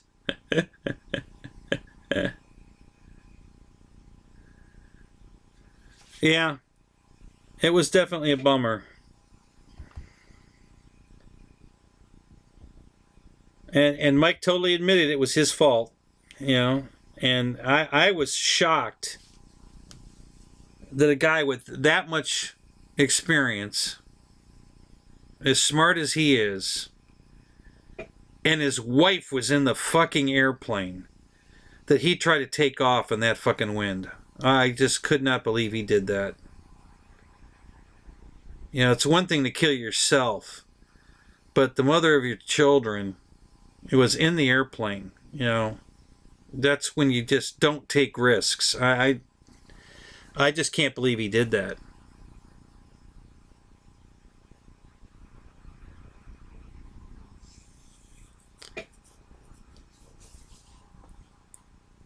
I'm not sure who the other guy was that was in the plane.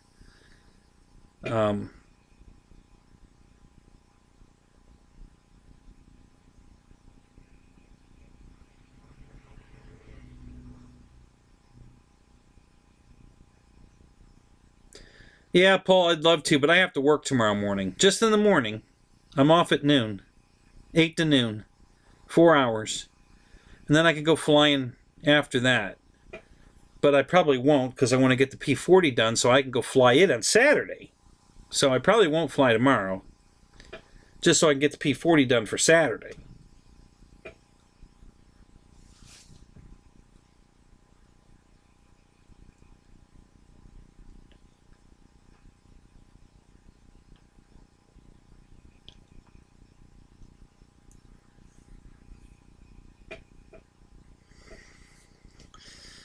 Okay, so to answer Paul's question of the best airplane, Brian, can I have a drum roll, please?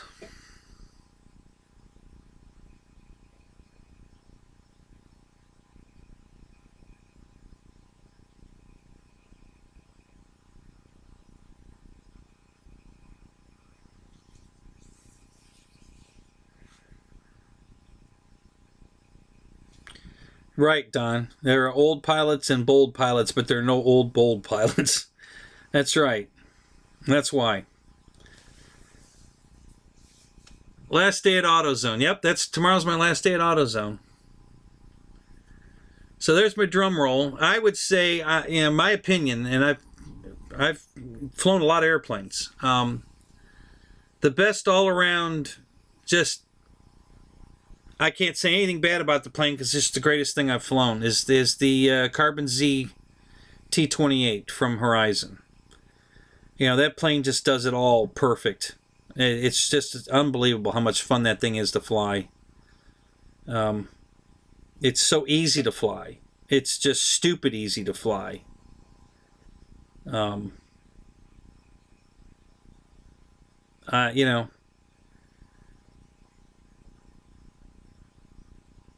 I mean, it's even. Were you asking earlier? Was it you that asked me what's a good warbird to get after, you know, for a first warbird? That one. I mean, as much as I like the way this flies, that Carbon Z is way easier to fly than this. I mean, it's just stupid easy to fly. You know, it's an airplane that wants to fly. You've got to work at it to crash that airplane. Seriously. I mean, you really have to work at crashing it because it wants to fly. You know, you're not going to accidentally crash that plane. You're going to have to work at it. Because it literally, if you let go of the sticks, it's going to fix itself. Especially if you've got the flaps. You know, if you just that's your panic button. Hit the flap switch. The plane will absolutely, if it's upside down and you hit the flaps, it will right itself. And it will right itself, level off into a very, very slow stall, and then it'll just come out of the stall and fly. You know, it won't do a major drop out of the stall. It'll just stall, nose down, and fly. And that's as stupid as it gets. I mean, that plane is just unbelievably easy to fly. So yeah, if that's my, without any other variable, just pick an airplane, that's my pick. That is by far the easiest, best flying, best looking thing in the air because it's so damn big. It just has such a presence in the air. It's just an amazing airplane. And that's why everybody wanted it. And they brought it back. And I'm glad they did. I mean, I didn't buy another one. I still have one, but yeah, that would be my one pick. If I could only pick one airplane out of everything, that would be it.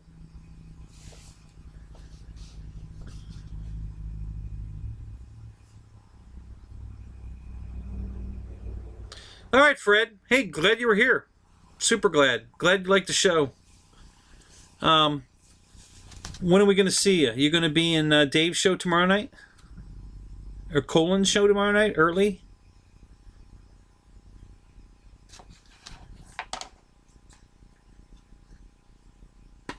You know, GB was right. You are the biggest supporter in this hobby, for sure. You know, you have everybody's back. You support all of us just by being in the show. It's just great to have you here. So yeah, I agree with GB absolutely 100%. You are the best supporter of this hobby that we have.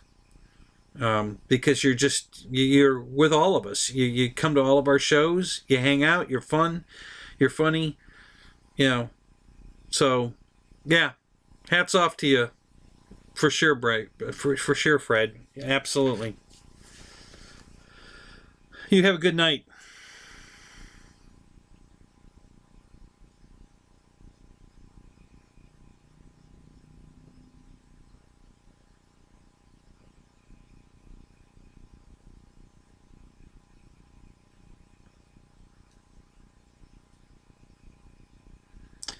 Yes, he is, Brian. He really is.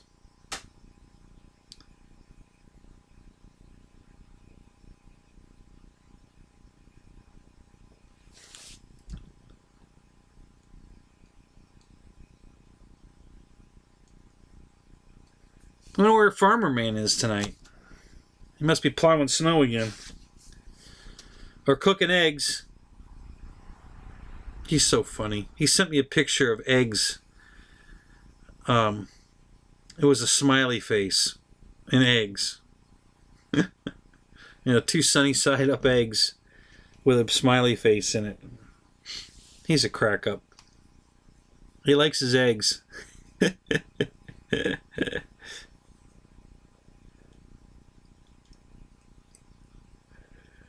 Wow, 15 in the room, but there's only like 5 of us talking. Did everybody else fall asleep? Or we just have that many lurkers? Somebody talk some shit about Wes. I think he's a lurker tonight.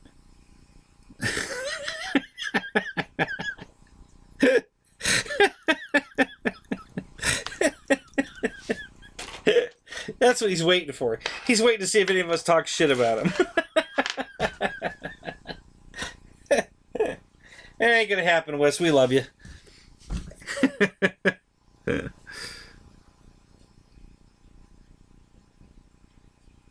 I'm flying this weekend. I fly every weekend. I try to get off work so I can fly every weekend. I know the new job's not gonna.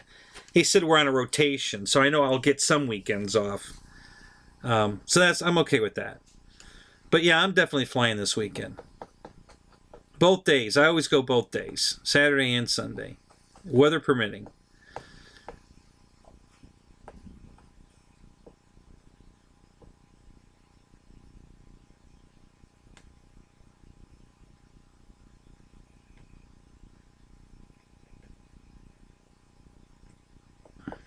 All right, Fred. Well, hey, enjoy the hockey game then.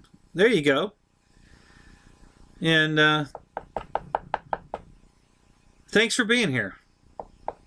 It's always good to have you in the show.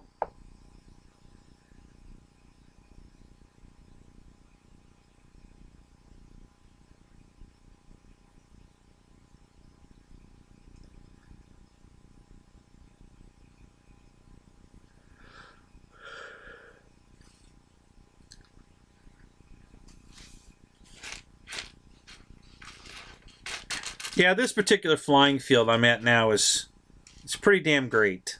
It's there's always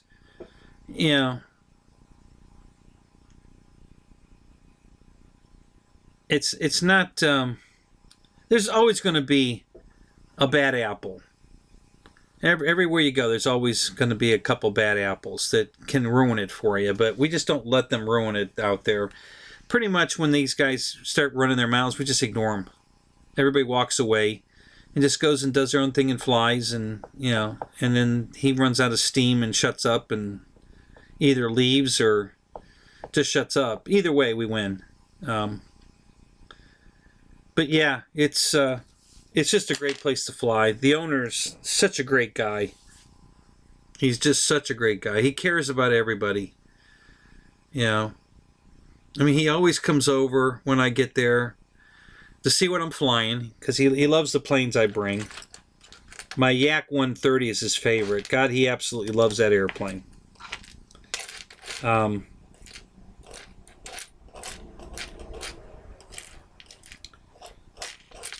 he's such an enthusiast, I mean, and he's a good pilot too, but I've been told anywhere from 300 to 800 airplanes. Okay, he just, has barns full of planes and trailers full of planes, and, so he loves his hobby. Absolutely loves it. And he's been in it a while, but not that long. I can't say for sure how long he's been in it, but I think it's about maybe 20 years, roughly.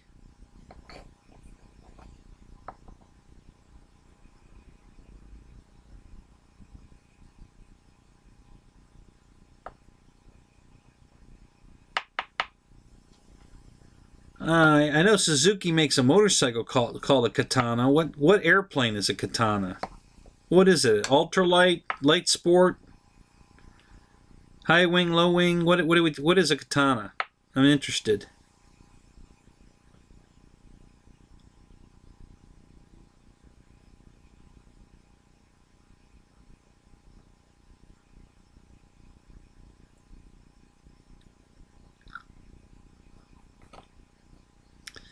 You're looking to see my guy's trailer?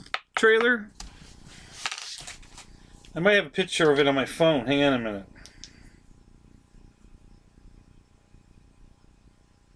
I think I do, actually.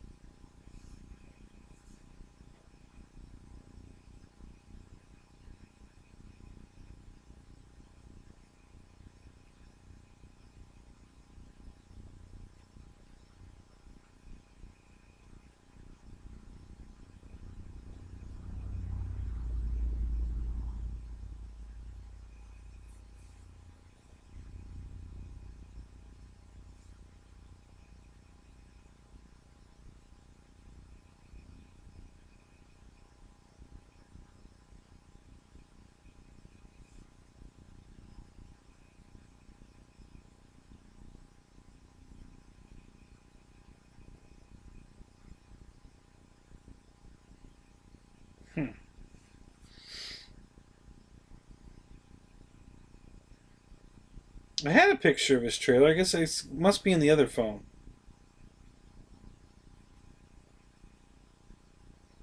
The one I broke.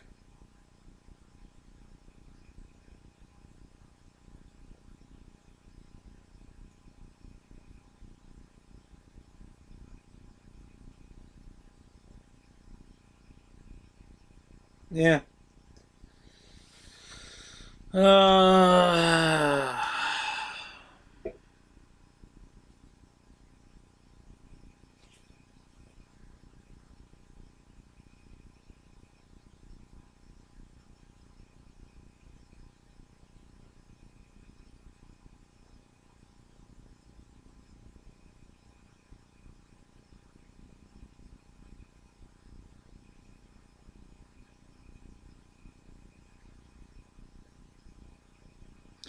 All carbon fiber, low wing, 2-seater. Is it a ultralight, light sport, full blown, full rate pilot license? What's the deal with it?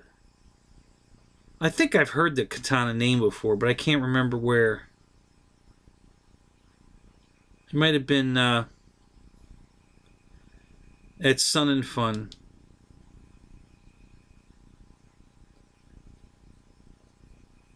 It sounds familiar.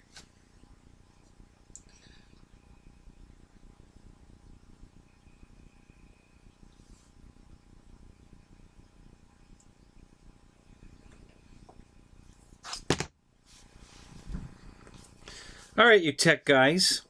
So tell me, what's the easiest way to get my pictures out of the cloud? Just in case they're up there. How do I access those pictures?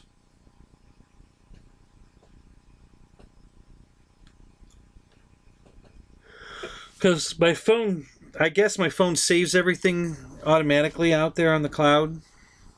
So how do I get that stuff back on my phone? Because the picture of the inside of his trailer is probably up in the cloud.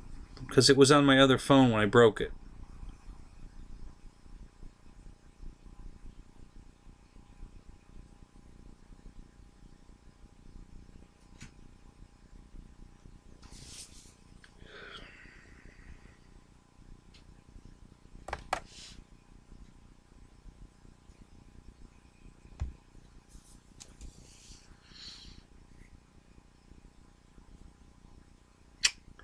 Well, that was weird. That opened 2 windows, didn't it?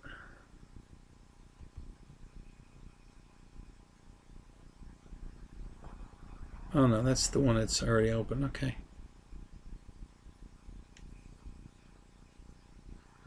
So you sent me a trade-a-plane link. It's trying to open. Let me see if I can...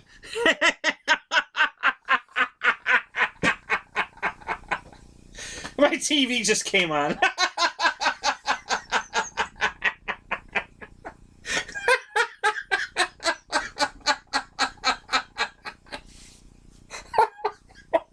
Oh, that's hilarious. We've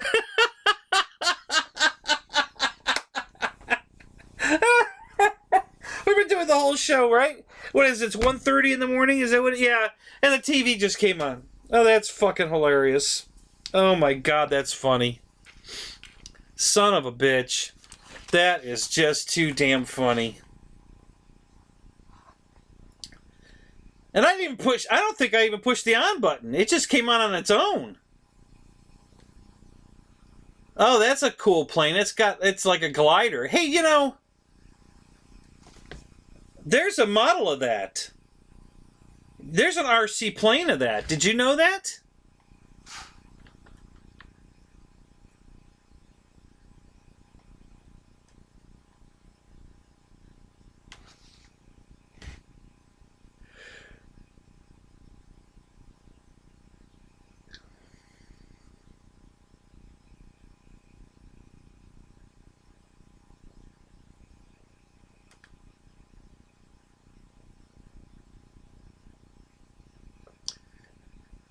Yeah, I'm actually wide awake now because my TV just came on. God, is that hilarious.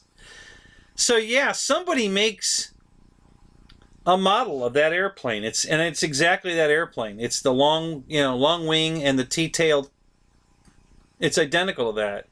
They don't. I don't think they call it a Katana, but yeah, there's an RC version of that very airplane. I don't know what they call the RC version of it, but it's that airplane.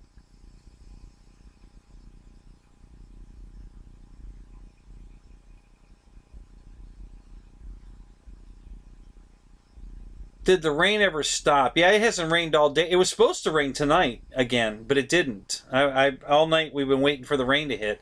It got cloudy, but it never rained tonight. It was supposed to rain tonight. I actually got a weather update on my phone that said rain on the way, but we didn't get any. Not a drop. So, but it was raining like crazy yesterday.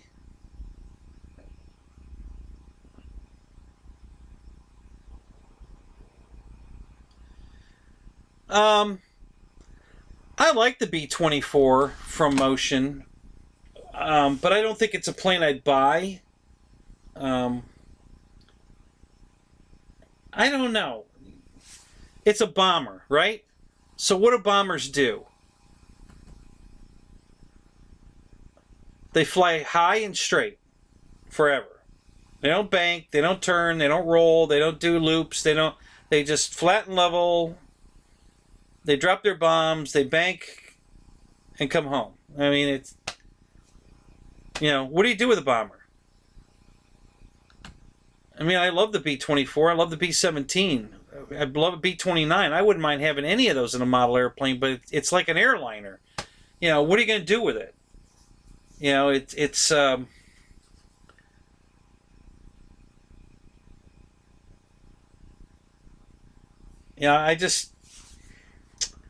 I don't know. If I had money to burn, I'd have them all. I'm going to tell you that right now. I love this stuff so much that I'd buy everything that they came out with. I'd have a hangar big enough to put, Air Force One in, and it would be full of every single airplane that everybody makes, because I love them all. And I'm not kidding. I would have one of everything.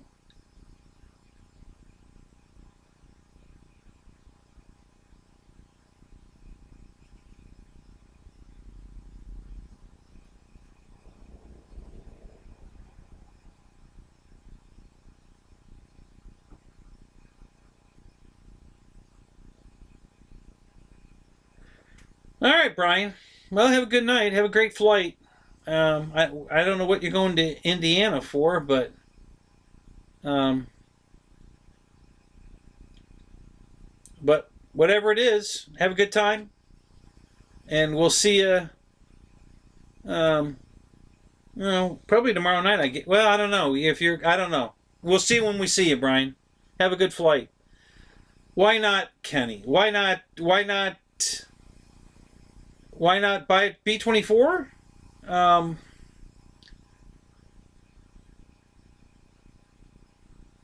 well, see, I have to be very picky what I buy because I have very limited funds, Paul. I mean, very limited. I mean, super like, you know, I really have to think hard before I make a purchase because it makes a big deal. Um, I just can't randomly buy airplanes right and left. I got to really pick and choose because I only have this much money to work with trying to buy this much airplane. And so that's why I'm on the fence about the airliner and a B-24 is how much will I fly it? How much fun is it going to be to fly it? Because the nature of what it is. I mean, it's a B-24 bomber. I'm not going to take it out in 3D it, obviously. Um, how well is it going to do rolls and if I want to aerobatic it, is it going to, will it fly upside down? I mean, I look at what I'm going to do with the airplane once I have it, and then I look at, will that plane do it? So, will a B-24 fly inverted around the field? Probably not. I'm sure it would. Okay, I mean, anything can be, but will it do it well? Probably not. Will it do rolls and loops? Well, probably not. It'll probably do them, but it's going to be a struggle. So it's going to be a lumbering, steady flight plane that you're just going to kind of cruise around with. It's just not. I'm not saying that's a bad thing, but for the same money, what else can I have, and would it be more fun to have? That's how I have to equate it. Like I said, if I had unlimited funds, I'd have one of everything. I'd probably have two of everything, including that bomber, because I would just love to have them. I just, everybody asks me, why do you, keep all your airplanes in the house? Why don't you just leave them in the trailer or leave them at the flying field? Because at the old field I flew at, there were trailers there, and you could keep your stuff there. As the guy that owned the place begged me, why don't you just leave your planes here? We got plenty of room. Just because I want to look at my planes. They're in my living room. I'm watching TV, and in a commercial, I just look over and look at all my beautiful airplanes. I just love looking at them. I don't even have to be flying them. I just love them. That's mine. I can touch it. I can, yeah. That's me. I want to see my stuff. So yeah, I would never leave my airplanes anywhere. I want them home with me. I want to be able to go out and, if I want to look at them, I want to be able to go get it right now. And yeah. So, but I because I have such limited funds, what's going to be more fun? What's the better value? So, I have to think about all that.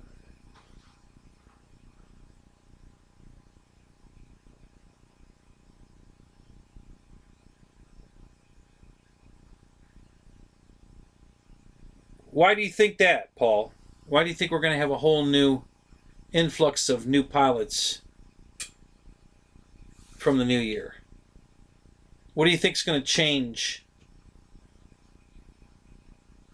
that's going to all of a sudden... And are you talking model pilots or real pilots or both?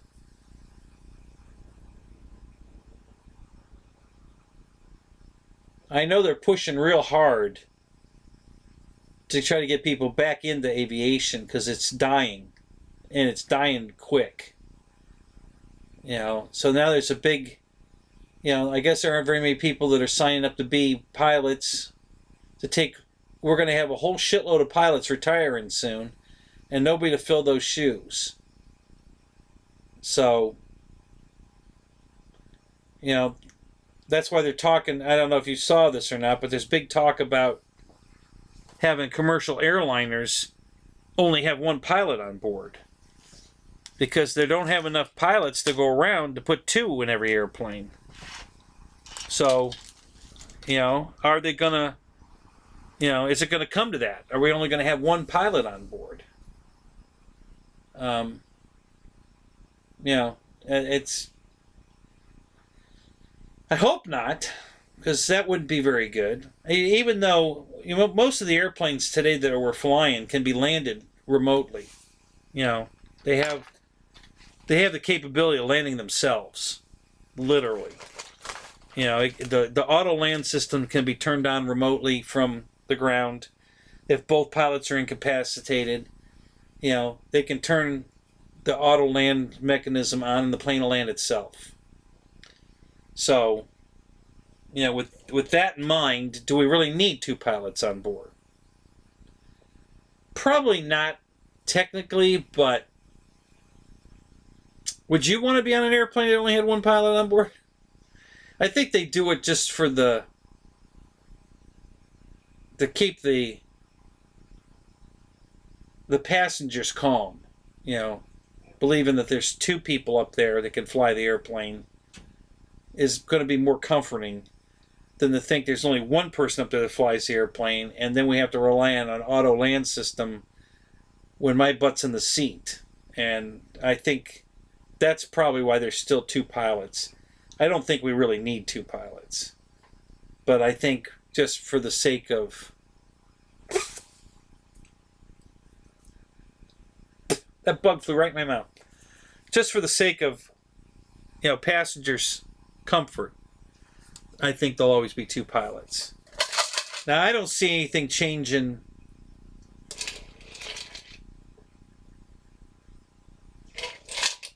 I think this whole FAA thing is going to discourage people from getting in the hobby, honestly. I think that's going to be a big, you know, when somebody new, oh, I want to get an airplane and I want to go fly, and then they find, oh, you got to get an AMA license, you got to get an FAA license, and get an FAA number. You got to take a test online and pass that test. And well, screw that. I'm just gonna go play Pokemon or whatever. I mean, I just think, what the FAA's doing, I think it's going to destroy the hobby, personally. I think the manufacturers are going to be made to put, GPSs in everything they sell, which is going to raise the price, which is going to make us not want to buy it. And just so they can track it. They're probably going to put a tracker in it, just like the real planes have, and so they can track if there's, we'll call it a drone for lack of another word, because anything that's, an unmanned aerial vehicle, is what is just been coined drone, which is a bad word, but I think. I don't think people are going to get in this hobby anymore because it's going to get too damn hard to get in it. With all the crap that's going on, I think it's going to be terrible. I don't know. What do you think?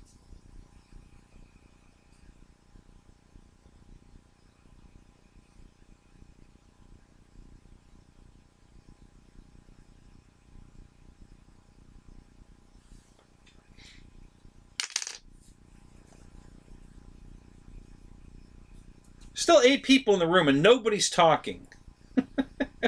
Did you all go get something to eat? You didn't bring me any. I'm going to go get a thing of popcorn. That's another thing that happens out at our flying field. There's a guy out there that makes kettle corn right there. And it's good. He makes good kettle corn. He used to do it for a living. And he don't do it for a living anymore. So he brought his kettle out to the flying field and he leaves it there. And, just whenever he feels the urge, he'll look over and say, anybody want some kettle corn? And we all go, yeah. And he'll start popping it. And he pops, we bag. And then he just tells all of us, take as much of it you want home, And if we haven't made enough, we'll keep making it until we've made enough, till everybody's got 10 bags in their car. That's what he does. So that's just another fun thing we do out at the flying field. The owner of the field brings us chili all the time, especially during the winter months. So, starting now, all winter long, he's going to be making us chili every weekend. So, we get free bowls of chili with the soda crackers, He just loves making us chili. Farmer Man! Well, welcome! It's good to see you, buddy. I figured you were out plowing snow, was I right?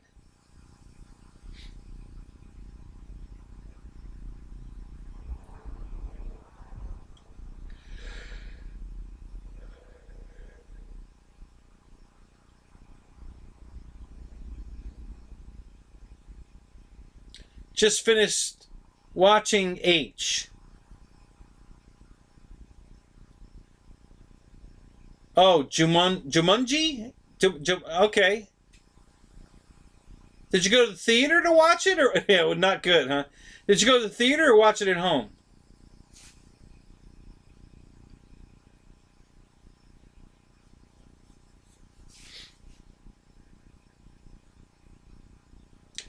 Oh, your snow's gone? Wow, okay. That's cool. Nothing to plow then. That's alright. Yeah, we had a warm day today. I mean, Christ, I think it's still 70 degrees out here. 68. Yeah, it's pretty warm out here tonight.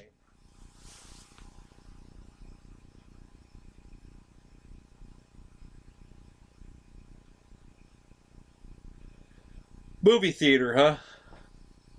Christ, how much did that cost? I haven't been to the theater in so long, I don't even have any idea what the cost to go to the movies anymore. I watch everything at home.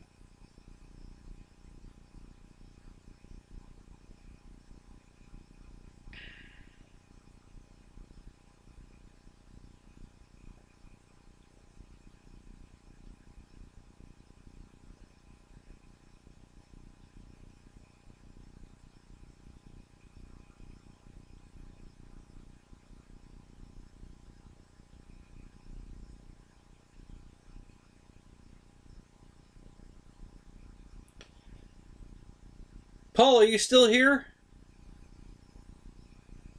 Roy, are you still here? There's 10 people in the room. Who's here? There's nobody's talking. Who the heck's here? How can we have 10 people in the room and only Farmer Man and me are talking?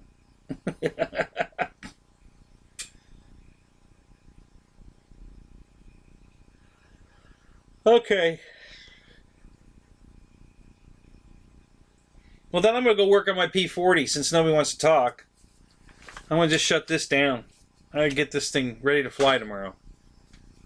Well, I'm not going to fly it tomorrow, but get it ready so that it's ready to fly tomorrow so I don't have to kill myself tomorrow to finish it so I can go fly it Saturday. So, what all did you get for Christmas, Owen?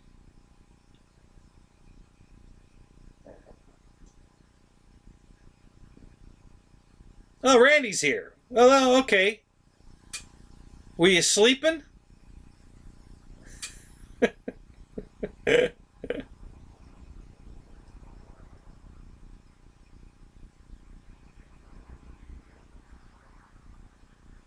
I'm eating a peanut butter wrap, cheese, and honey. Really? Wow. Is that something you made or is that something from like Tim Hortons?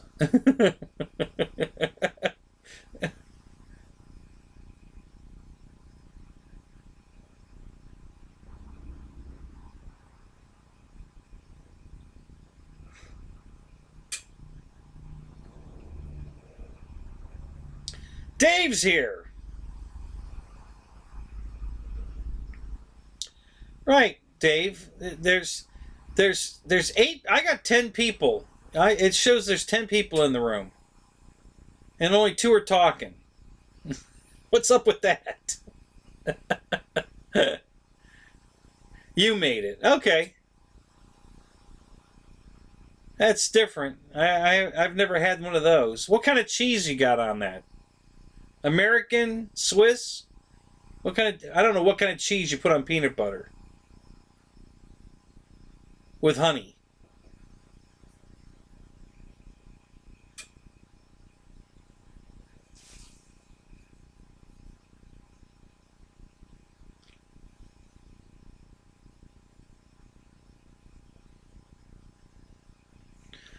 Yeah, I don't know. I've never been to a Tim Hortons, so I don't know what they make. I just but it doesn't sound like. I mean, it sounds like something Elvis might make, but other than that, yeah, you know, yeah.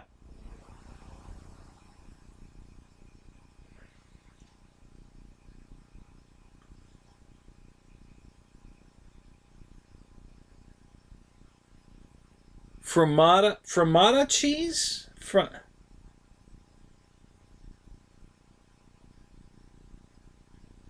Right, and the bananas, exactly. Yeah.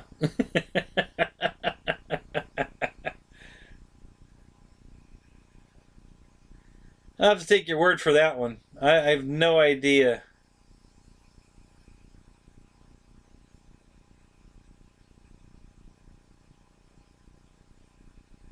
Yeah. From out of these nuts. Yeah. I don't know. That's. I don't know that I can't say it doesn't sound good. But it. I don't know. At the same time, it doesn't sound bad. So I really don't know how to answer that one. That's crazy. Never heard of that before. That's an interesting combination for sure. Peanut butter wrap with cheese and honey.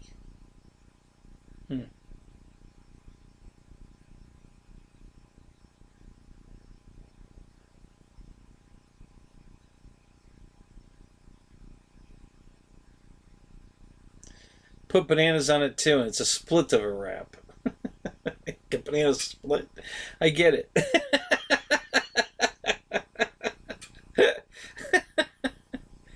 So how's the move going, Dave? Are you done unpacking? You still got some more work to do.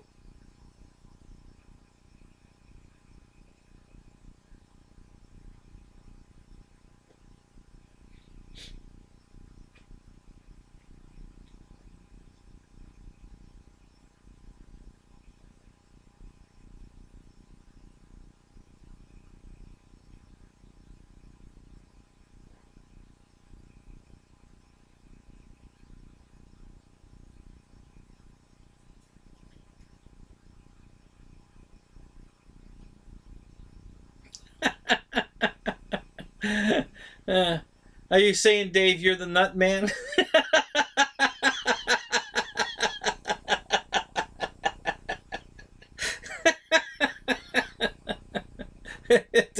Am I reading between the lines? Did I get that? Are you saying you're the nut guy?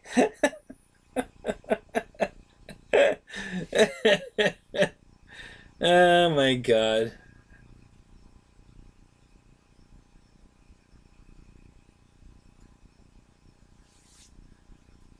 I don't know who that is. The guy that says does nuts on YouTube. I have no idea who that is. I don't know what shows you guys are watching.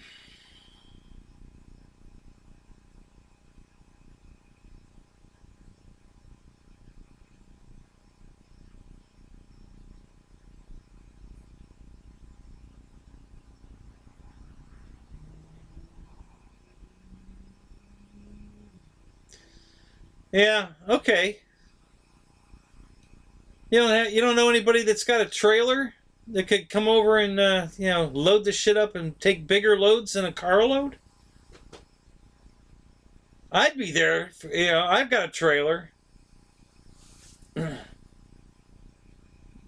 tell you how many times I've moved people, including myself.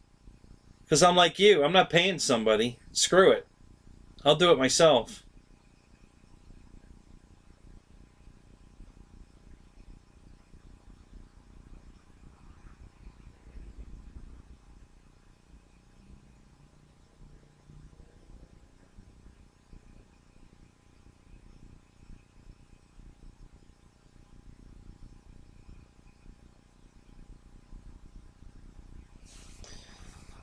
Yeah, I don't. I don't know what shows you guys go to. I've never heard that before. These nuts on YouTube.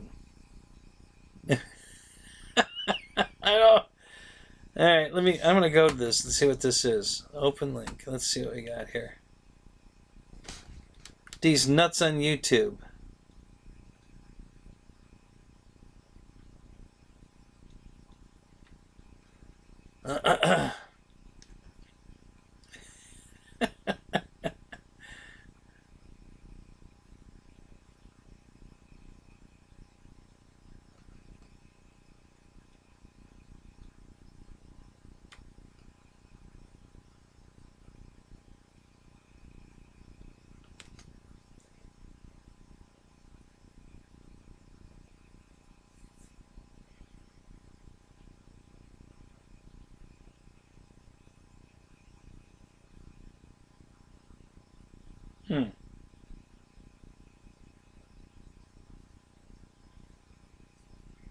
Did you guys lose me? Am I still here?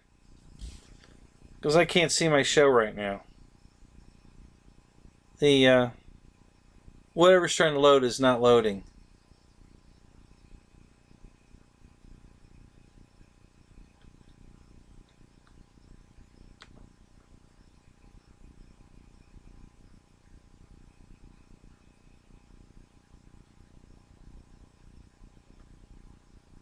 Okay, so I got the chat back.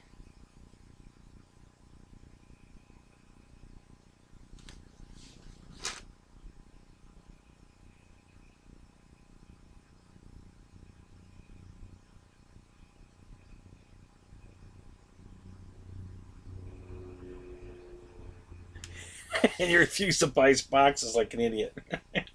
Yeah, I had this. We just did this in September. So my ex moved back in. So I told her 2 months before, start getting your stuff packed up, your little stuff, let's get it all boxed up. Bring it over to the store. She rented a storage unit right down the street from my house. I said, let's get it boxed up and get it over to the storage unit. So that the day we move, all I want to be moving is the big stuff. We're going to rent a U-Haul truck for 1 day. We're going to move all the big stuff. Everything else should already be in the storage unit, and it'll be a simple move.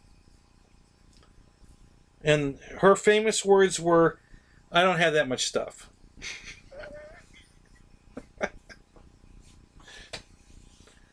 We had the U-Haul truck for 4 days. We didn't have to pay for it, though, so that was good. We got it on Friday, and I think Monday was a holiday. Or we got it on Thursday, and Friday was a holiday. I don't know. Something about we didn't have the truck back until... And he didn't charge us for it. So I think we picked it up Friday, and we didn't have to have it back until Monday night. Tuesday morning, basically. And we needed it all those days. We loaded that thing, packed it full, took it all to the storage unit, went back, packed it full again, took it to the storage unit, came back and packed it again. I mean, it was just... And then finally, she had to go to work Tuesday, and I had to go over to the apartment and finish the last... There was still a pile of crap on the floor, and I had to pick all that up and then clean the place and everything on Tuesday so that Tuesday night they could walk it. And yeah, she was totally unprepared. She thought, oh yeah, I don't have that much stuff. We'll be able to move it in a day.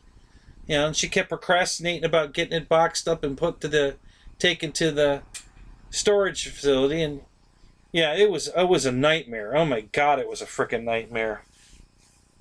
Thank God we didn't have to pay for the truck. Wow, that would have sucked.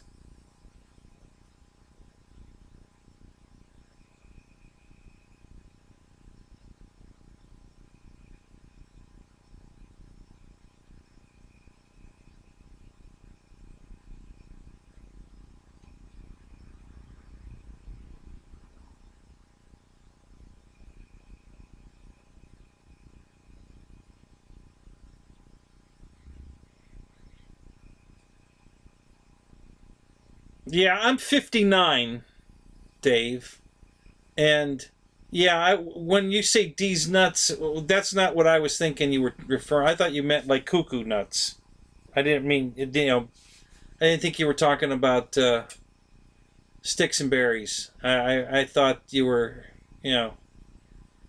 so I didn't get the reference,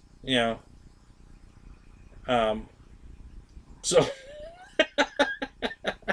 But I do know what you're talking about now. But yeah, I was thinking when you guys were saying these nuts is the cuckoo nuts, not actual nuts. So, but anyway, yeah, I've got a few years on you.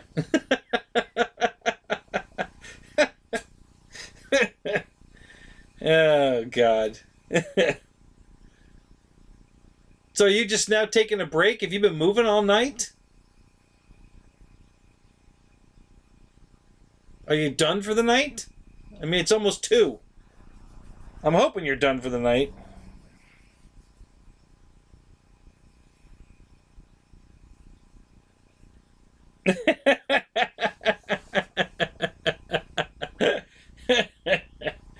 Oh, you Navy guys, you're all right. I don't have anything against Navy guys.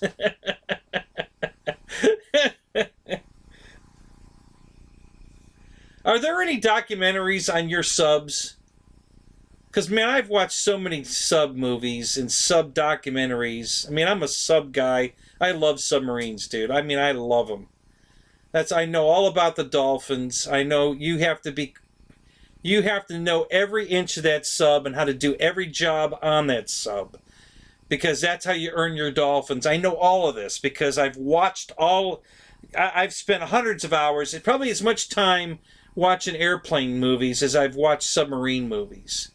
So I just, and I love it when they go they find World War II subs that they don't know what sub it is, and then they have to go research and try to figure out what sub this sub is.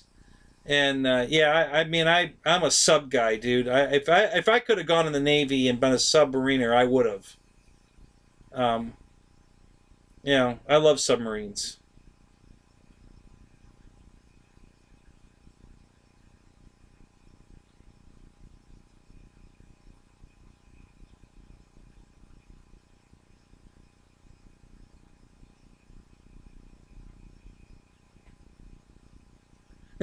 Yeah, that's the most realistic one. I love that movie. God, that's fucking hilarious. That is such a good movie. Oh my God, that was funny as shit. Yeah, that was a good movie. It's funny you say that. The most realistic submarine. There's a documentary on YouTube right now, and that's exactly what they call it. The most realistic submarine documentary of all time. And it really, what is it? I guess it does have a name. I started watching it yesterday. Actually, last night. I fell asleep. But I started watching it last night. And, because I love submarine shit, man. I mean, I love it.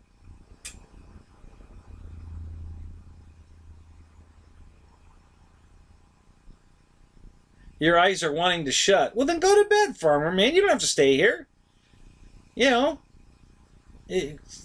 get tired. I'm yawning, but I'm really not tired tonight. Not like. I mean, if I go in the house and sit down, I know I'll fall asleep for sure. But like, I'm not dozing off here. There's been nights when I've been here, and I've been kind of out of it. I guess I'm rambling. I don't know. I'm not even sure what I'm saying some nights. But that's not tonight. I'm here tonight. I'm fine. But yeah, if you're that tired, dude, go to sleep. Stay here on my account. I got Dave now.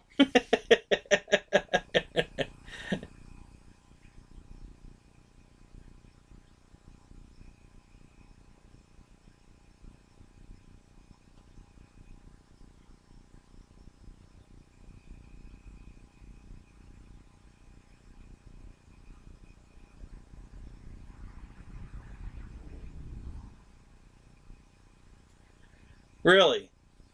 So it's not all saluting and all that horse shit. Captain's a pain in the ass. It's just when you guys aren't fighting somebody, it's pretty laid back and cool, huh? Well, that's cool to know. They never talk about that. All these documentaries I watch on YouTube, they never talk about that stuff. A couple of these young captains on these, well, actually, those weren't subs, though. Those were destroyers. But these guys seem pretty cool. All right, Farmer Man. Hey, you have a good night.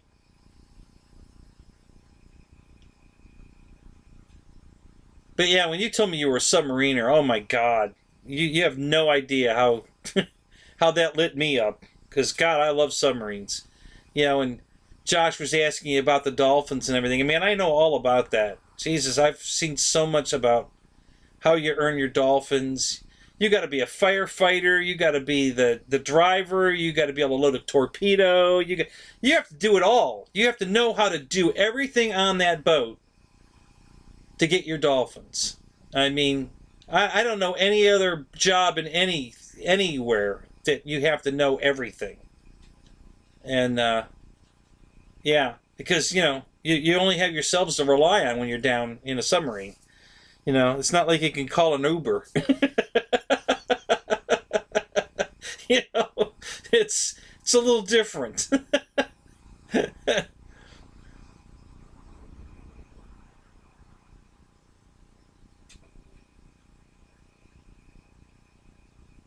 I'm kind of surprised they don't at least make flight attendants pass a general aviation, exam. Maybe 20 hours, get solo in a Cessna, so they understand how to fly the airplane, just in case. Um, it's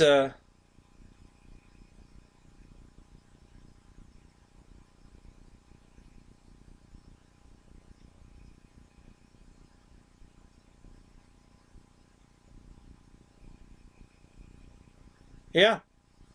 Yeah, I know. Like I said, you have no idea how many hundreds of hours I've watched submarine shit, dude. I absolutely, and every submarine, the enemy below, uh, silent surface, you know, Hunt for Red October, one of my favorites. Um, what was that one?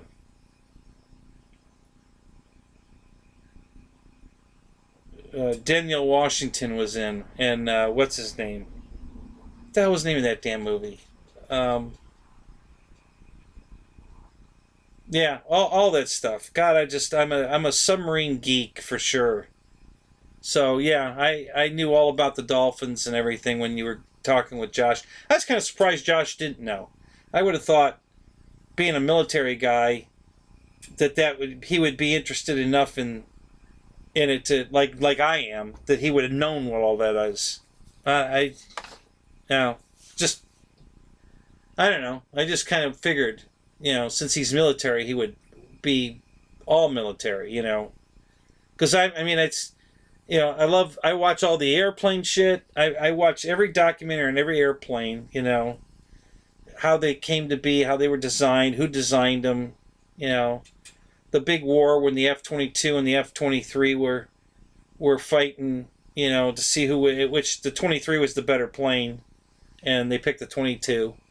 And then same thing with the submarines. It's just fascinating how those things operate. You know, so yeah, I've always been one of my favorite toys is a little submarine that has a big steel ballast that hangs on the bottom of it, and you open it up, and I still have this thing, and you put like an Alka-Seltzer tablet in it, right? And you close it up, and it's got a couple of vent holes in it, and you submerge it, and it sinks. But then the tablet creates air bubbles, and it blows out the water, and it surfaces on its own. Very simple little toy, but I love that thing. I've kept it all these years. I had it when I was a little kid, and it's still here. It's in a box, and I run into it all the time. I'll be looking for something or moving something, and I'm like, "Hey, there's my submarine again!" I find it all the time. So it's yeah, I've kept it all those years. Um,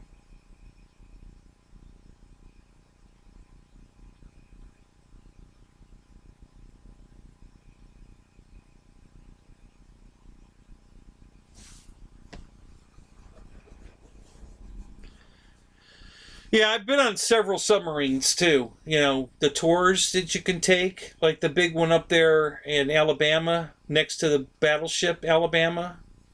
I forget the name of it. Nice sub. Can't remember the name of it right now. Um, but I've been on that one, and then one up in Cleveland when I used to live in Cleveland. That one's the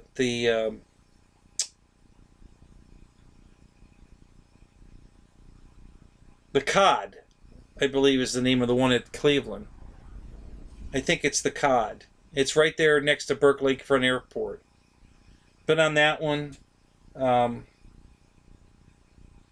there's another one somewhere I've been on too.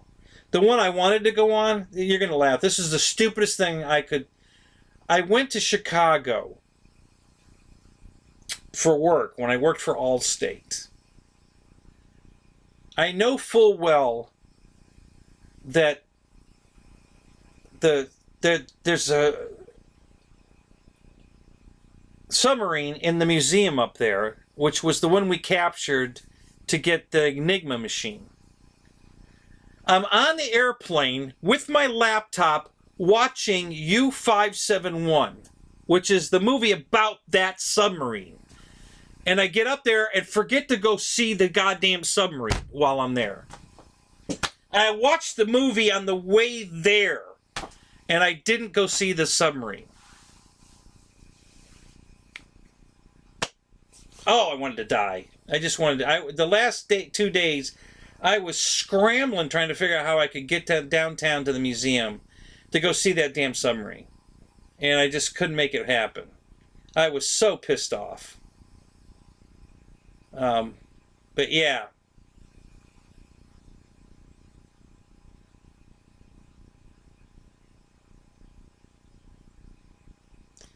Every valve on the ship, every light, every pop pipe, every air bank, compressor, refrigerator unit, climate control circuit, ventilation system, plumbing, sonar navigation, target tracking. Yeah. Oh, yeah.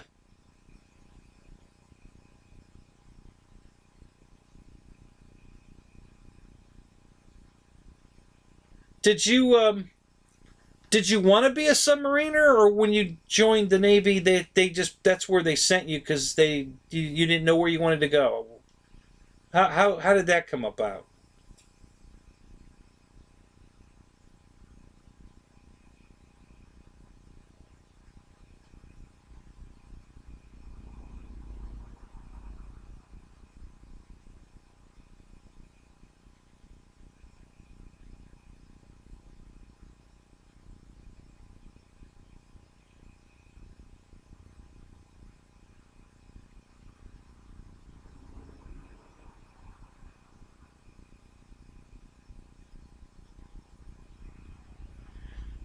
No, I haven't seen that movie, but there's a nice documentary about the Virginia class sub on YouTube. They take you all through it. They've got two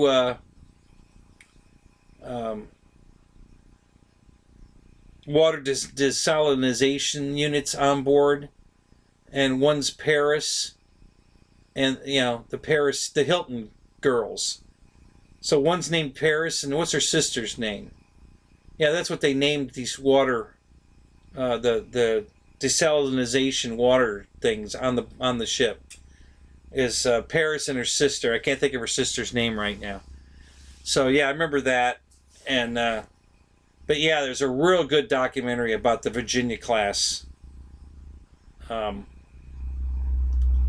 So yeah, K-19 was really good too. I really enjoyed that movie. So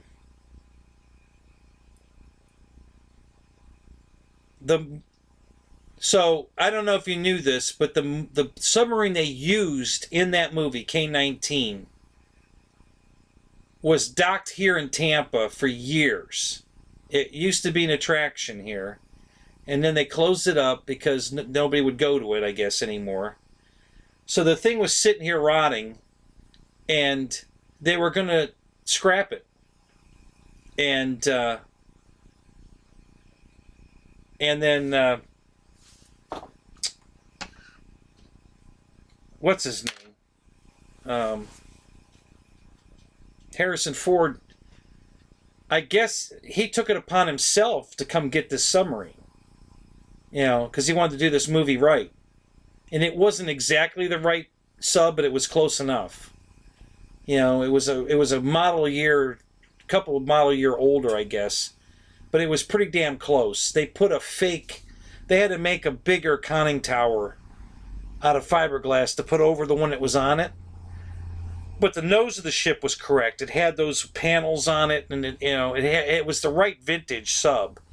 but it had the wrong conning tower on it. So they had to make a fiberglass dummy one to put on it for those surface shots.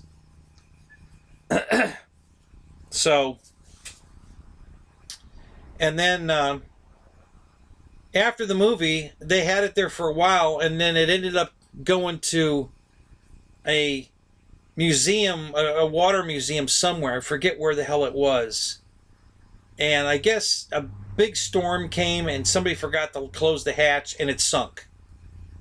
And they salvaged it, but then they went ahead and scrapped it anyway. So it finally got scrapped anyhow after the movie, which was, I mean, you know, this is how much I'm into it. I literally went on YouTube or Google Earth and went to the scrap yard that they were scrapping it at to see if I could see it, and I found it. I found it at the scrap yard. They were tearing it apart.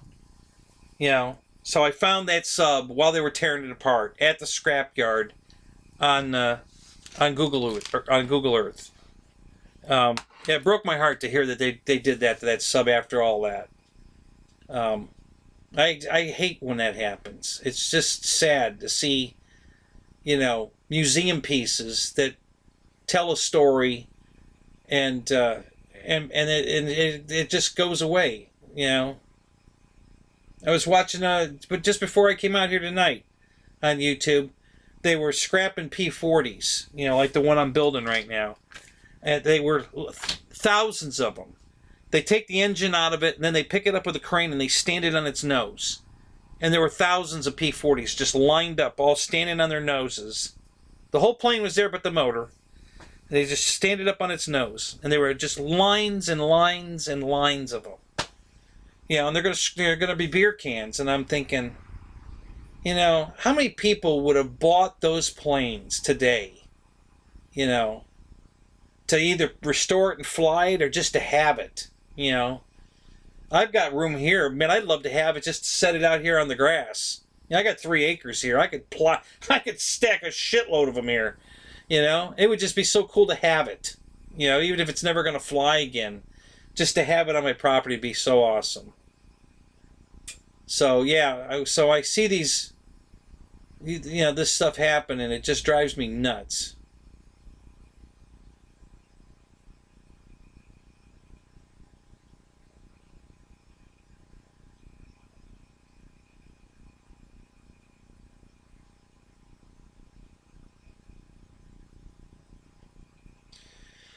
Really? No shit. How did they sink it? Because they were caught in the nets and they drug it under? Is that what happened? I mean, they didn't talk about that. There's several films about the making of The Hunt for Red October, and they didn't talk about that. Shit.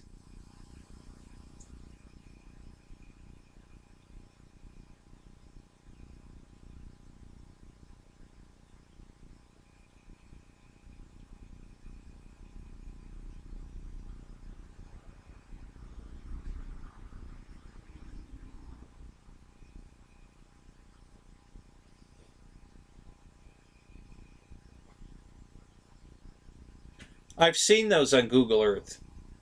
I've been to that yard many times. There's several aircraft carriers there too. You know, just sitting there. And there's actually a YouTube video you can watch. A tour boat goes by and talks about every one of them as he goes by. You know, it was commissioned on this date, decommissioned on this date, blah blah blah. It goes right down the line and you can watch it on YouTube. So I know exactly what you're talking about. I've seen those subs sitting there, and I didn't know if they were scrapping them or what. I just knew they were, you know, because I go on Google Earth a lot. I find all kinds of stuff. For instance, okay, I just did this yesterday. Stumbled onto a video, I don't know what it was, about some amusement park in South Korea that 2 people died on at this park on a ride. And after the second girl, a young girl, fell out of it was a roller coaster type ride with this duck. And the duck derailed, went off the side, and got hung So it was dangling from the tracks. And she flew out of it, hit the concrete, and died. So the owner of the park vanished that night. The park never reopened. He vanished. They never heard from him again. And the park's been laying there just the way it was that day. Because nobody came back to work. It was over. And then it said it lay dormant for 12 years. And then someone bought the property and demolished the park. I mean, everything was still sitting there. The Ferris wheel, and of course a bunch of vandals have been in there and destroyed shit, but it was still all there. So I went on Google Earth to see if I could find it. You know, they gave me the name of the park. They gave me the name of the town that was in. But it was all overgrown, and I couldn't figure out where the hell it was. So I'm looking and I'm looking and I'm looking and I can't find it. So I finally went back to the video, and I'm looking from one of the shots across the bay at a pier on the other side where they had boats, and I'm like, so I went back on Google Earth and I see the pier. Okay, well, this is it. And I went back, I said, this has got to be the angle that I'm looking at from the video. I kept going back and forth. And I found the angle, and I followed it back, and I went up the hill, and I got the shot, and I'm like, this has got to be, it's got to be right here. So I zoom out from there, and I was right on it. There it was.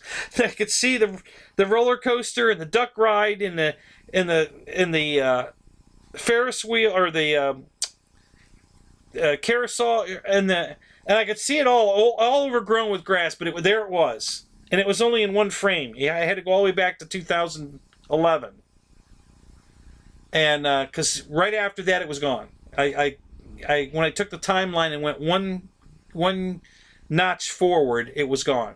So I just caught it where it was still on Google. So yeah, it's what I do. I do that all the time. I do that with, mostly I look for World War II air bases that we used in Guam and Saipan and over there to find the runways that we used when we were attacking Japan. And I was doing that yesterday too. That's how I stumbled onto this Korean duck ride. And then I went and found it. So, yeah, I love doing that kind of stuff.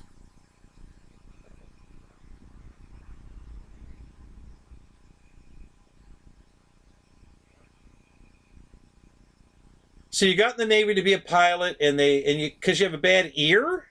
Really? I would think, bad eyesight, yeah, but ear? Why would they give a shit if you could hear? I mean, I guess you're going to know if you're being shot at. You don't have to hear them. You see the glowing tracers going by. You know you're being shot at. It's like, oh, I got to get the fuck out of here.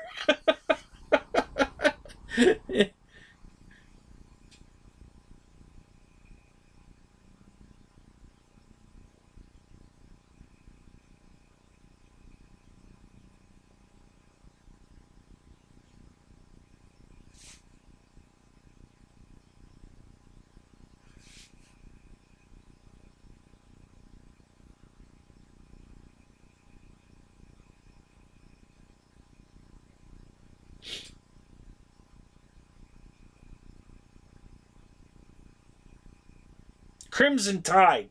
That was the movie I was thinking of. That's the one with Denzel Washington and what's his name? Yeah.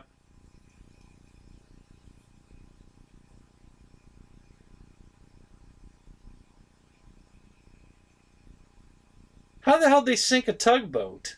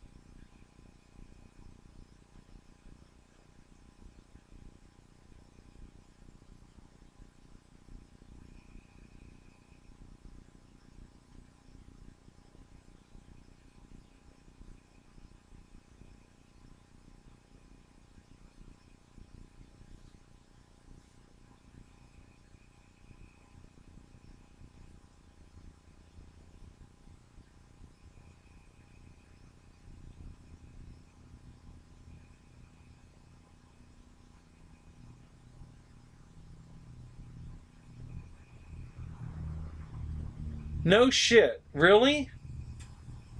So all these nuclear reactors from the boats that have been decommissioned are in the middle of Washington. No shit.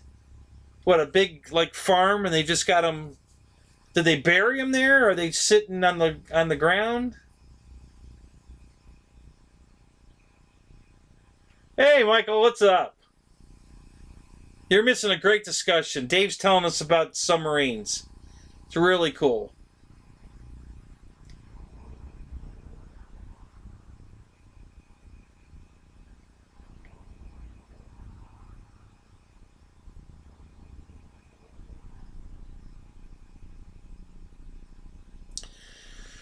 I don't remember episodes of 24 that were on a ship. Of course, I wasn't an avid watcher of that show either, so it's very possible. I didn't watch it regularly. I've seen episodes of it, but I didn't watch it regularly.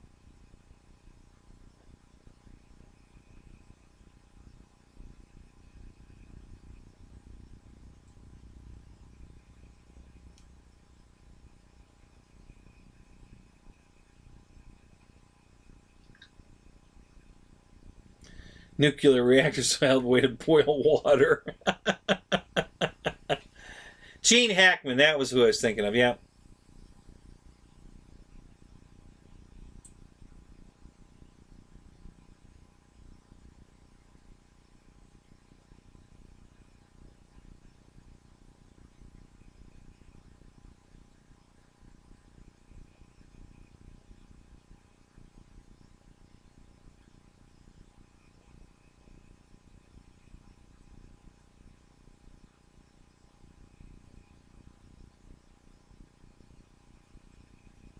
Wow, no shit.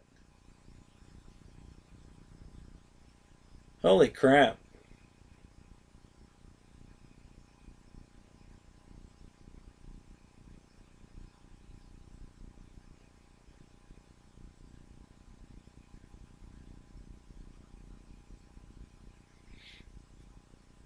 Yeah, all these fun facts, man, that's crazy.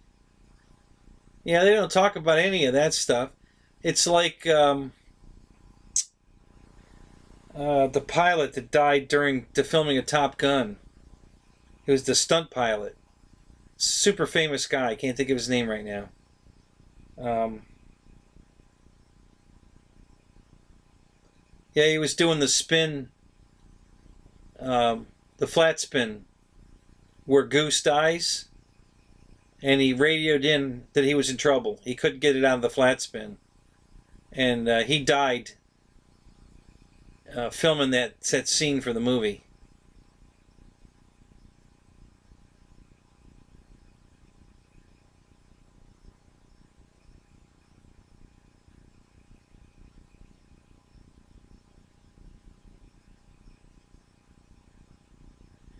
No kidding. Oh, that's funny. Yeah, that's typical.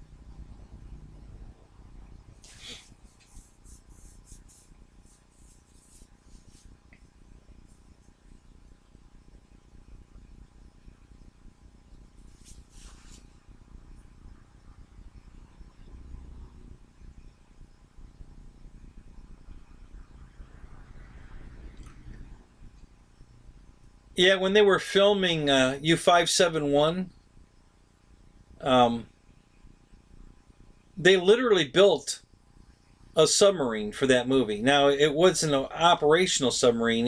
It would only stay above water. It couldn't submerge. but it looked like it was a full-size replica of a submarine. And it was just a hull. There was nothing inside it. And they were out at sea with it, filming, and they got pulled over by the Coast Guard.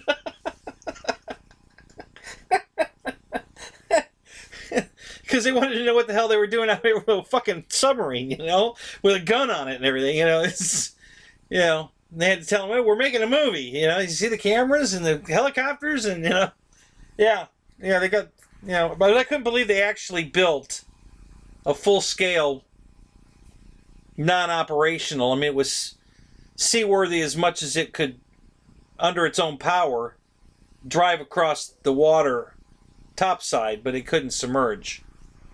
And I don't know what was inside of it, you know, if it was just a big empty hull or if it had, you know, decks all the way down. I don't know what they did. I mean, I can't imagine they would go to that much trouble to put, you know, full decks and shit inside of it if they're, you know, they just need it for outside shots. But yeah, that's what I heard anyway. That I forget who was telling that story. I think it was oh, what's his name? He just died. The one, you know, the captain of the ship. He was on a talk show somewhere, and they were talking about making the movie. Yeah, I can't think of his name right now. He died way too young. Jesus. You know, he was in Twister. He was in the Hunt, U-571. He was in a lot of movies. Alien. I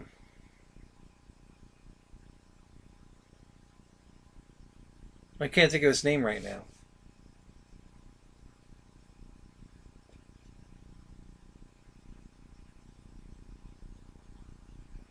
Now, see, we're talking about the reactors. I was the same thing in Russia. You know, they were decommissioning all the. I forget what class boat that is. That the Hunt Red October was. That dual submarine, big mammoth, and they were showing how they took the fuel, you know, the reactor out of those as well, and it was 2 reactors because it was a double sub, and it was brought out as a double unit. They weren't separated. They took them out of the boat as a double unit, and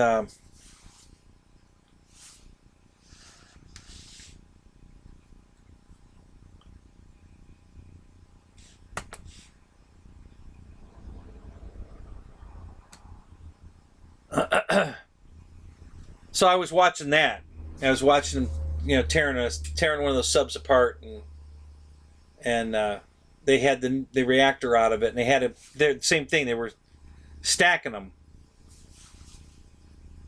and they looked like they were floating at the time.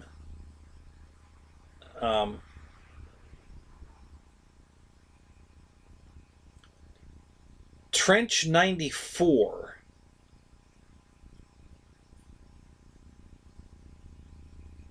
That's wild.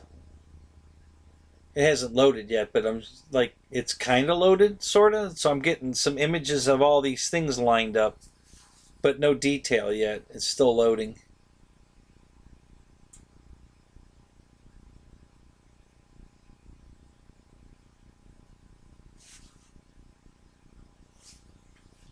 I guess that, okay, well, let's do this. Let's try switching to satellite view and see what we get.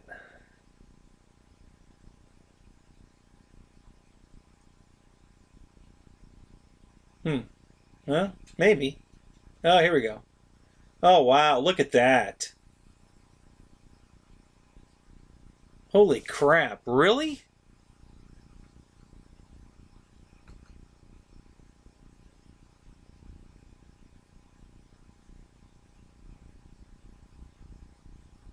Wow.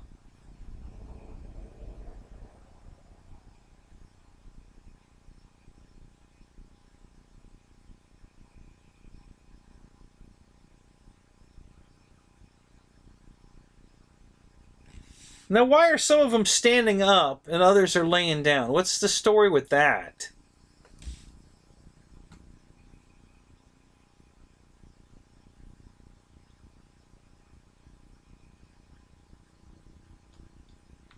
Holy crap. Now, are those things leaking radiation sitting there like that?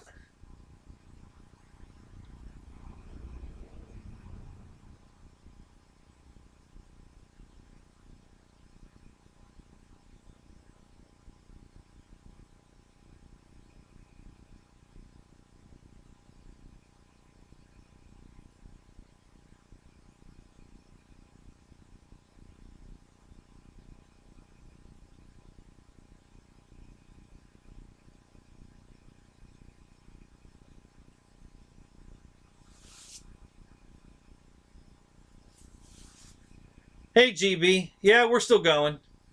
We've gotten into a really cool discussion about submarines. Um, you know, just above you there's a link from Air Marshal. Open that link in another window and check it out. It's pretty cool. It's crazy, actually. Yes, Art Scholes. That's who I was thinking of. Thank you, Michael. Yep. Yeah, Art Scholes died filming the spin scene, for, the flat spin, where Goose dies in the movie. So, um, that was a shame.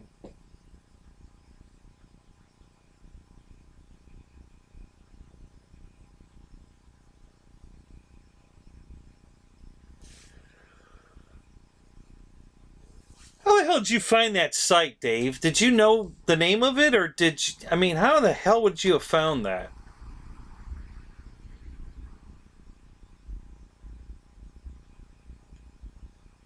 Looks like I'm buffering.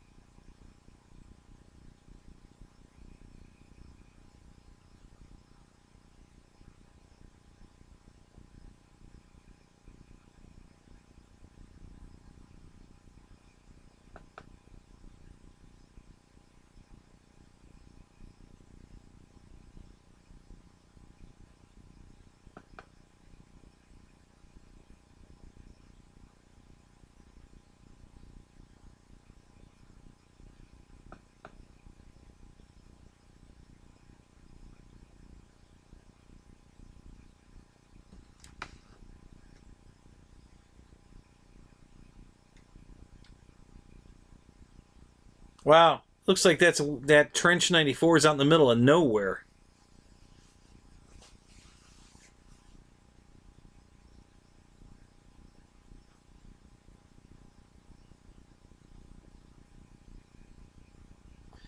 So what are they going to do when they have a radiation leak? What the hell then? I mean, how do they fix that? What do they do? Yeah, I mean, it's kind of, yeah, we're going to check for leaks. No, good, no leaks. What happens if there's a leak? Then what do they do?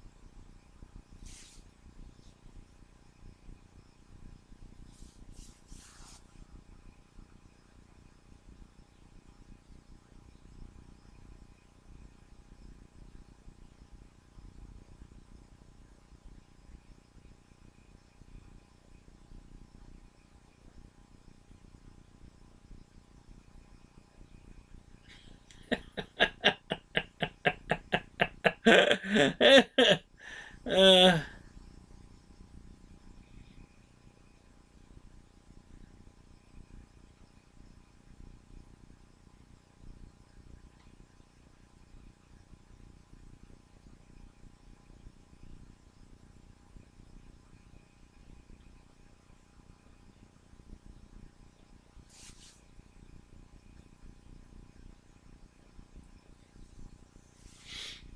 wow, that's crazy. Yeah, I had no idea. I didn't know that.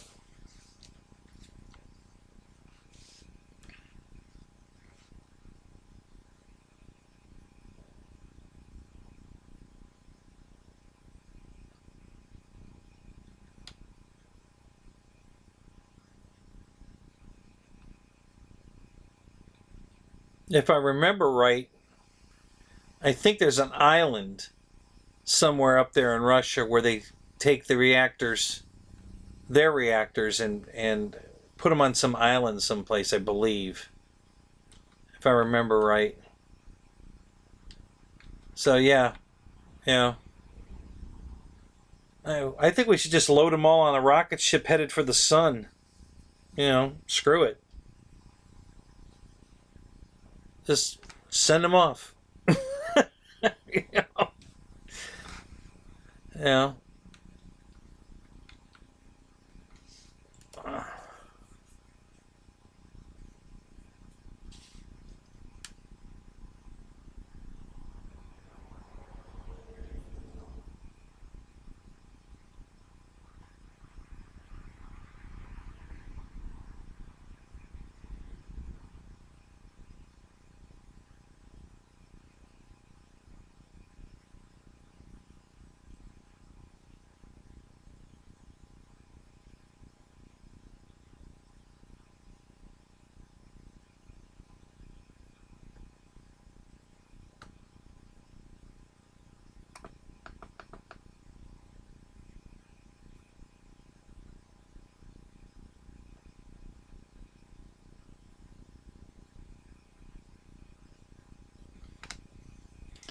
Well, that's good, GB. You wouldn't want to live over there where the reactors are.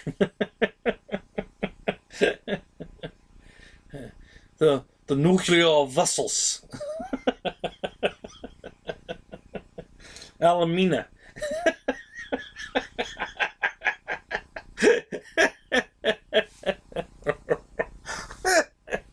Oh my god. That's too funny.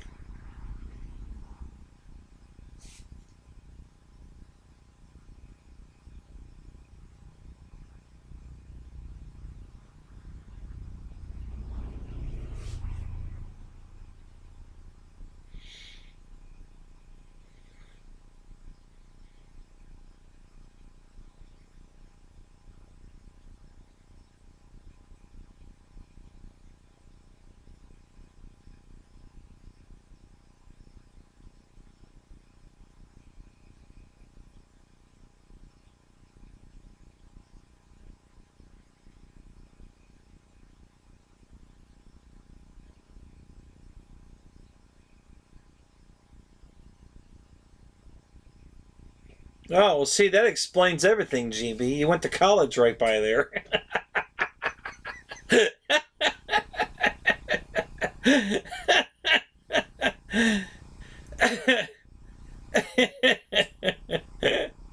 Oh, God. Too funny.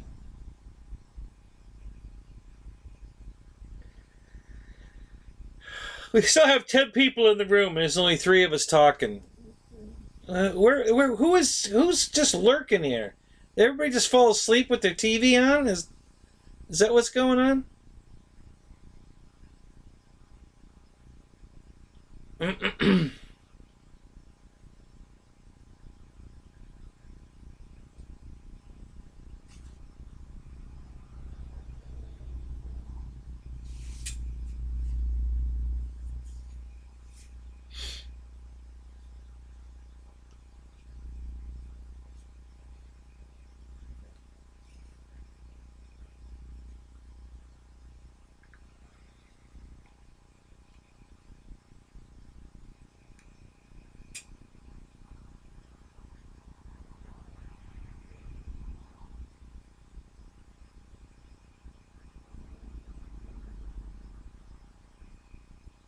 Oh, cool. Okay, RC Flyer, cool. What's for dinner?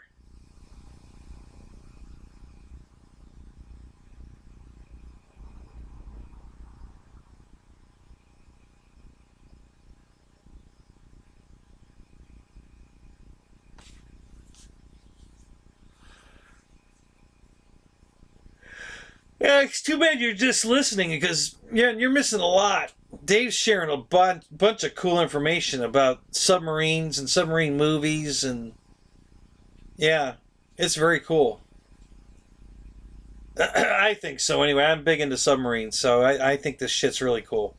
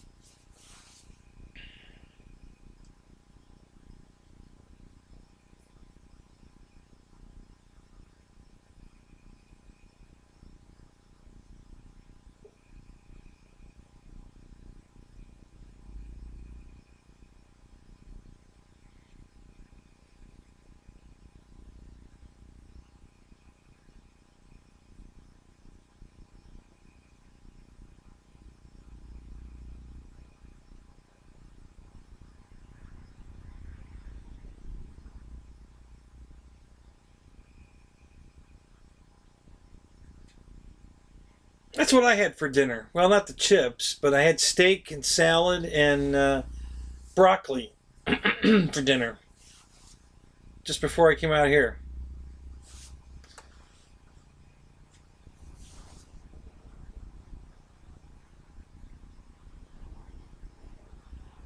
I need strippers. Okay. Send them over.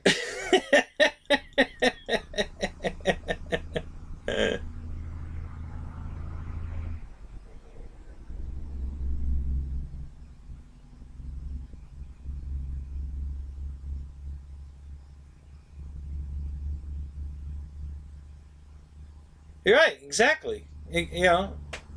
I'm not that. I'm fine with them all sleeping. That's fine. It's just they still get credit for watching,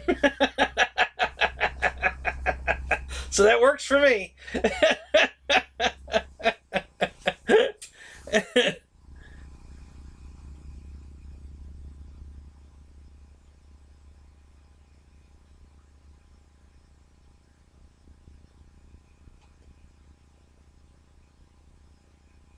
The bat sub. You used to love the bat sub? God, I don't even remember the bat sub. I remember the flying sub on Voyage to the Bottom of the Sea. The bat sub. Wow, I don't think I remember that one.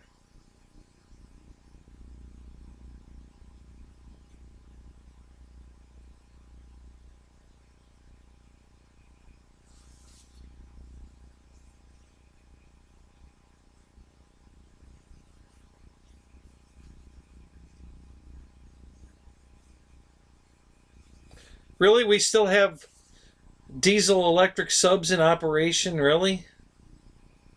I would have thought they were all long retired, all of those.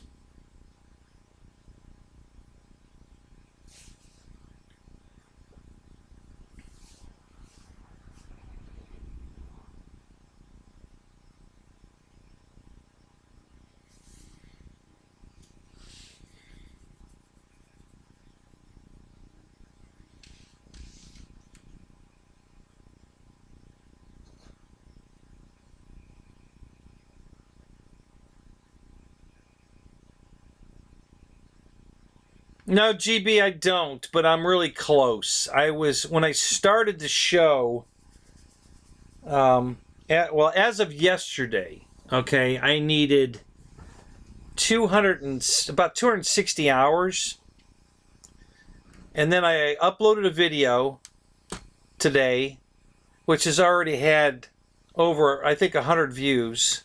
It's a 9-minute video. So that's 900 minutes right there, roughly.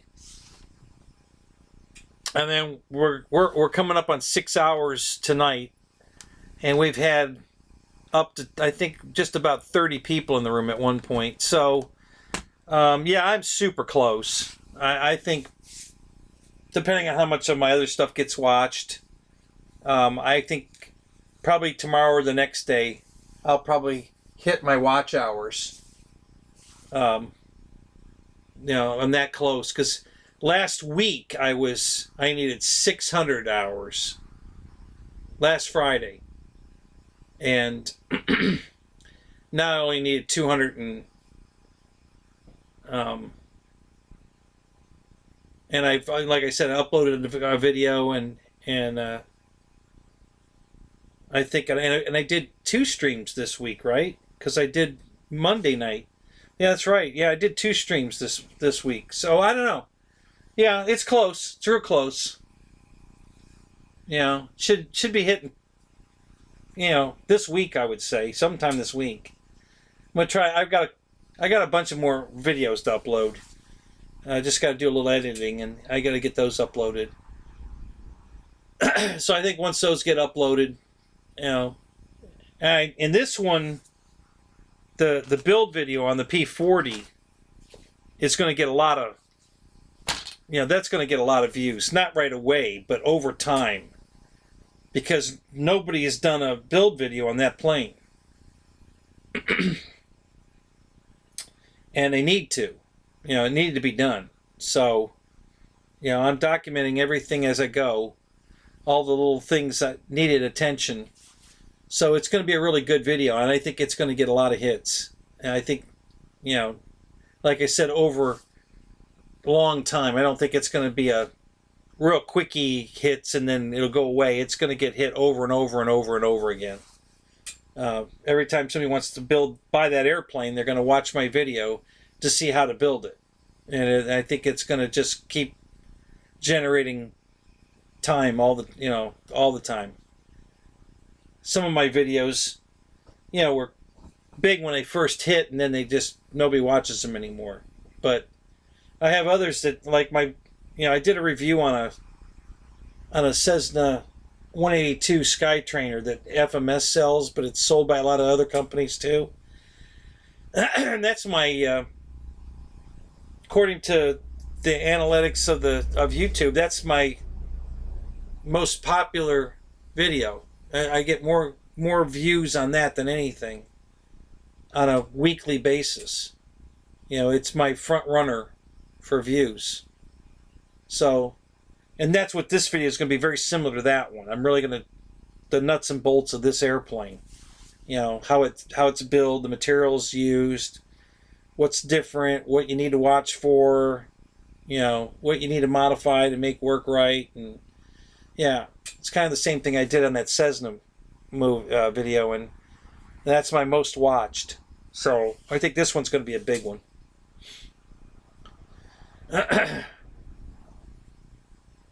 Yeah, I need to crank out these other videos. I did I think 6 different flight videos one day out at the field.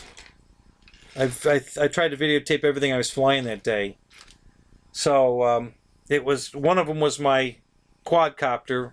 That one's already been up. That one's getting a lot of views already. And then I put one up today about the Bearcat, the Arrows Bearcat. And then I got to do one on my A1 Sky Raider, my big one. And then I have another video on, it might have been the F4. I don't remember what else I was flying that day. Maybe it was the F-22. Yeah, I think it was actually the F-22 I was flying that day. So I got to do a video on the F-22 also. So I got 3 or 4 more to do. The editing on and get them uploaded. And then I got to go make some more. Yeah. Because now YouTube's going to make me hit them 4,000 frickin' hours. When I first read that I had to have 4,000 hours, I was like, I'll never even get close to that. And then I opened up my page and I was like, I was at 3,400, and I was like, oh my God, I'm I'm way closer to that than I ever thought I'd be. Holy shit. I figured I'd never hit that kind of number. And, you know, I was already almost there. I'm like, wow. So, yeah. It's a different experience for sure.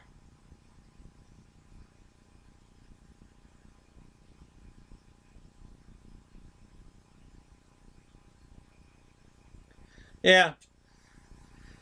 Yeah, well, I I knew when I did the Cessna one because a lot of people, you know, it's a very popular airplane. And a lot of people thought that the FMS one was different because everybody assumes FMS makes all their own stuff, and they don't. That particular airplane's made by HSD for FMS, but they make it different for FMS. Not big differences, small differences. You know, an extra decal here, a chrome spinner instead of a white one, a pilot versus no pilot, a red light here where everybody else gets a white light, just little stuff. But it makes it different enough that it distinguishes it that it's an FMS plane and not one of the other ones. But they're all coming out of HSD. So so I get a lot of action on that one. I get a lot of questions, a lot of people comment on it. And then the Taranis radio stuff I do, I get a lot of comments on. All the ins and outs of programming the radio, simple stuff. People today are still having the same problems. 5 years ago I made that video about reversing the servo so that the trims go the right way, and you know, everybody that was doing the radio originally was doing it wrong. And so I explained what they were doing wrong and why it was wrong and why you need to do it this way so that your trims are right. And you know, one guy said, I just wanted to let you know that you made this video 5 years ago and it's still helping people like me today. Thank you so much. That means a lot. You know, I love it when I hear stuff like that. That just, it makes my day when I get someone that thanks me for putting that video up 5 years ago to help, you know, others. And it helped him, and he was so happy that he thanked me. And that was really cool.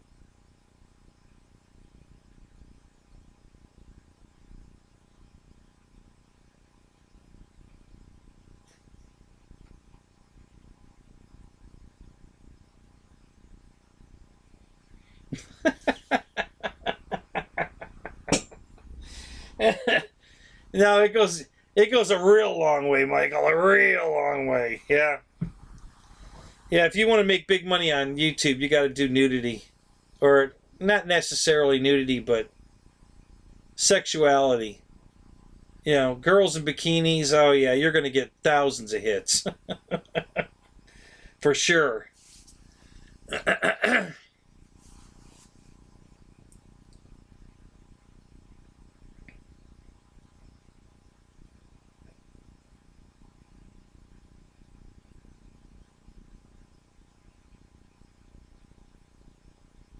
Yeah, there's one guy sailing around. He's a YouTuber, and he's sailing around the world.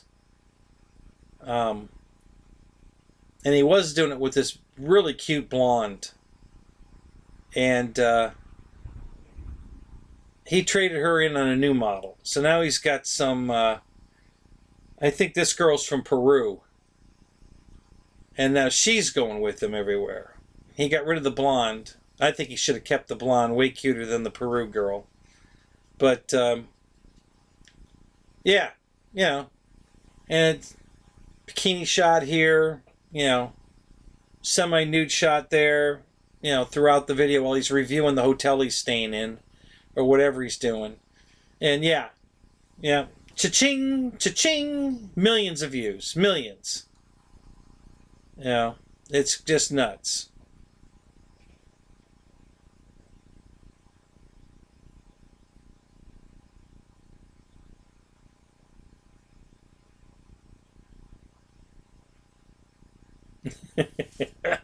Yeah, cough, cough, RC Informer, cough, cough, yeah.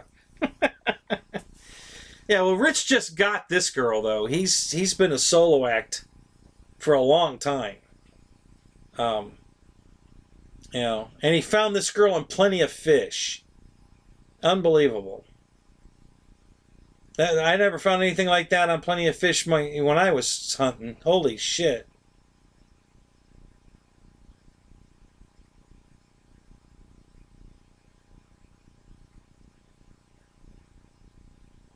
Farmer Man hired a couple of models? Really? Yeah?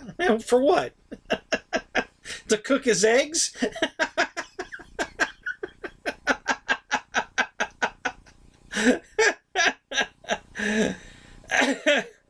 Oh my god.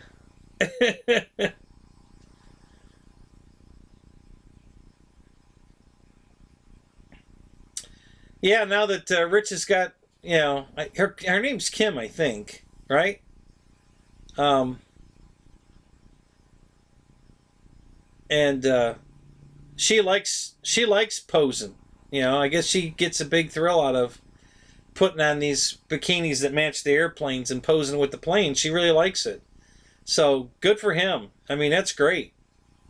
I'm sure that's going to help his views big time. Um,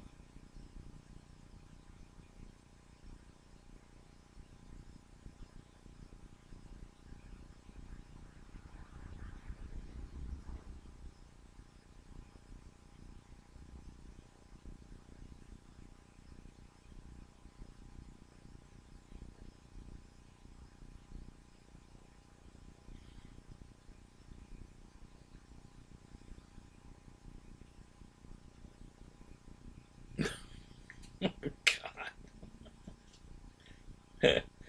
Oh God.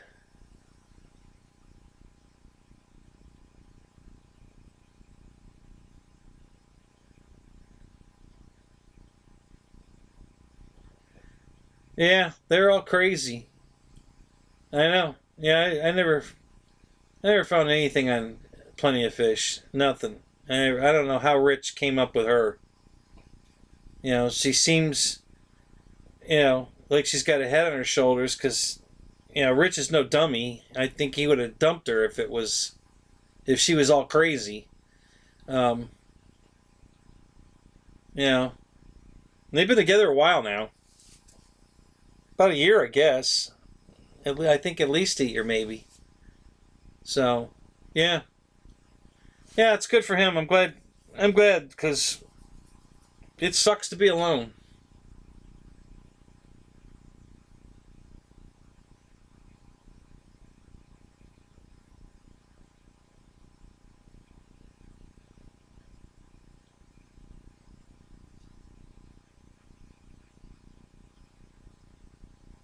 So if you guys weren't here for the beginning, I know Dave, you weren't here. Right after I started the show, the TV blew the bulb. I just changed the bulb to put another one in it, but it was a used one that I took out of a TV before it went bad. And I figured it had some time left on it, so I put it in this TV because the bulb I had in there was acting up. And it's been working fine for weeks. And then tonight I put it on and it went on just like fine and everything was good. And then I wasn't 10 minutes into the show and it blew. So I lost the TV picture, the big TV, so that I can read the chat. When the laptop that's my camera is back there so that you're not close up to me, then I have to read the chat on the big TV that's in the background here. So I let everybody talk amongst themselves when I went and changed the bulb back to the old bulb. And it wouldn't come on with the old bulb either. So that's why I pulled the laptop in close so I could read the chat here. And then, throughout the night I kept hitting the on button to see if it would come on. And nothing was happening. And then right about 1:30, I didn't even hit the button. And all of a sudden the TV came on. What the hell? I mean, I didn't even hit the button to turn it on. It turned itself on for some reason. I don't know why it did that. But yeah, I was just, reading a chat and all of a sudden I noticed, that it lit up over here, and I look up and the TV came on, and I didn't even turn it on, so I don't know what the hell happened. So, but anyway, that was pretty funny. I think the TV's possessed. I think it's mad at me because I relinquished it to the garage. It liked the nice warm bedroom, and I think it's mad at me. But, you know, the wife bought a brand new TV and brought it with her, so, you know, we had to take this one out. Which I'm great that I love it that it's out here. It makes watching TV out here wonderful, but I guess the TV don't like it.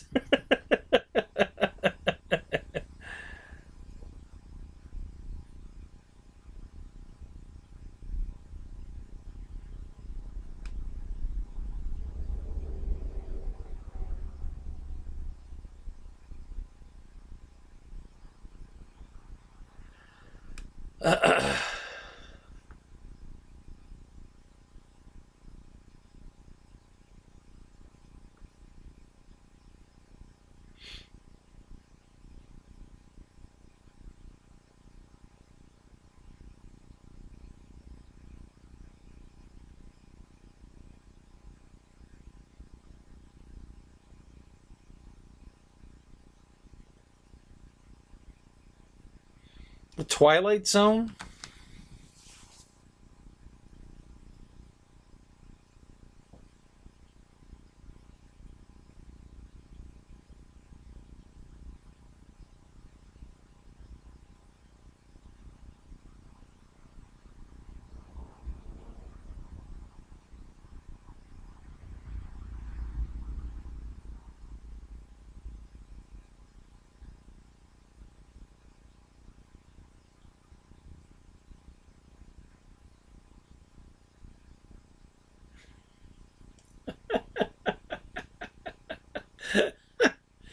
Oh, you guys are crazy. Oh my God.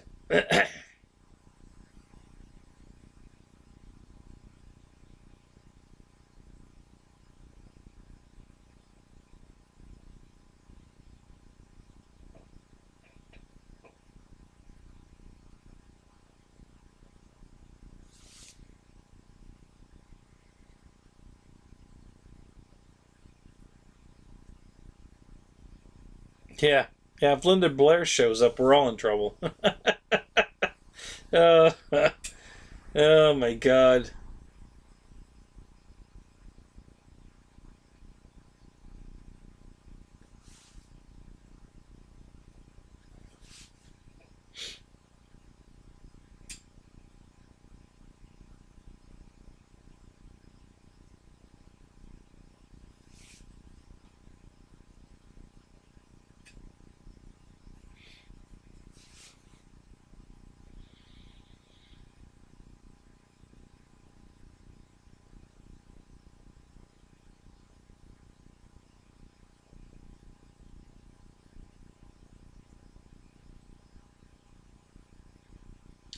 I started right at 9 o'clock tonight. Officially, it was 9:01. So, yeah. So we're just over 6 hours.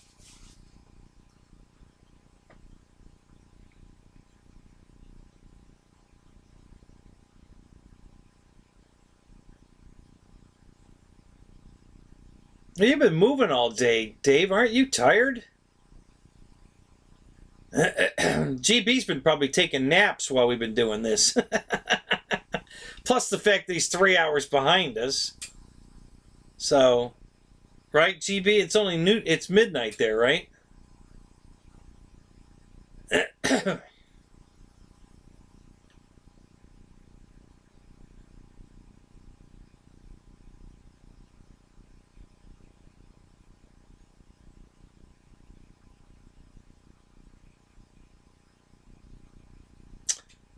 Surprisingly, I really like the F4. I didn't think it was going to be. I didn't think it was going to be a good grass field plane because the nose gear has got tiny little wheels on it. And it does tend to bunny hop a lot when it hits tufts of grass. So the suspension works, but not that well. There's not enough weight in the nose to, get the shock compressed so that it kind of floats on the ground. The plane's pretty light. So it just tends to, bump off the ground, bounces a lot. But it flies great. It's a good flyer. I really like it in the air. And it takes off easy. It lands easy. The taxiing part's not so great. But, what I do with the takeoff roll is I pull some up on the roll so that it gets the wheel light. I'm trying to get the weight off the nose wheel so it'll just, once it reaches velocity, it'll just take off. But I'm trying to keep the weight off the nose so it doesn't just bounce down the runway. And that seems to work good. And then landing, same thing. I pull it into a flare and I just hold it off and, ease it down with the throttle. It touches down on the mains. And, grass, once it touches down on the wheels, it stops. I mean, there's very little rollout. I mean, if you want to get a rollout, you got to keep the throttle on. So I just, as soon as the mains touch down, I cut the throttle. And it pretty much just stops. So, but yeah, flies good. I like it. It's been good flyer. Definitely handles the grass way better than I thought. So, yeah, it was a good buy. It's still in the car. I'll probably be flying it this weekend too. Yeah, I like it. I love the look of it. It's got a nice paint scheme on it. So, it's a good looking F4.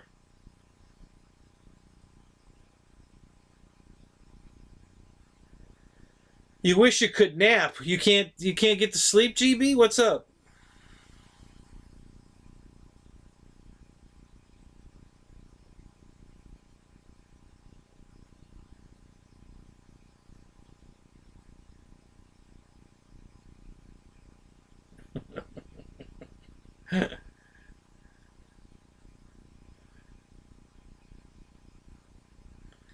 Your third leg doesn't count.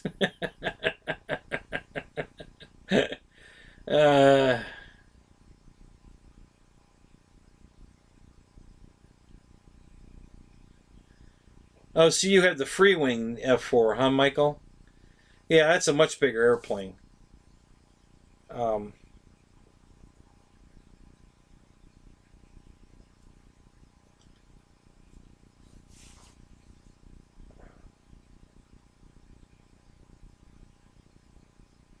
Did apparently Ryan and Wes didn't like the 90 millimeter free wing.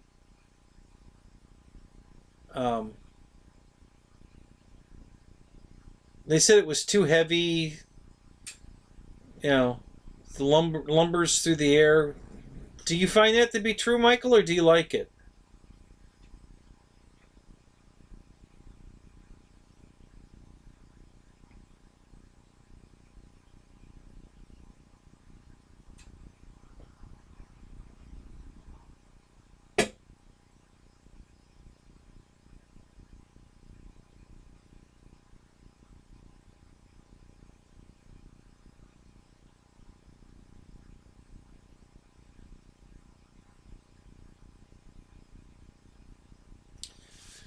Not really. You like it? Not really? Or it lumbers through the air? Not really. Your answer. I had two questions there, and your answer's not clear.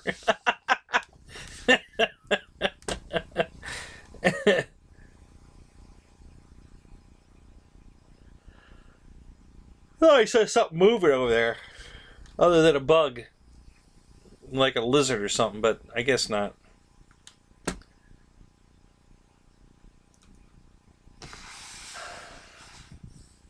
And is yours 6S or 8S, Mike? I have a feeling that Ryan and Wes were both flying the 6S version, and I think that's what they didn't like.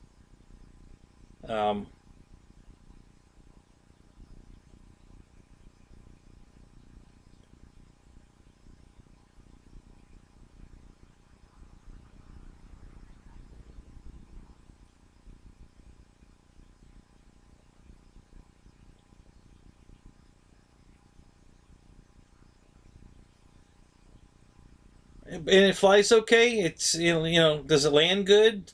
Not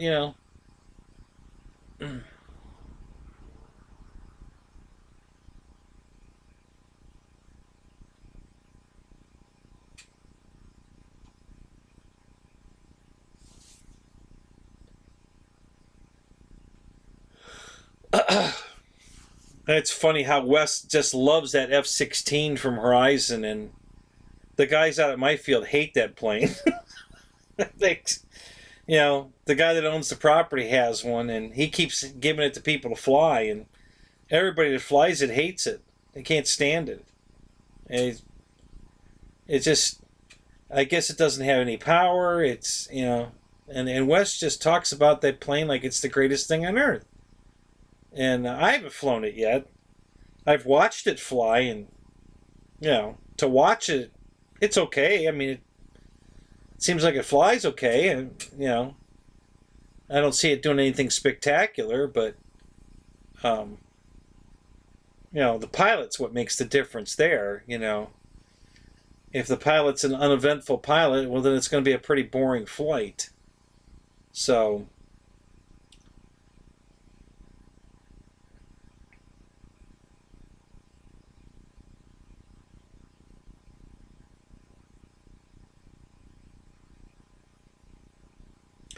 well, I'll tell you one thing I realized after flying mine, because it's gray.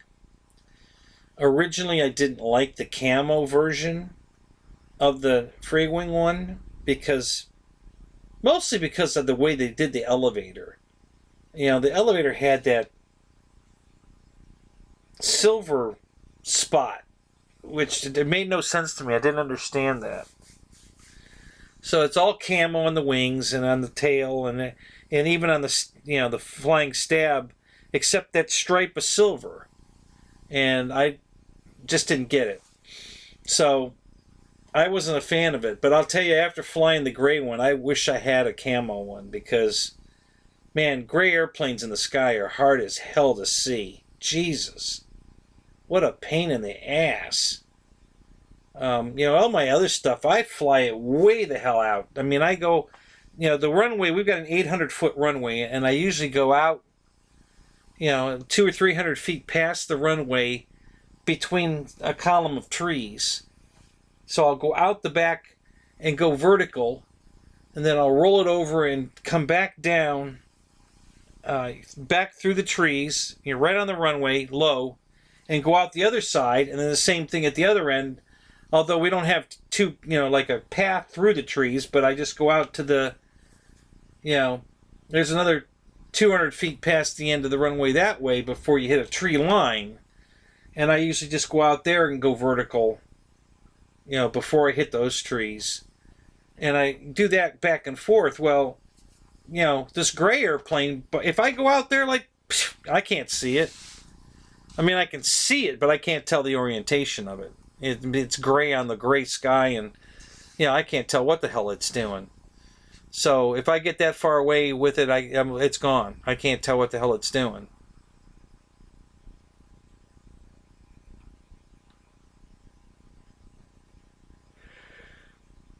See, there you go.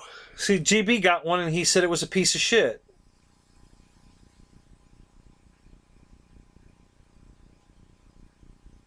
No, Dave, we don't think you're crazy. We know you're crazy.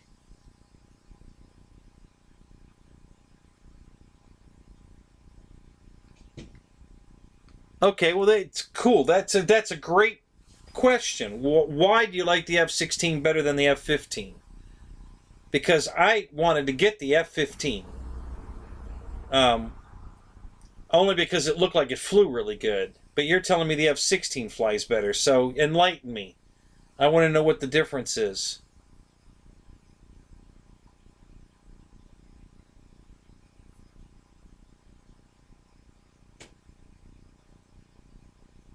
Try to find a submerged submarine in the ocean. Oh, that'd be easy. I got a magnet.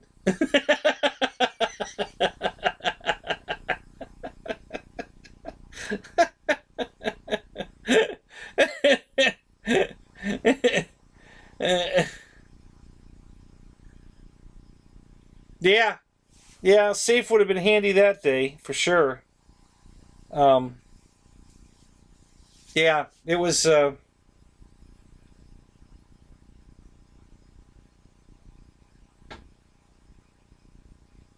Now see, and that's GB. That's exactly the one that Wes thinks is so great. He absolutely loves that 70 F-16. You know, if you saw his show, it was his best jet and best plane of the year. Best overall, everything best is the 70 millimeter F-16. And yeah, the guys out at my field. I mean, the guy that owns the field that has the plane, he likes it, but he keeps asking other people to fly it, and everybody that flies it hates it. You know, they don't like it at all. So I don't know what to think of that thing. I like F-16s, but I'm a huge F-16 fan, but it just doesn't look like it flies that good. And I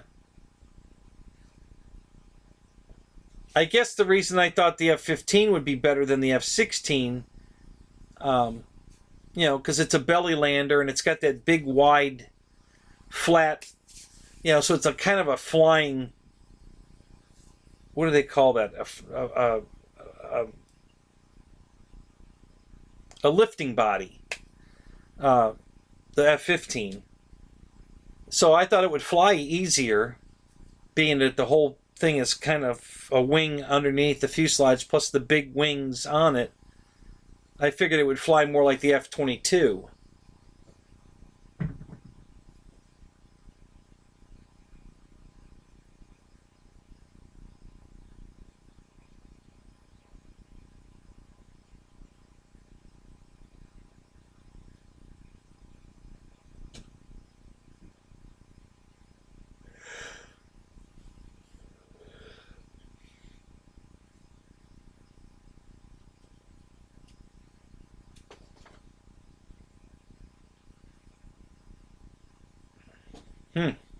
Well, that's interesting.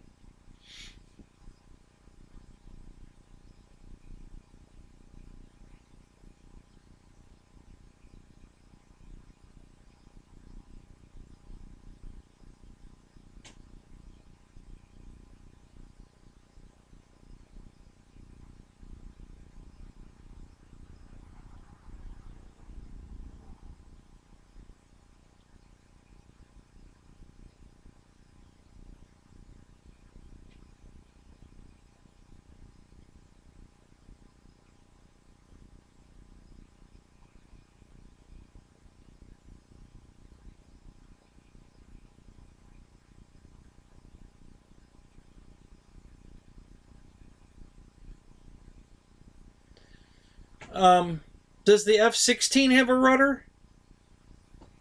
The 70 millimeter, or no, I'm sorry, the 64 millimeter. Does the 64 millimeter F-16 have a rudder?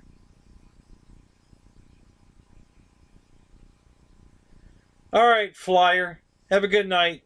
Thanks for being here. Even though you were eating your dinner, that's cool. Nothing wrong with that. That's absolutely fine.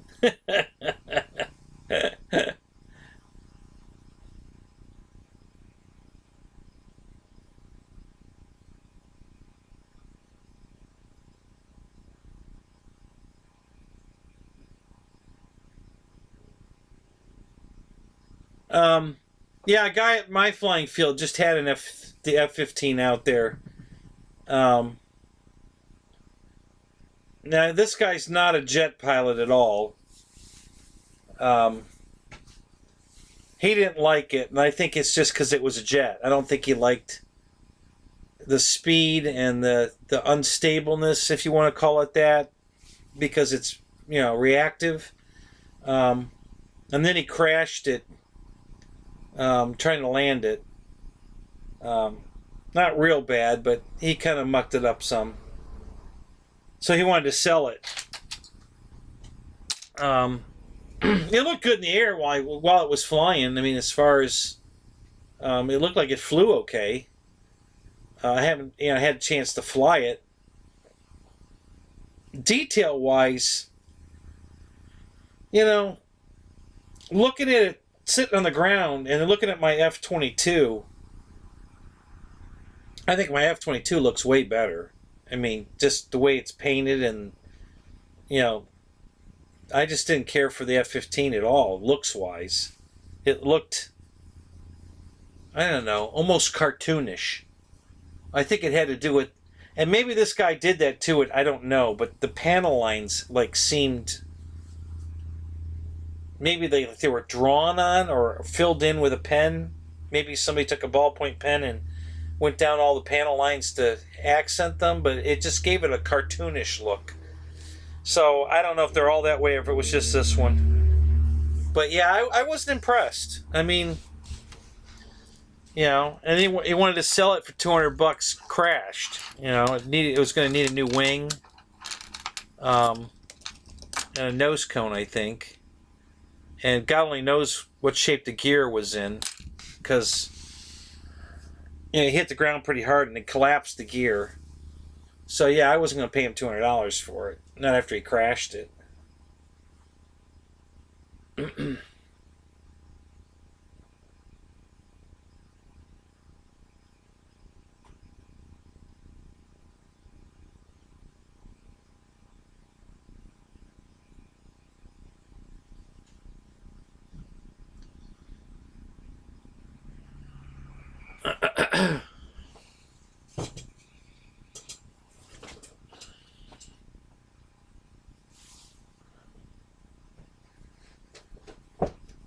Okay, so neither one of them have rudders. I didn't think they did because they're 64 millimeter. I didn't think they were going to put rudders on either one of them.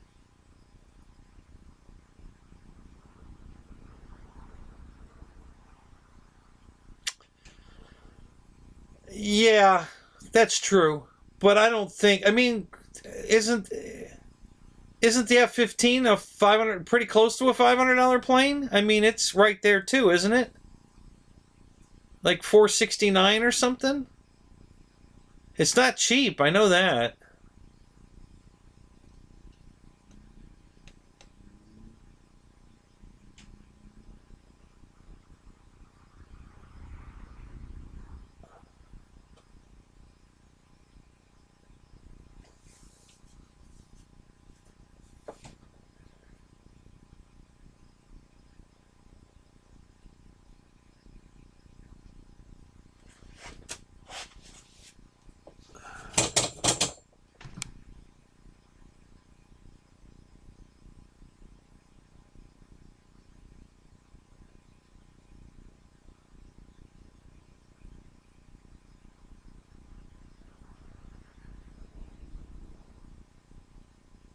Now, have you guys seen the FMS 64 millimeter F-15? Because that's the one I was going to get, was the FMS one.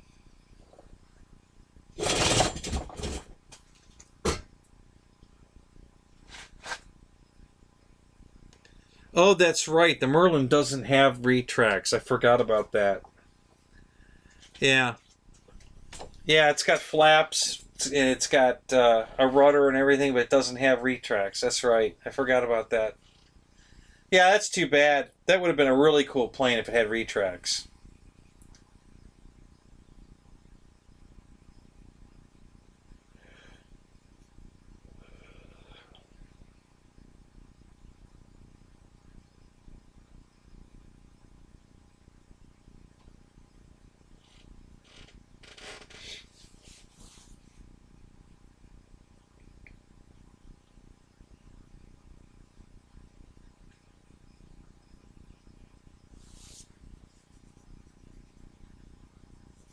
Yeah, one of the shows, these two guys, I think it might have been that Zeppelin, the Mad Zeppelin guy. I think it might have been him. And another guy were reviewing the F-15s, the FMS versus the E-Flight.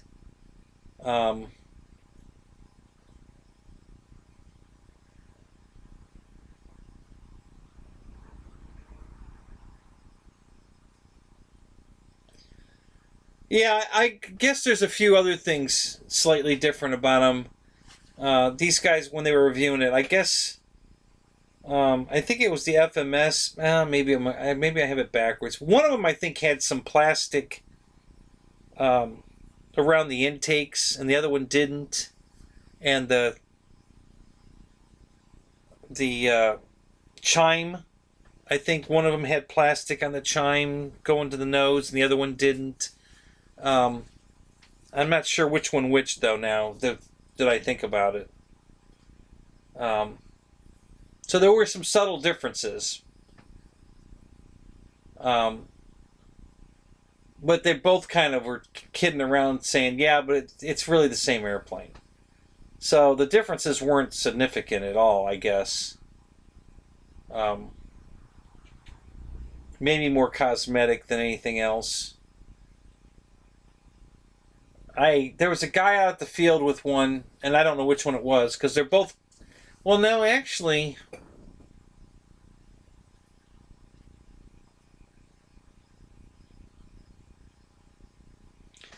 Which one of them has this blue squares paint scheme on it? Because one's gray, isn't it? One's just the two-tone gray, the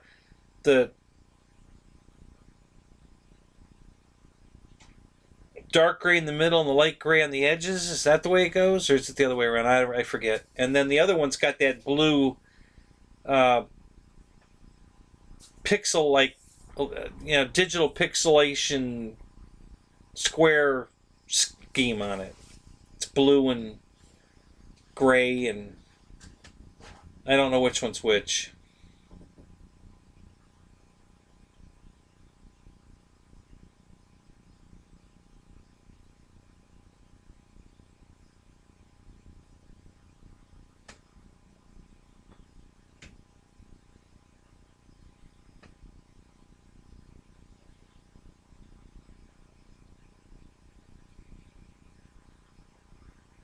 So the E-flite is blue. Okay. Yeah, so there was a guy out the field with the E-flite one then. I honestly didn't go over and actually grab it and look at it. I saw him throw it and fly it around a little bit. I really wasn't paying attention. I should have.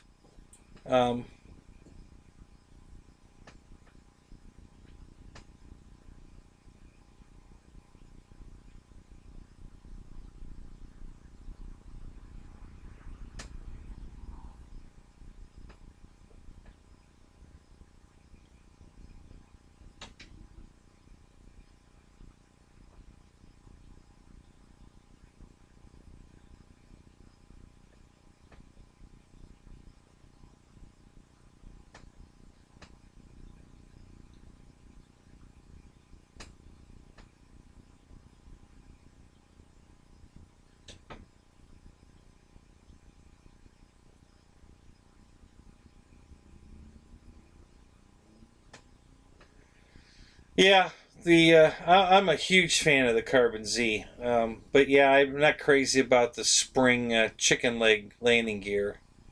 Um,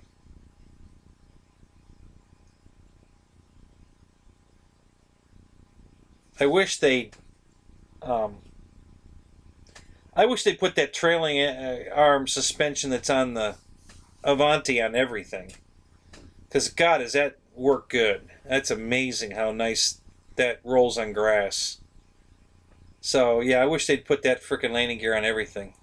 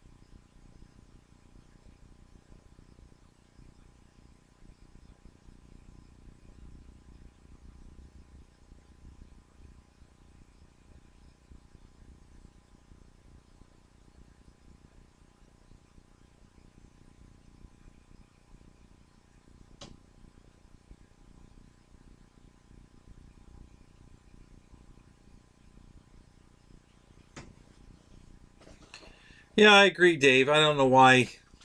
You know, Motion did the same thing with. They came out with the BAE Hawk, and it had the cheap chicken leg landing gear on it as well. And then they reintroduced it. Version 2 is now a free wing. The first one was Flightline.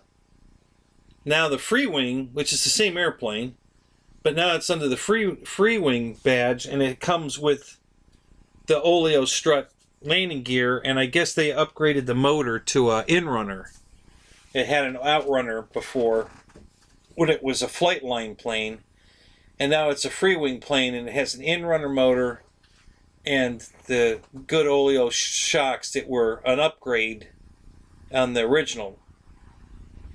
When it was a Flightline plane, you had to pay $42, I think, to upgrade to the Oleo landing gear, and now it comes with it. And I think the plane's $30 more than it was, and you get the upgraded landing gear and the inrunner motor. So,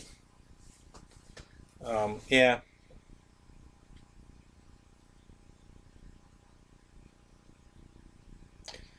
Yeah, Michael, we're still here.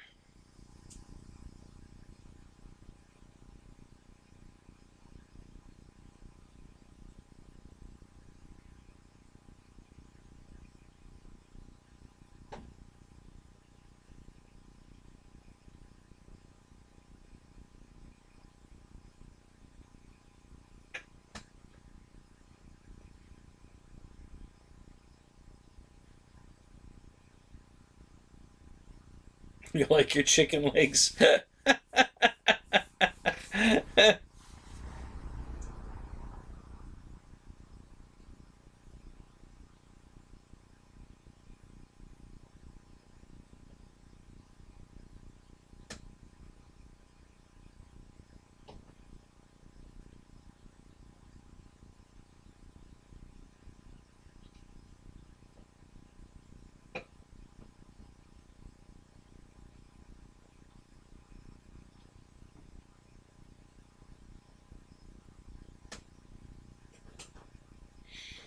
I think the inrunner motors are easier on battery. I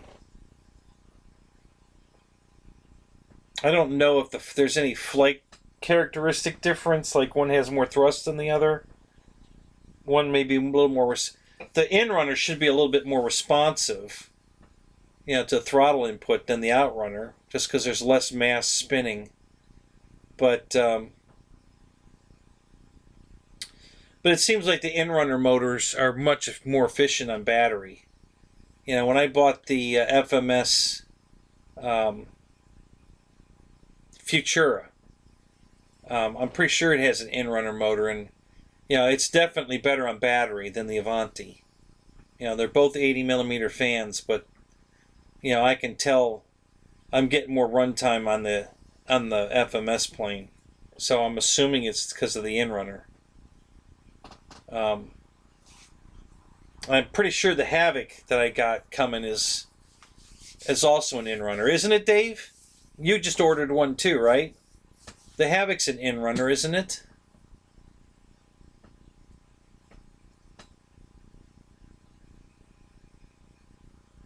Dave's RC said he was loving the runtime he was getting on the Havoc.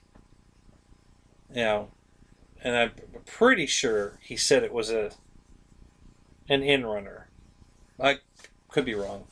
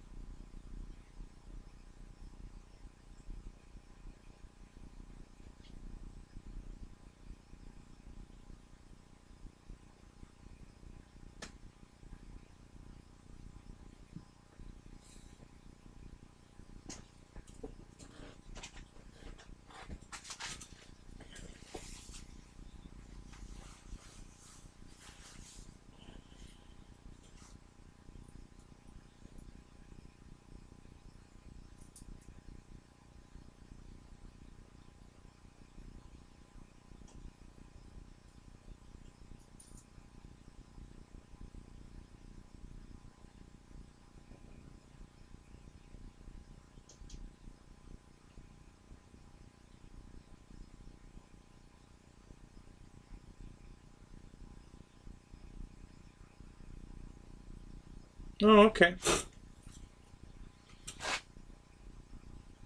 Oh, well, that's interesting. Because yeah, the F4 seems to be pretty good on battery also, and it's and you're saying it's an in-runner, so I didn't even know that. That's cool.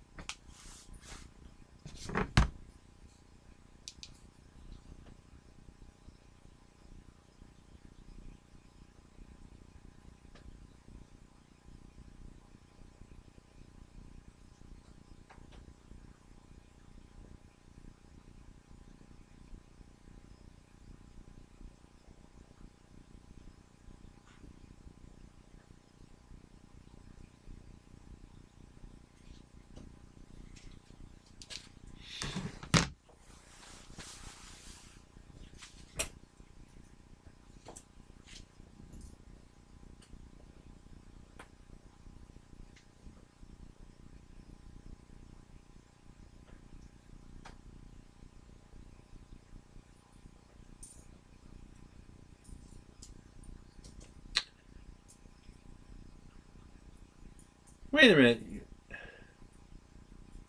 Horizon doesn't have any 90 millimeter fans? Nothing? Really?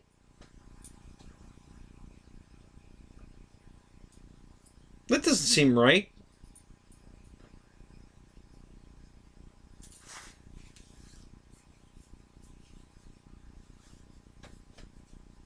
I thought one of their planes was a 90 millimeter. No? Interesting.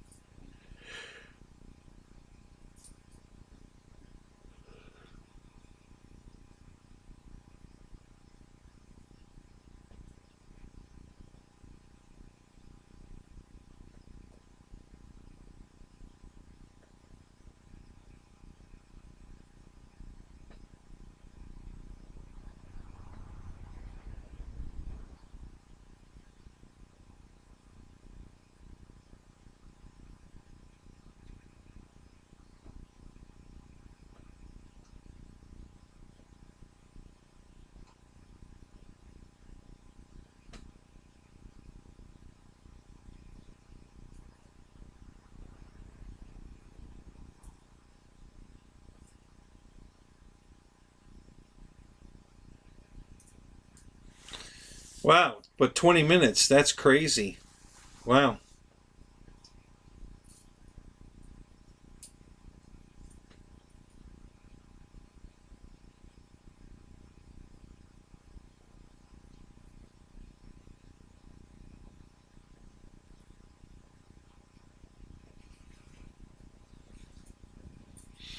That's interesting. I could have sworn that Horizon had a 90 millimeter fan in something. I'm trying to think of the planes.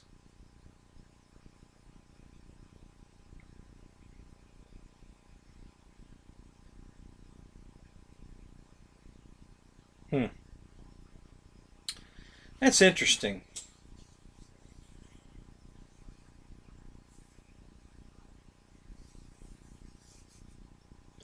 Yeah, Horizon really doesn't have a lot of jets, do they? I must be thinking of Motion. Motion's got a shitload of jets. 80s and 90s. Um, yeah, that I was just thinking the SU-30. You know, I went on the Motion site and there's an SU-35 on there that looks pretty sweet. A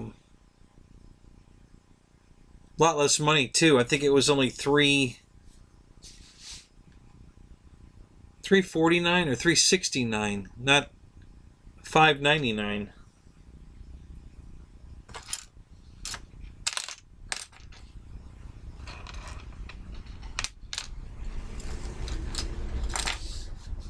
Yeah, they sure want a lot of money for that SU-30. Jesus.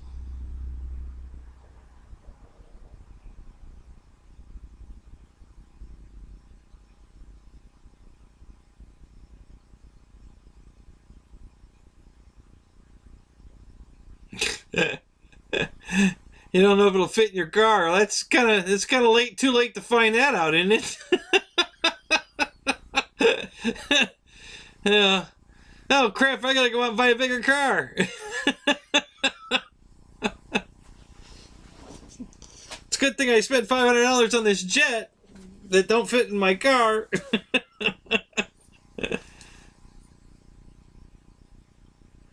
Right, exactly. Oh crap! I have to get a new car now. Yeah, because I'm not selling this damn jet. Thing's too cool. I'll just get a new car. Yeah, just get an old station wagon like mine. Anything will fit in that. No problem. You get it in there easy. You can get the airliner in that thing.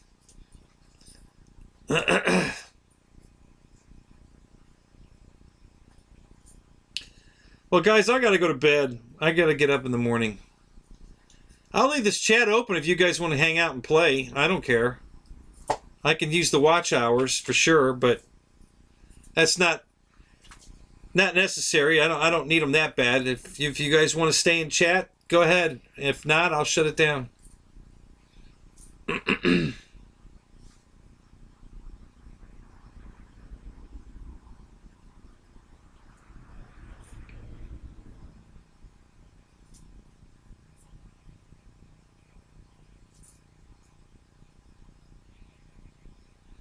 Yeah, well, the box is pretty big. I mean, hell, I've had boxes that wouldn't fit in my car, but the planes fit just fine. Well, that's not true. All the boxes have fit in my car, but some of the boxes took up a lot of room in my car where the jet does not. So, yeah, it's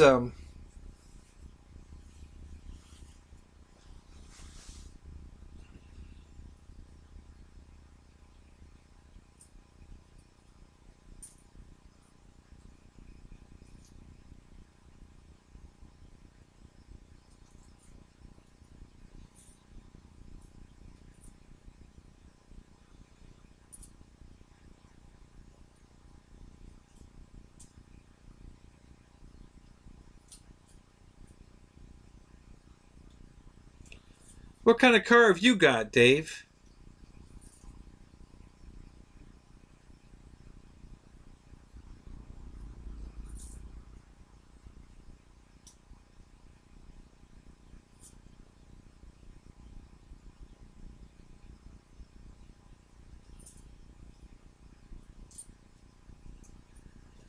Yeah, if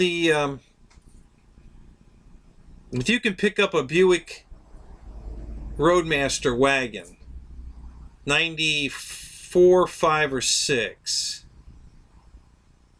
or Caprice wagon, 94, 5, 6, or an Oldsmobile 91, 92, you know, easy to get planes in and out of. It holds, it has a 4x8 foot bed.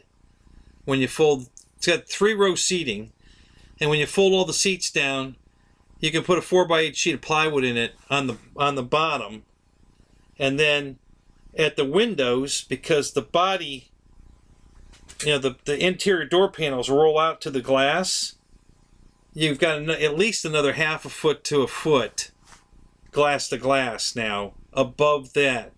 So I put a shelf in there for the bigger planes, and when the plane sits on the shelf, the wings extend over the top of the trim panels out to the glass. So yeah, it's, so the Avanti will sit flat on the bottom, and then I put a shelf over it and set bigger planes like my Yak 130 or my 1700 millimeter Mustang. You set them on the shelf, and the wings extend out to the glass, so you can get big stuff in the car without taking any of the wings off. It works out great. Now the airliner, I'd have to take the wings off though, but again, the airliner is only like 6.5 feet long or 7 feet long, and the bed of my car is 8 feet, so easily fits in the car. And with the wings off, I could put the airliner on the bottom and set the wings next to it on the floor, and then set the shelf on top of that and put more planes on top of it. So, yeah, it'd be really easy to get the airliner in my car. So, yeah, something to think about. You know, I love my old cars. They're paid for. But that wagon is just so handy. It's a workhorse. It's a pickup truck for me. I mean, I load so much shit in the back of that car, it's unbelievable. So, alright guys, let's call it. I'm going to call it. Have a good night. We'll see you guys. You got a Camry. Yeah, well, you ain't getting shit in a Camry. No wonder you can take the wings off of everything. You need a bigger car, Dave.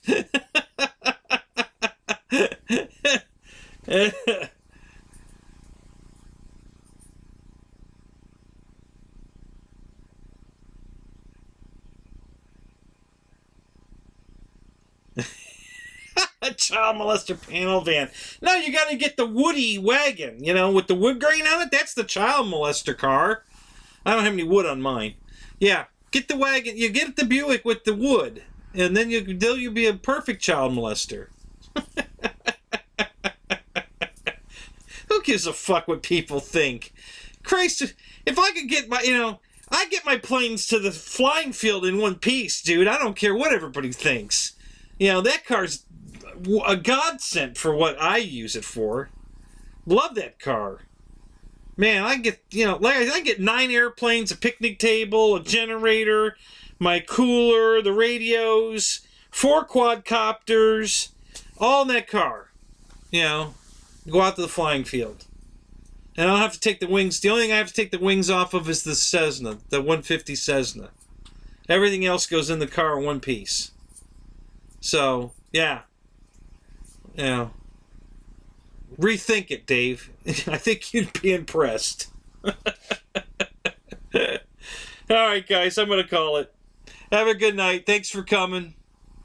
If I don't see you guys before New Year's, be safe, okay? Yeah, we'll see you guys later.